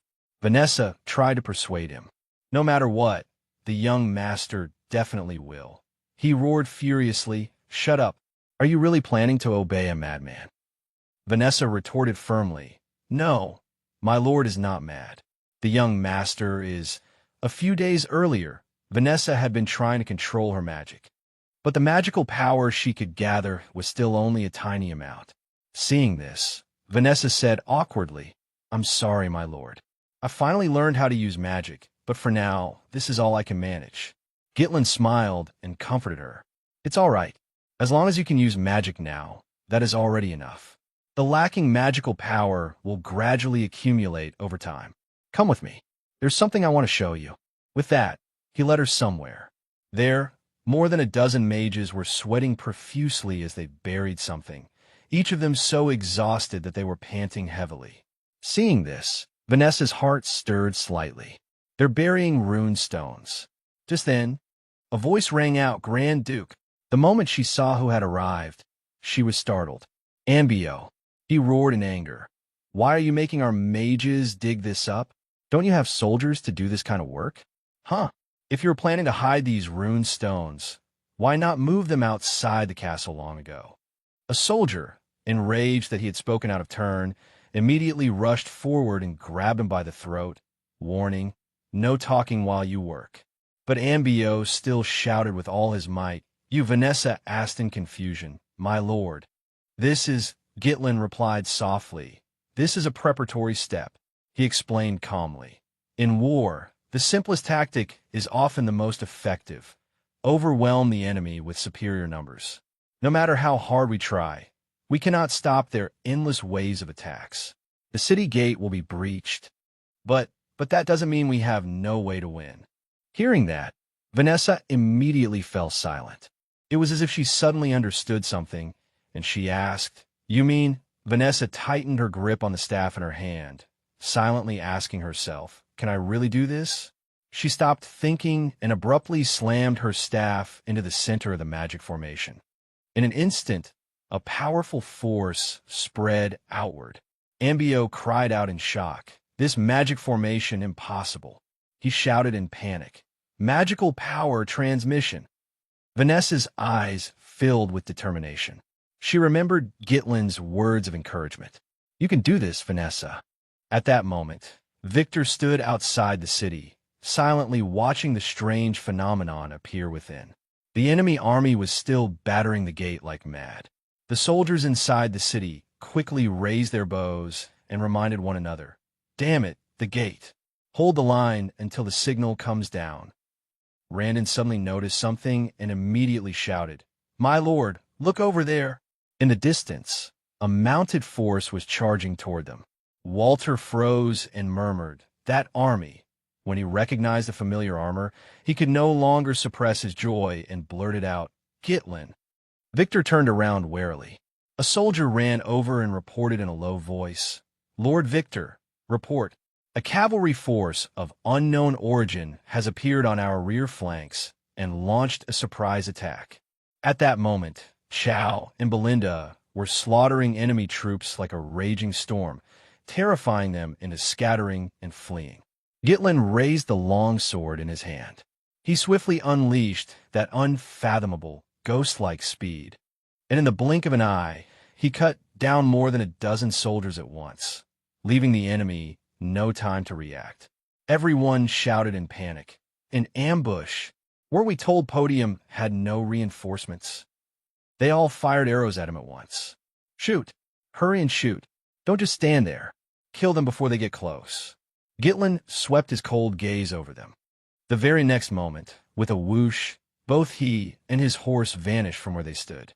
1 second later, Gitlin had already leaped over the enemy ranks on horseback, making everyone cry out in horror. What?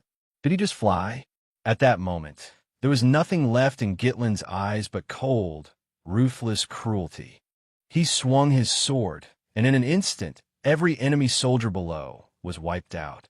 They all collapsed to the ground. The remaining soldiers saw this and trembled as they spoke. "He killed that many people in an instant? Is he some kind of monster?" Gitlin raised the long sword in his hand, and his voice rang out, "Soldiers of Podium, rise. From this moment on, it is our turn to strike back." Gitlin shouted again, "Soldiers of Podium, get up.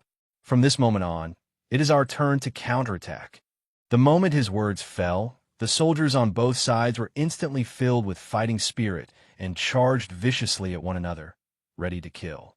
At the same time, inside Gat's main camp, explosions sounded one after another, and the enemy banners came crashing down. At the same time, as the soldiers saw Jillian drawing ever closer, wave after wave of alarmed shouting broke out. "We've been ambushed. The main camp is under attack." Jillian quickly gave the order. "Gordon, Toden, I'll draw their attention. The two of you split up and destroy every important structure." The two answered in unison, understood. Toden sneered, look at those bastards. They're in complete chaos. Gordon added, by the time they make it back to camp, the place will already be ashes. Tammet, seeing all this with his own eyes, could not help but freeze in shock. What the hell is going on? Why are we the ones being ambushed instead? That soldier hurriedly urged him, my lord, you need to withdraw first. Before he could finish, Jillian had already ridden straight up in front of them. He spoke coldly. Enemy Supreme Commander, Count Dgat Tammet, I intend to take you alive. Hearing that, Tammet immediately broke out in a cold sweat and cried out, huh? Just then, an arrow carrying immense magical power shot in from nowhere, flying straight toward Tammet. Jillian instantly sensed that something was wrong and cast a sidelong glance. He quickly raised his spear and blocked the arrow. At that moment, Aiden and Jillian stood face to face. Jillian studied the man before him and thought, this one is very strong. Aiden nodded in approval. Bringing only that many men and still daring to charge straight into the main camp. You've got some nerve. He promptly introduced himself. I am Aiden. State your name. Hearing that, Jillian narrowed his eyes as killing intent flared. He said coldly, I have no name. I am merely a weapon under Grand Duke Podium. At that moment, on the left section of the city wall, Belinda shouted, Chow. She quickly hurled that soldier toward him. Chow broke into an excited grin. The next moment, he swung his sharp blade and split the man's body in two. Belinda complained, did you really have to spray blood all the way over here? Chow paid no attention to her. Then dodge it yourself, old lady. I don't have time to worry about that. Hearing that, she instantly flew into a rage and shouted, what? Old lady. At the same time, on the right side of the wall, Gitlin was fiercely fighting off the ever-increasing number of enemy soldiers rushing at him. The enemy troops had begun to panic. We can't stop him. We're going to die, run. Seeing this, Gitlin immediately shouted encouragement. Everyone charge. The enemy is already in disarray. Now is the chance to wipe them out. He declared decisively, I will destroy their siege tower. Hearing that, Gordon and Toden were instantly fired up and shouted, follow Captain Gitlin. Crush those bastards. Seeing the enemy soldiers beginning to break and flee, the mounted man immediately mocked them. A bunch of useless idiots without a shred of discipline. What kind of fool turns his back on the enemy on a battlefield? He gave the order, spearmen, block the front. Everyone answered in unison, yes, my lord. Gitlin said quietly to his warhorse, avoid them yourself. The enemy spearmen all thrust at Gitlin's horse at the same time. But the horse dodged every single attack. Everyone was horrified. What? Where did he go? By then, Gitlin had already used the momentum to leap high into the air. The moment he landed, he casually seized an enemy soldier standing there by the throat. Then Gitlin swung up his longsword. With a single blow, he killed every one of those spearmen. He circled behind them and launched a sudden attack, leaving all of them unable to react. One soldier's head had already been severed and sent flying into the air, his eyes still wide open. Gitlin suddenly realized something was wrong. He silently looked at the enemy forces still surging forward like a tide through the smoke and flames, continuing their assault on the city. Gitlin thought to himself, the condition of the wall is even worse than I expected. Is it because of that siege tower? At this rate, the wall may collapse before the gate is even broken.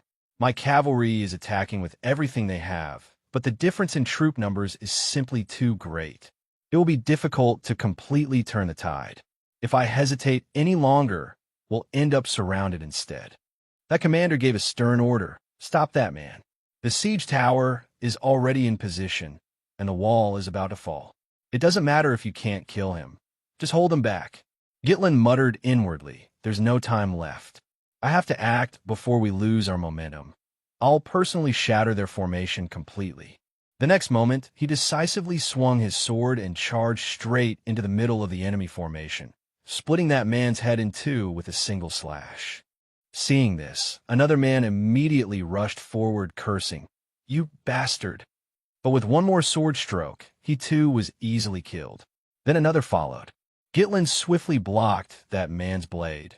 Then the instant his opponent left an opening, he slipped behind him and struck again, sending the soldier straight to the grave. The other soldiers kept urging one another on. Fire arrows. He's aiming for the siege tower. Don't let him get close. Arrows rained down thick and fast, but Gitlin dodged every one. The commander froze in place the moment he saw Gitlin close in.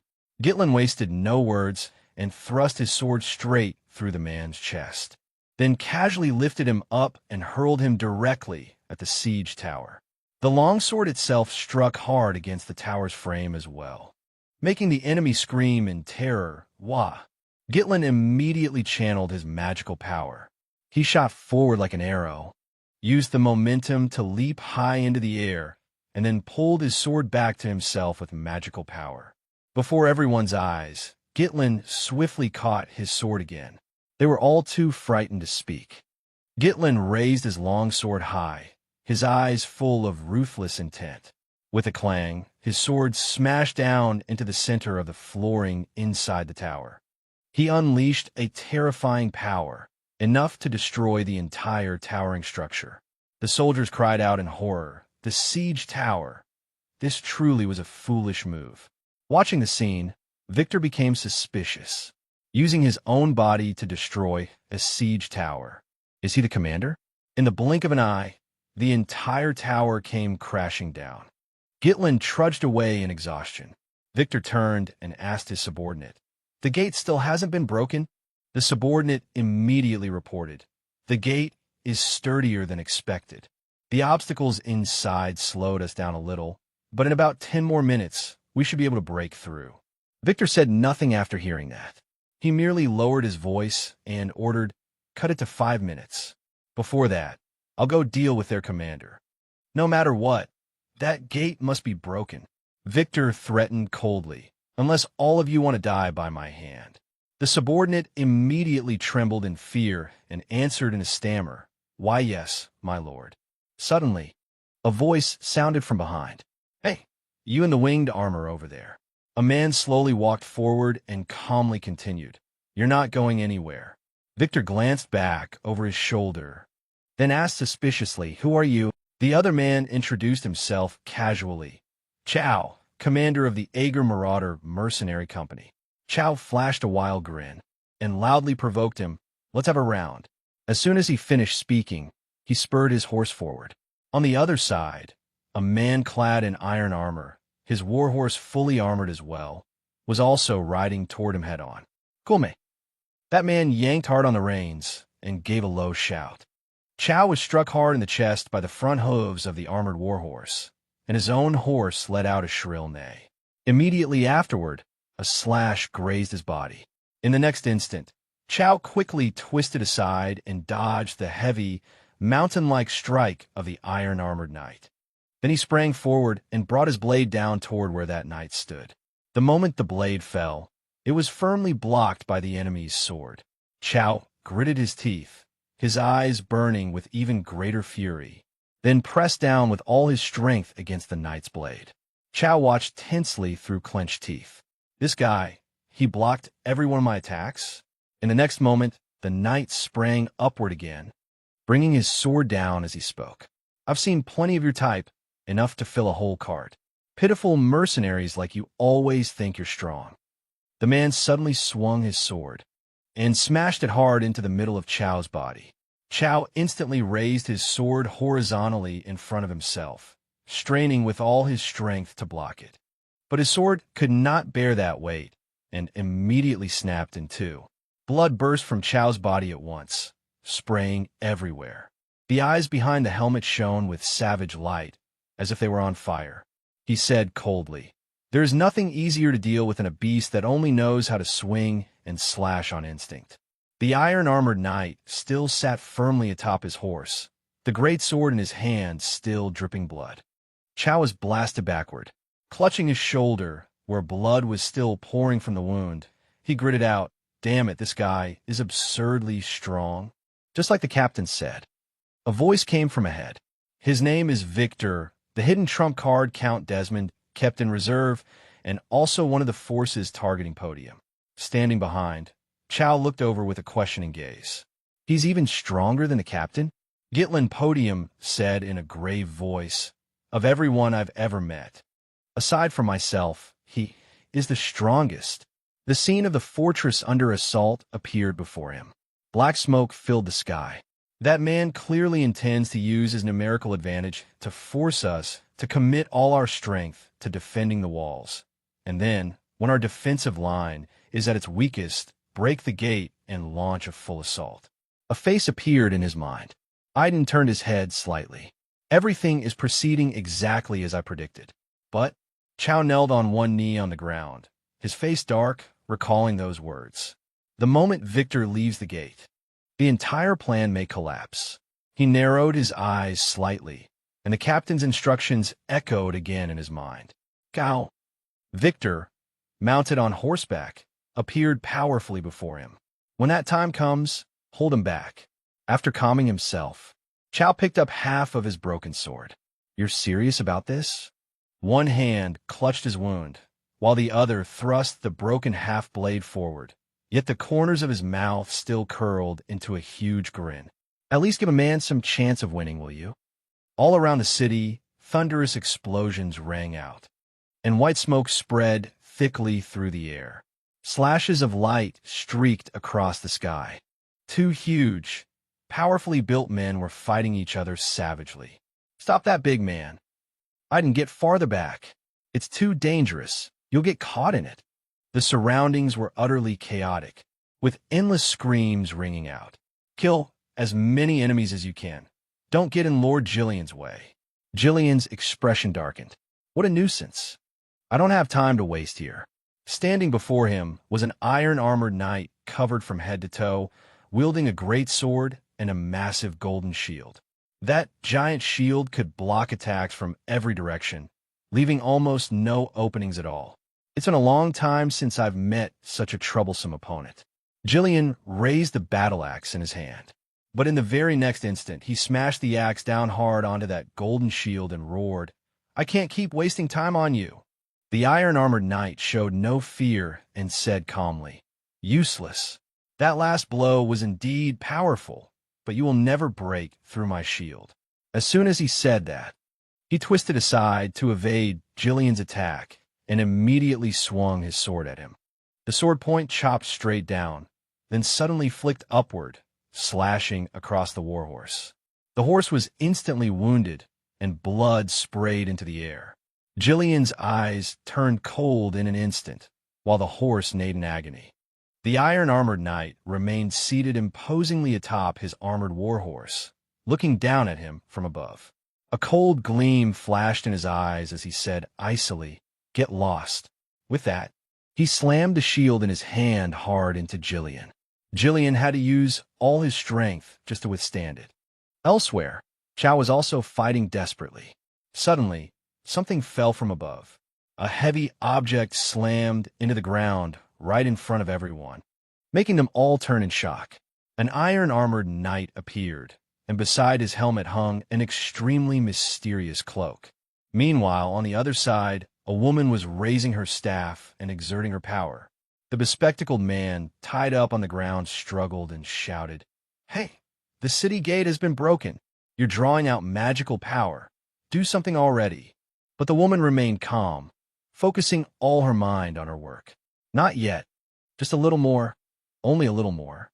The iron-armored knight lowered the tip of his sword and shouted, The gate is open. All troops attack with full force. At the command, all the soldiers surged toward the gate in a great flood, shouting in unison, Take the city. The armored commander immediately ordered, Bring Count Gitlin Podium to me. I'm going to deal with their commander. The subordinate behind him immediately accepted the order. Yes, understood. Though already wounded, Chow still said with a trembling voice, No. He forced himself to stand. You're not going anywhere. Victor cast him a glance. You're Chow, aren't you? With your strength, you should know where a man ought to die and where he ought not to die. So why do you keep charging in again and again? The other man said, Look, the city gate has already been broken. Jillian was kneeling beneath his horse's hoofs. The iron-armored knight said coldly, "You've lost." Though they were in two different places. Chow and Jillian were both extraordinarily calm, their eyes dark and grim. "Your bold surprise attack truly was beyond our expectations, but the outcome will not change. Stuffing a bunch of useless mercenaries into an elite unit. That was the mistake that decided your family's fate." Victor's gaze was ice-cold. Mercenaries ought to know when to retreat once the situation turns. On the other side, the armored knight also said coldly, "No matter how clever you are, you can never defeat properly trained knights." Chow and Jillian stood beneath the horses' hooves of those knights. "There was never any reason for you to throw your lives away." A dangerous peal of laughter rang out. A savage look appeared on Chow's face. "So what?" Chow and Jillian burst out laughing at the same time, their eyes resolute. Mercenaries or knights on the battlefield, there is only, in two different places, both of them charged at the knights at the same moment. Victory or defeat. The knight raised the sword his hand high. The excuses of losers are not worth hearing. As soon as he said that, he viciously brought his sword down on the battle axe Jillian had raised. The two weapons slammed into each other violently, then were forced down to the ground by sheer strength.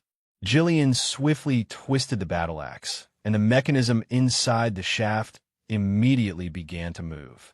The knight sensed something was wrong and was startled.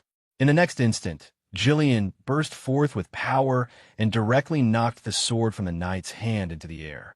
The heavily wounded armored warhorse collapsed to the ground, and the knight crashed down with it. The knight flew into a rage. "You beast! You're nothing but a lowly mercenary, and you dare."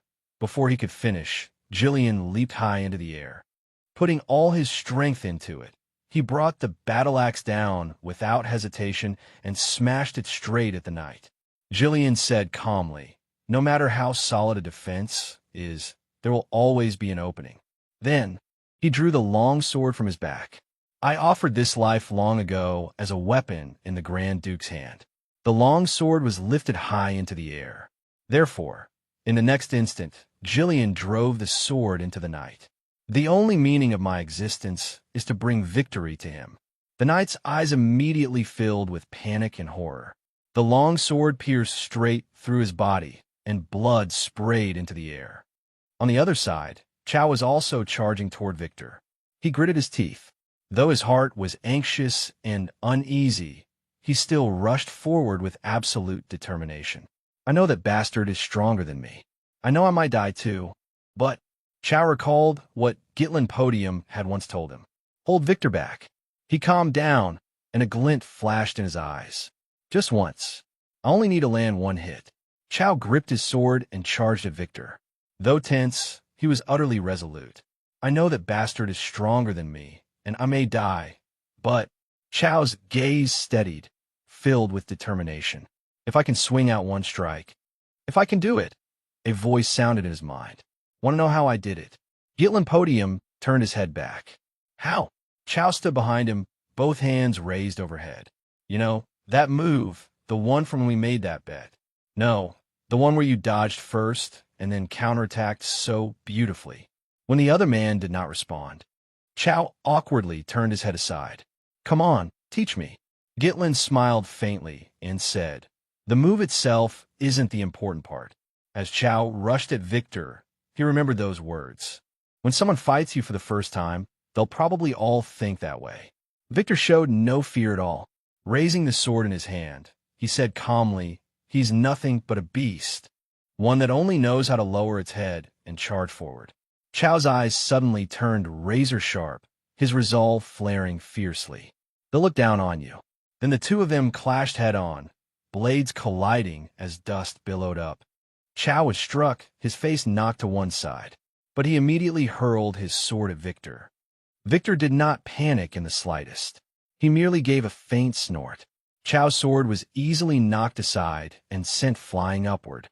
Victor still spoke calmly.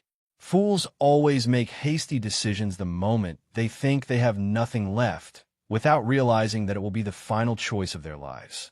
As he spoke, he raised the gleaming cold sword in his hand. Victor coldly thrust the tip of his sword toward Chow and declare die? At that razor-thin moment, Chow remembered those words. But he stared wide-eyed at the sword tip stabbing toward him. Yet there was not the slightest fear in his heart. If you can hide your true intention within that motion, at the most dangerous instant, Chow suddenly twisted his body. In the blink of an eye, he grabbed the knight's arm and used the force to launch himself into the air, still holding half of a broken sword in his hand. Victor was momentarily unable to react to that sudden move. Chowed straight down. Then at the very least, you'll definitely be able to strike a fatal wound. The sword point suddenly stabbed toward Victor. The warhorse let out a frenzied scream the moment it was stabbed, blood spraying through the air. Chow took advantage of the moment and drove the sword in deeper. Seeing the warhorse lose control, Victor leaped off its back, while Chow fell with it and slammed heavily onto the ground. Victor looked at Chow and thought to himself, that chaotic, formless technique. After throwing away his sword, he grabbed it again in midair. Even while at a disadvantage, had you already secretly laid the groundwork to turn the battle around? This was a realm that only someone prepared to die could reach. He stood on the ground, looking down at Chow lying there.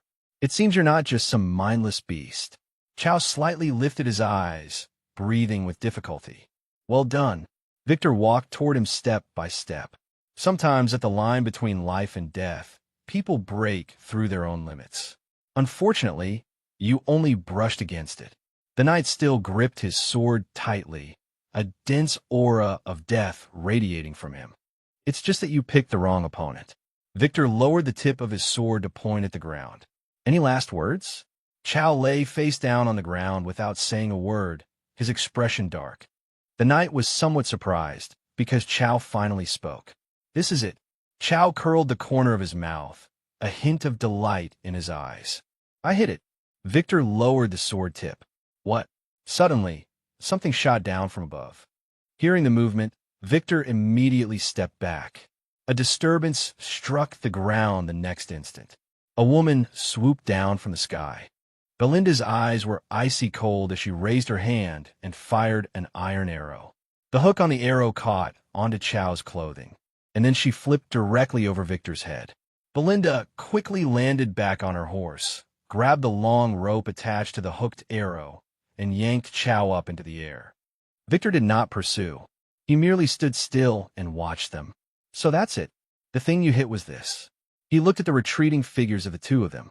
That strike just now had indeed made him lose balance for a moment. If that woman had not acted in time, he should have died already. That man had never been foolish enough to trade his life for a single move. Chow was dragged behind Belinda's horse. The two of them retreated while talking. That bastard really nearly died. Andy, should I give him another hit? Victor recalled Chow's string of attacks just now, and a trace of shock flashed through his eyes. In that case, was everything he did truly worth gambling his life on? Then he turned his head to the side, as if he had discovered something, and he was slightly startled. Ahead of him, a large number of knights under his command were surging into the city gate. Don't tell me. They quickly passed through the gate. On the inner side of the city gate stood a figure wrapped in strange light. The young girl wore an extremely serious and composed expression. Victor shuddered slightly. So the point was simply to hold me here. The girl's expression was firm beyond compare. The city gate had already been broken, and the enemy had reached the entrance. She recalled Gitlin Podium's instructions. With her magic, she could reverse the situation in an instant. The black-haired man standing beside her looked at her. Can I really do it? Gitlin smiled faintly. You can. At this moment, a powerful enemy army stood before her.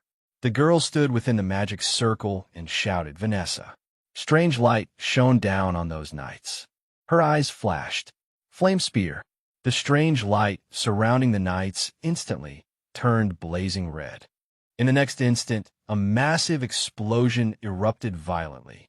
Thick smoke billowed, flames spread madly, and fire even burst out beyond the city gate. It was as if the whole space had been blown apart, fragments shooting up into the sky. Everyone present stared at the scene in horror. Gitlin Podium's grave and steady face appeared. The knights, swallowed by the raging fire, screamed miserably. "It's too hot. Spare me," because the flames were so terrifyingly powerful.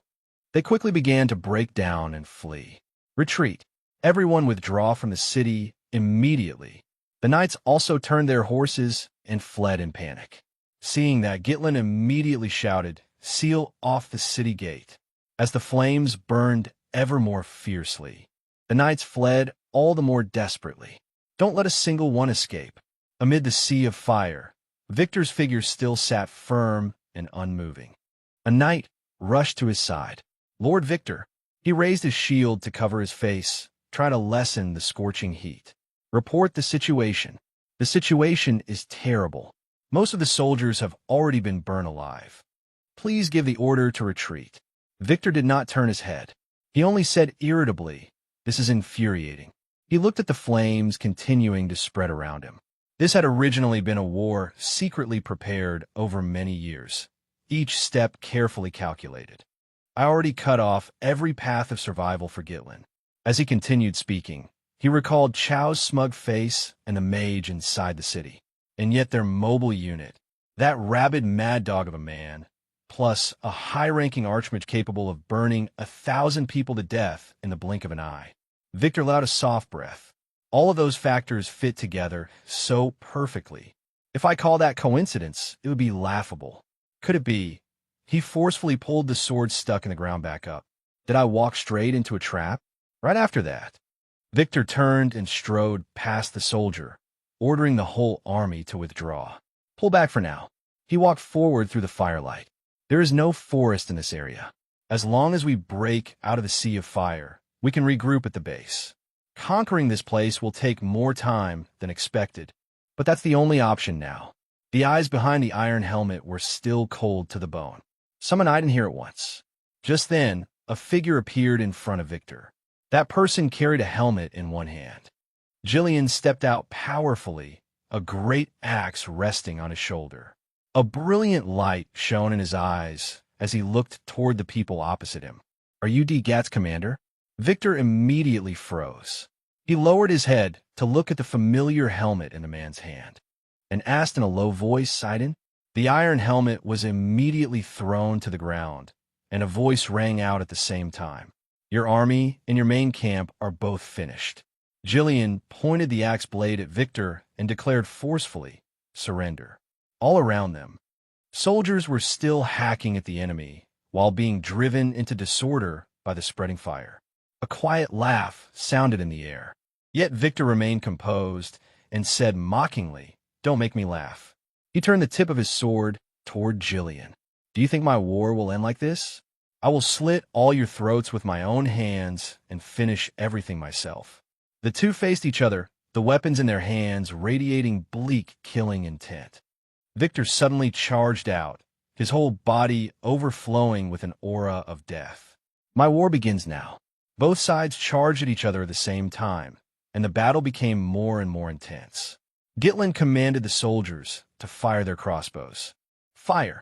Crossbow bolts sank into the enemy soldiers' bodies one after another. They were no different from rats trapped in poison. Don't let a single one escape the sea of fire. The cavalry desperately hacked down the enemies who were raising shields to defend themselves.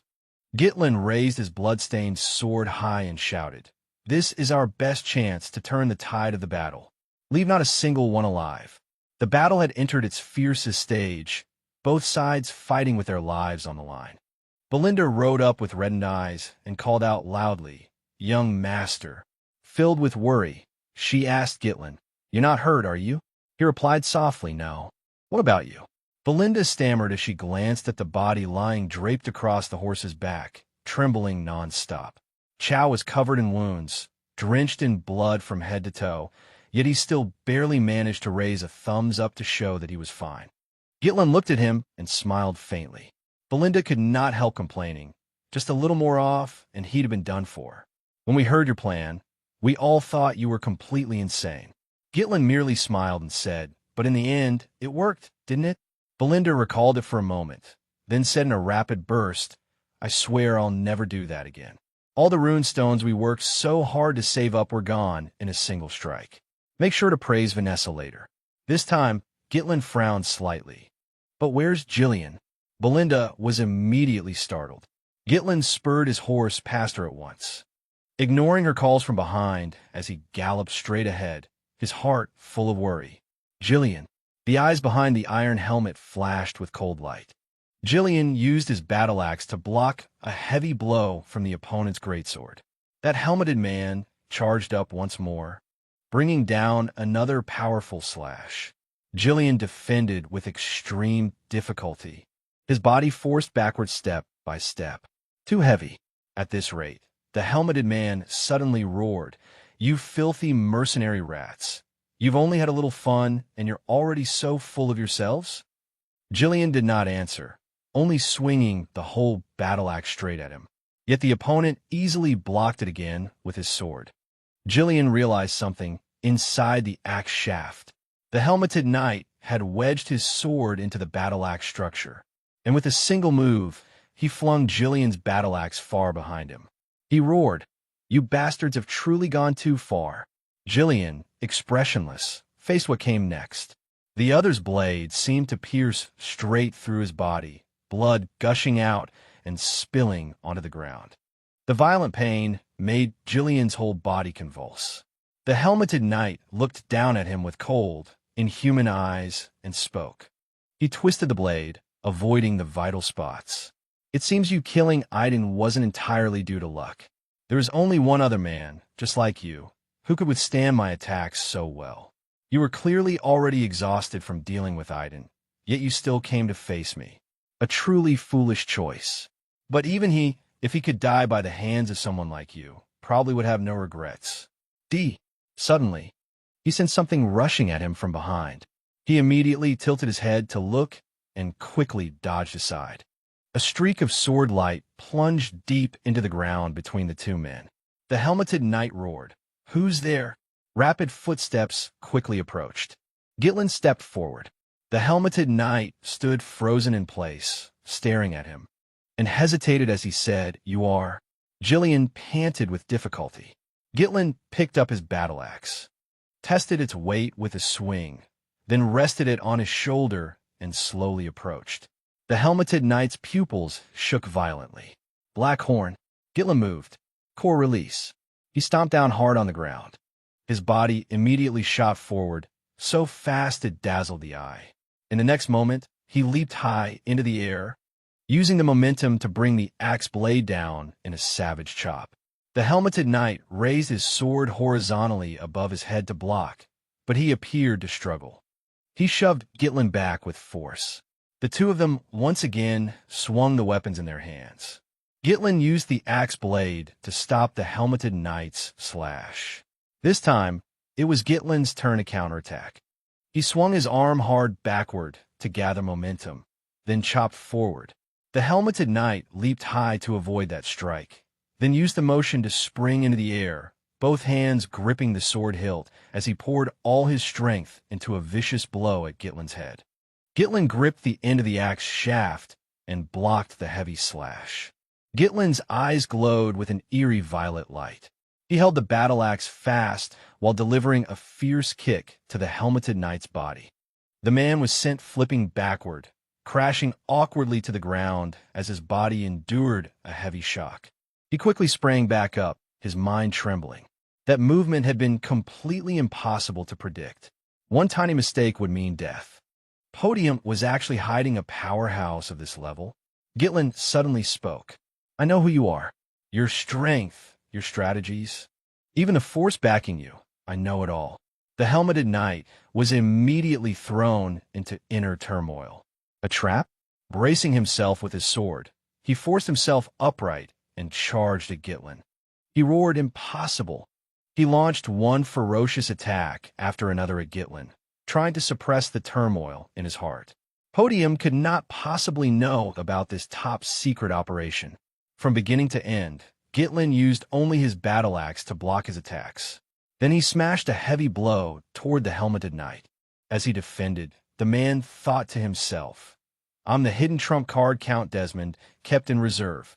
He swung his sword and knocked the axe blade aside, the tip of his sword pressing forward. and growled furiously. Do you think a cheap trick like that could fool me? But his sword still struck only the battle axe. The helmeted knight froze at once. Gitlin's body flipped through the air, and the axe blade dropped beneath the helmeted knight's feet, barely grazing past him. The helmeted knight swung his sword again, but this time, too, he hit only the battle axe, and immediately after that, he took another kick from Gitlin. He let out a low roar and looked up, only to see Gitlin fiercely swinging the axe down at him. The same scene repeated itself. Once again, his sword could only barely block Gitlin's axe blade. The crimson-red blade burst with power as if it were exploding. The helmeted knight's helm flew off on the spot, finally revealing his face. Blood streamed down from his broad forehead, and he looked utterly bedraggled. Gitlin slowly walked toward the figure kneeling on the ground, grabbed the sword embedded deep in the earth, and said, "As expected, axes aren't bad, but this suits my hand better." The helmeted knight panted and asked through gritted teeth, "What kind of monster are you?" Gitlin replied, "Me? I am Archduke Podium Gitlin Podium." Gitlin tossed the helmet to the ground and said calmly, "I am the Archduke of Podium." The helmet hit the ground. At the same time, his name echoed out, Gitlin Podium. Hearing that, the helmeted knight went still for a moment. Gitlin Podium. Then, he let out a mocking snort. The next moment, he burst into wild laughter like a madman. Even though he had been beaten into the dirt, the helmeted knight remained arrogant and defiant. So I, the greatest knight of the North, was defeated by some gutter rat. Gitlin answered indifferently, "That's right. Today, you'll learn who truly stands at the top of the North, Victor." The man named Victor gave him a scornful smile. "How arrogant. I won't ask how you set your trap and schemed against me. On the battlefield, using every means possible for victory is only natural. No matter the process, the one still standing at the end is the winner." Victor tightened his body, his aura erupting violently. He sneered and stared at Gitlin with eyes full of murderous intent, as if he wanted to devour him alive, then finished in a low voice, "Isn't that right?" Gitlin also raised his sword. Of course, Gitlin was no less imposing, his own aura exploding as well. He issued a challenge. "Come at me." The figures of his comrades and the faces of his friends flashed one after another through Gitlin's mind. The two men glared at each other as if their eyes alone could spark fire. Then, after that long stare, they hurled themselves at each other. Their sword blades crashed together, throwing off sparks. Victor used his sword to block Gitlin's downward slash. The two of them kept swinging at each other relentlessly, like a pair of street thugs brawling in an alley. Gitlin suddenly leapt backward. The shriek of grinding metal was chilling. Victor thrust his sharp sword straight forward. In response, Gitlin brought his own sword crashing down onto Victor's blade above his head. Victor clenched his teeth and swung his arm hard. He forced Gitlin's whole body backward. Gitlin raised a foot and stepped on Victor's sword hilt, balancing on it with one leg. Then he kicked straight at Victor's face. Victor's head snapped violently back, leaving him in a sorry state. Gitlin seized the chance to press the attack. Victor flew into a rage. Using all his strength, he gripped his sword with both hands and blocked the blow. The impact threw Gitlin backward. He desperately braced himself to keep his balance, but he still slid some distance across the ground. Gitlin frowned as he looked at the wound on his hand. Victor smiled when he saw that he had managed to cut him. The two of them simply stood there, staring at each other. Then they charged once more. This time, it was Gitlin's turn to block his opponent's slash. He immediately returned a strike of his own with effortless ease. Suddenly, Victor's body closed in. Gitlin gritted his teeth and leapt high into the air. From above, he slashed down at his opponent. So it continued, one attacking, the other parrying over and over. The two fought with exhilarating ferocity, utterly heedless of heaven and earth around them. Their swords clashed once again. Gitlin and Victor looked straight into each other's eyes. The two exchanged an intense gaze. Their swords slammed into the ground at the same time, sending dirt and gravel exploding in all directions. Gitlin instantly caught Victor's next move. Following the motion, he swung his sword upward. Victor's sword grazed past him. Gitlin drove a direct punch into his chin. The two of them were knocked apart at once. Gitlin charged forward again. Victor rolled backward across the ground. His sword skimmed close to the earth, launching an upward attack from below. Sand and dirt flew everywhere. Gitlin raised a hand to shield his face from the dust. Victor came charging in fiercely, the tip of his sword aimed straight at his face. Yet even then, Gitlin still had enough composure to admire him inwardly. You truly are strong, Victor. Even with my power amplified, the gap between us is nowhere near absurd. Back then, when I ignited the war and attacked Count Desmond's house, the one standing in my way was you as well. Gitlin recalled the battles of the past, and the moments when death had nearly taken him. Then he reached a conclusion in his heart. Only at the very end can I finally let go of that hatred.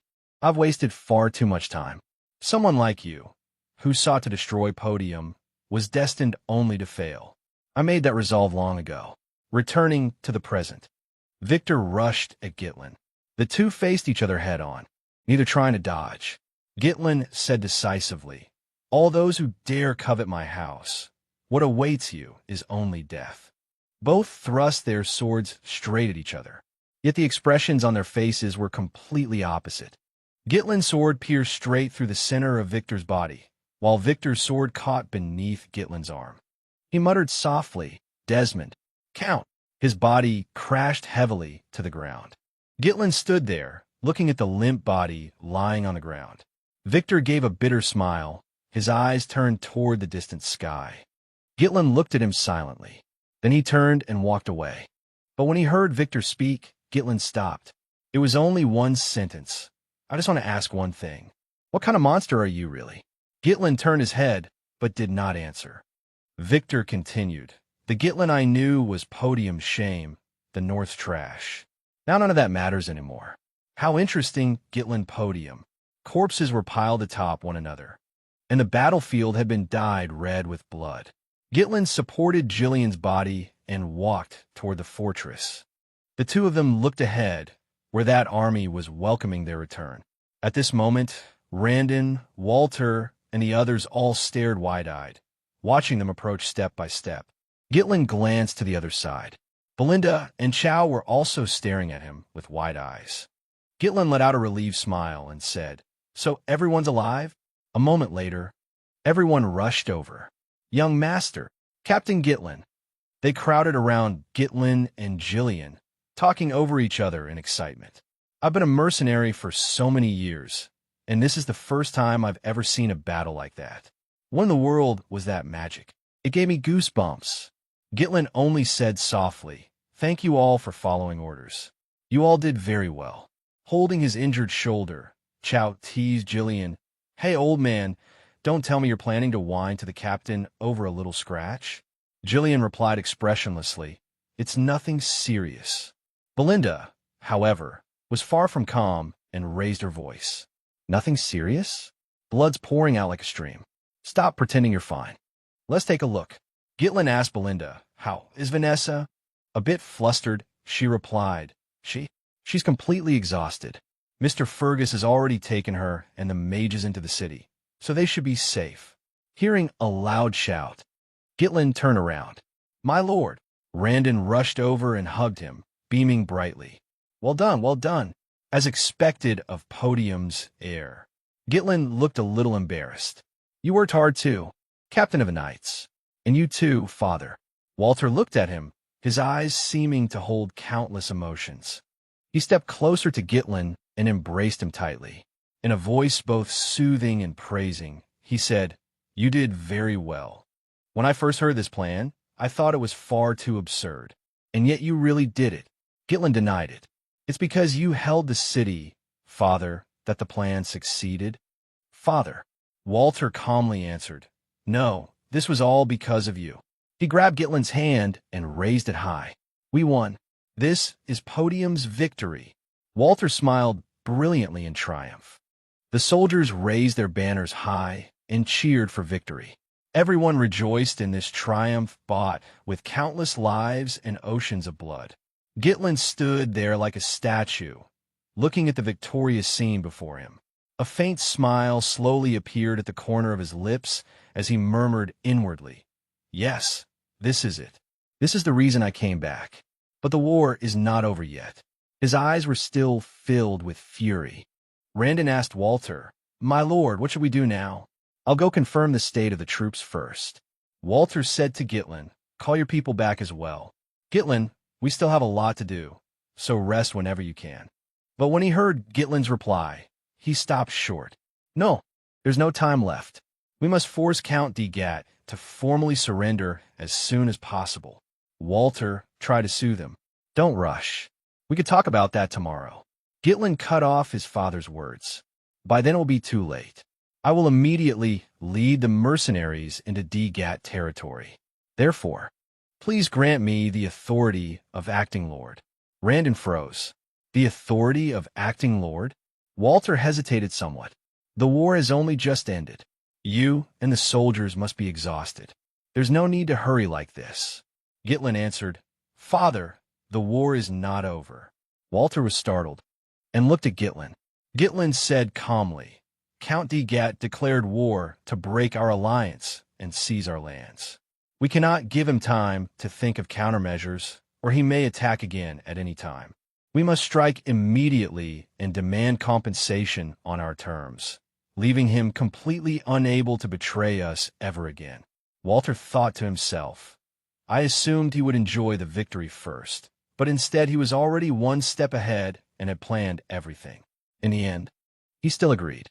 "Do as you wish. Press the advantage and end this matter once and for all." Gitlin lowered his head and said, "Thank you, father." Walter then added, as Gitlin had already turned halfway to leave, "However, Count Degat was once our ally after all, and he once swore loyalty to the king. So you should still try to show some restraint." Gitlin smiled faintly. "Don't worry, father. Ciao, Belinda. Can the two of you still move?" "Gao Lauget." "Just a few scratches." He turned and leapt onto his horse, urging them on. "Good, then let's move. Full speed ahead, straight to Degat territory." Degat Castle. An angry curse rang out from inside the castle. "Damn it! How could this happen?" Count Degat roared furiously. "I accepted the secret pact because Desmond was renowned for his strength, and yet he lost to that bunch of podium trash. What a joke!" Lowell's face had gone deathly pale, but he hurriedly tried to remain calm. "My lord, please calm yourself." Count Degat shouted even louder, "Shut up, Lowell! Do you think anyone can stay calm in a situation like this? Why are you still standing there? Go prepare the surrender terms. Tell those officials to prepare the indemnity payment." Lowell stammered, "Indemnity?" Count Degat forced out a stiff smile. "Count Podium is a fool who never stops talking about tradition and honor. So he will definitely agree to negotiate. Our territory is nearly out of money as well, but if we just scrape together some compensation, it'll be enough to get us out of this.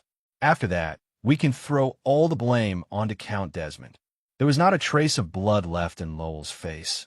He looked like a walking corpse. "But we poured all our money into the war.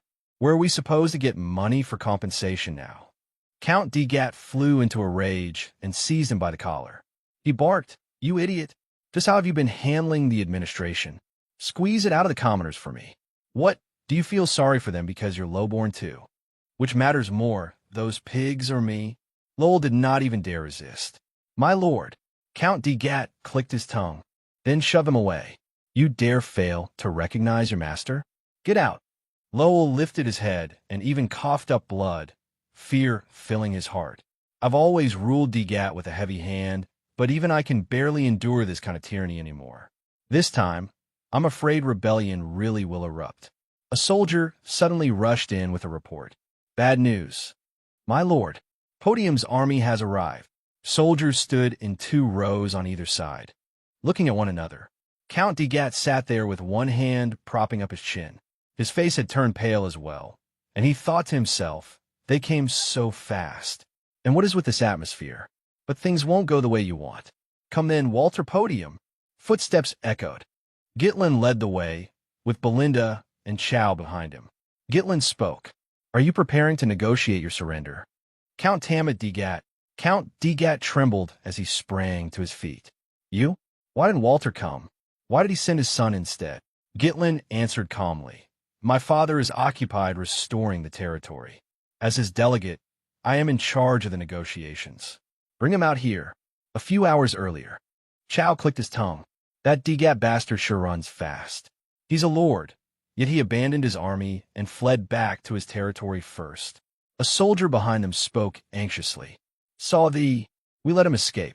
Chow gave him a slightly twisted grin. No, to be exact, the old man deliberately let him go, so it's not your fault. That was intentional. Gitlin thought to himself, next time I make a bet, should I drag Jillian into it too? Chow rode his horse a little closer to Gitlin. But, young master, this so-called surrender negotiation means we're going to spare that count's life, right? Then why do that? Gitlin replied. Everyone knows Count Degat is a bastard who wants to seize Podium, but in outsiders' eyes, this affair is only revenge for the heir. So if we demand excessive compensation, it will instead put us in an unfavorable position. Most likely, they'll haggle over the indemnity. And then things will end just like that. Chow curled his lip.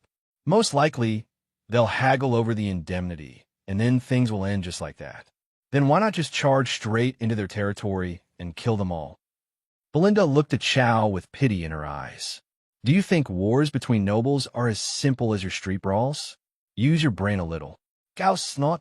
Mercenaries or nobles, they're all people anyway. Do those nobles really think they're gods? They were the ones who attacked first. So why should we still preserve their dignity? Riding in front, Gitlin turned back and said, Don't worry too much, Chow. That's what my father would do, after all. Cold sweat broke out on Belinda's forehead. Then what about you, young master? Gitlin bared his teeth in a grin. I'm different. I'm going to swallow Degat whole and make it my territory. Back to the present. Count Degat looked as if he had seen something utterly terrifying. You are. Gitlin strode in with Belinda and Chow, his presence overwhelming. He said, You have prepared to negotiate your surrender, haven't you? Count Tamat Degat. Count Degat sprang to his feet. Why isn't Lord Walter here? Why is it you, his son, who came? Gitlin answered calmly. My father is busy restoring the territory. As his delegate, I am responsible for the negotiations. Force him to kneel. Chow and a soldier stepped forward and forcibly pinned him down. Count Degat struggled. What are you doing? Let me go, you low-born peasants. How dare you touch me with those filthy hands? He was dragged down onto both knees in front of Gitlin. Belinda said to him in a low voice, Young master, will this really be all right? If Lord Walter blames me later, this truly wasn't my idea. Gitlin gave only a short reply. Count Degat roared.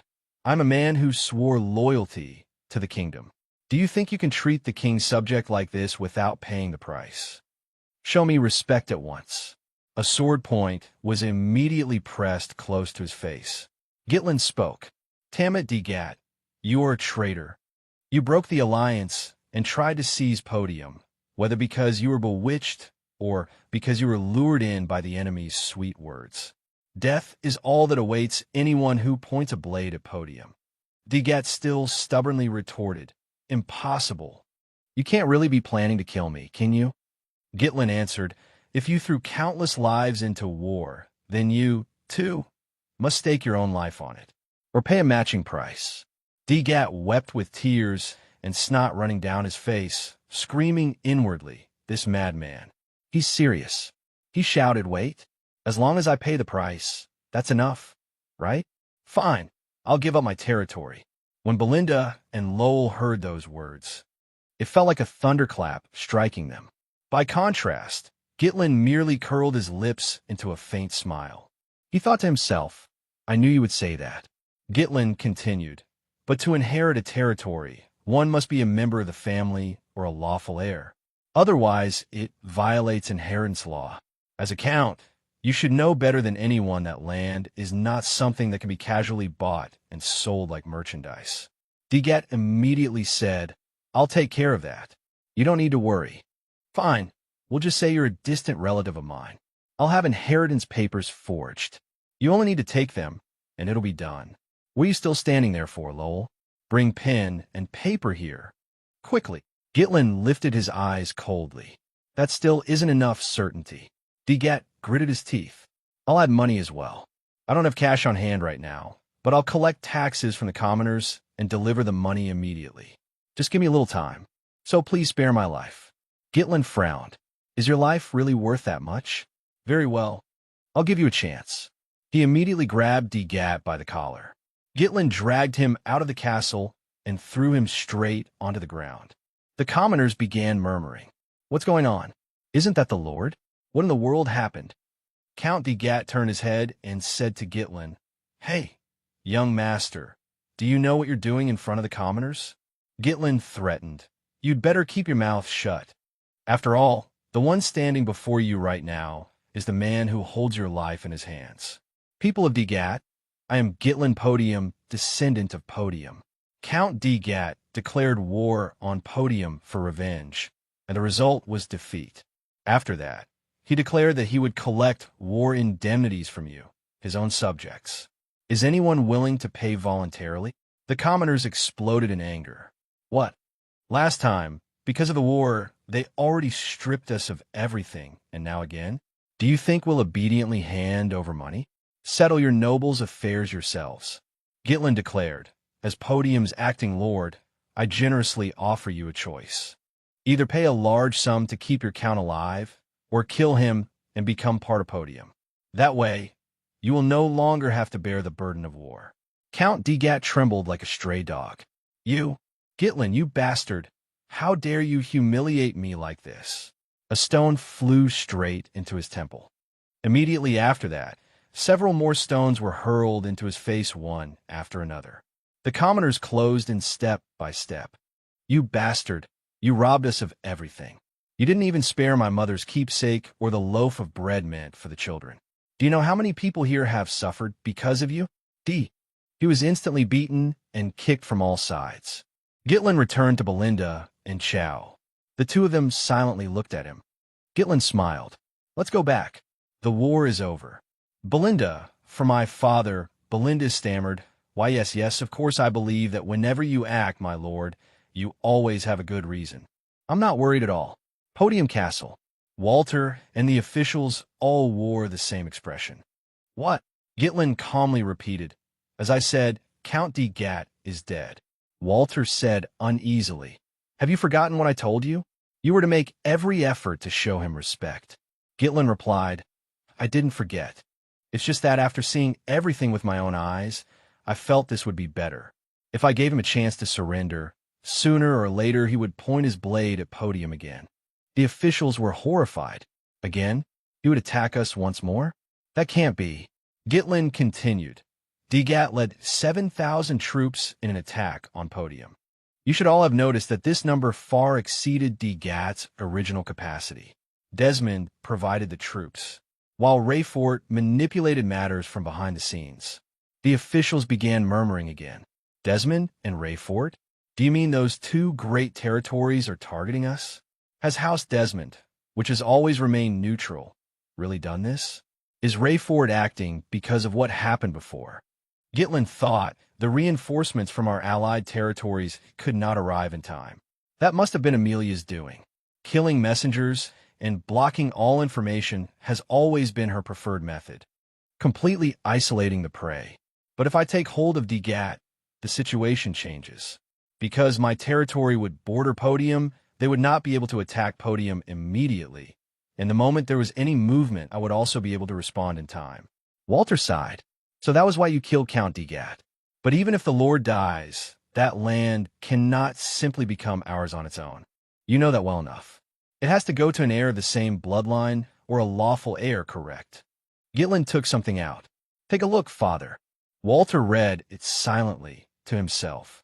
This document clearly states that Gitlin is a distant relative and also the first lawful heir to Degat territory. Gitlin said, Count Degat personally handed this over to me. With this, most of the problems involving the territory and the inheritance rights are settled. Someone spoke up. My lord, Walter said sternly, Gitlin, governing a territory is no simple matter. Do you have enough people to manage that land? Gitlin smiled. Don't worry, father. I came up with the perfect reason long ago. Siren Kingdom, Auten territory. Inside a tavern, everyone was noisily drinking. A group of people chatted excitedly. Is he really planning to go that far today? I'm betting that at this rate, he's about to say goodbye to his right arm. When that happens, he'll definitely cry and howl miserably. Several dice lay on the table. A nimble hand swiftly covered them with a cup. That hand skillfully shook it a few times, then set it down. A bald man who looked like a gangster said, You know what happens if you're caught cheating, Claude? Claude pressed his lips into a smile. Oh my, come on now, smile a little.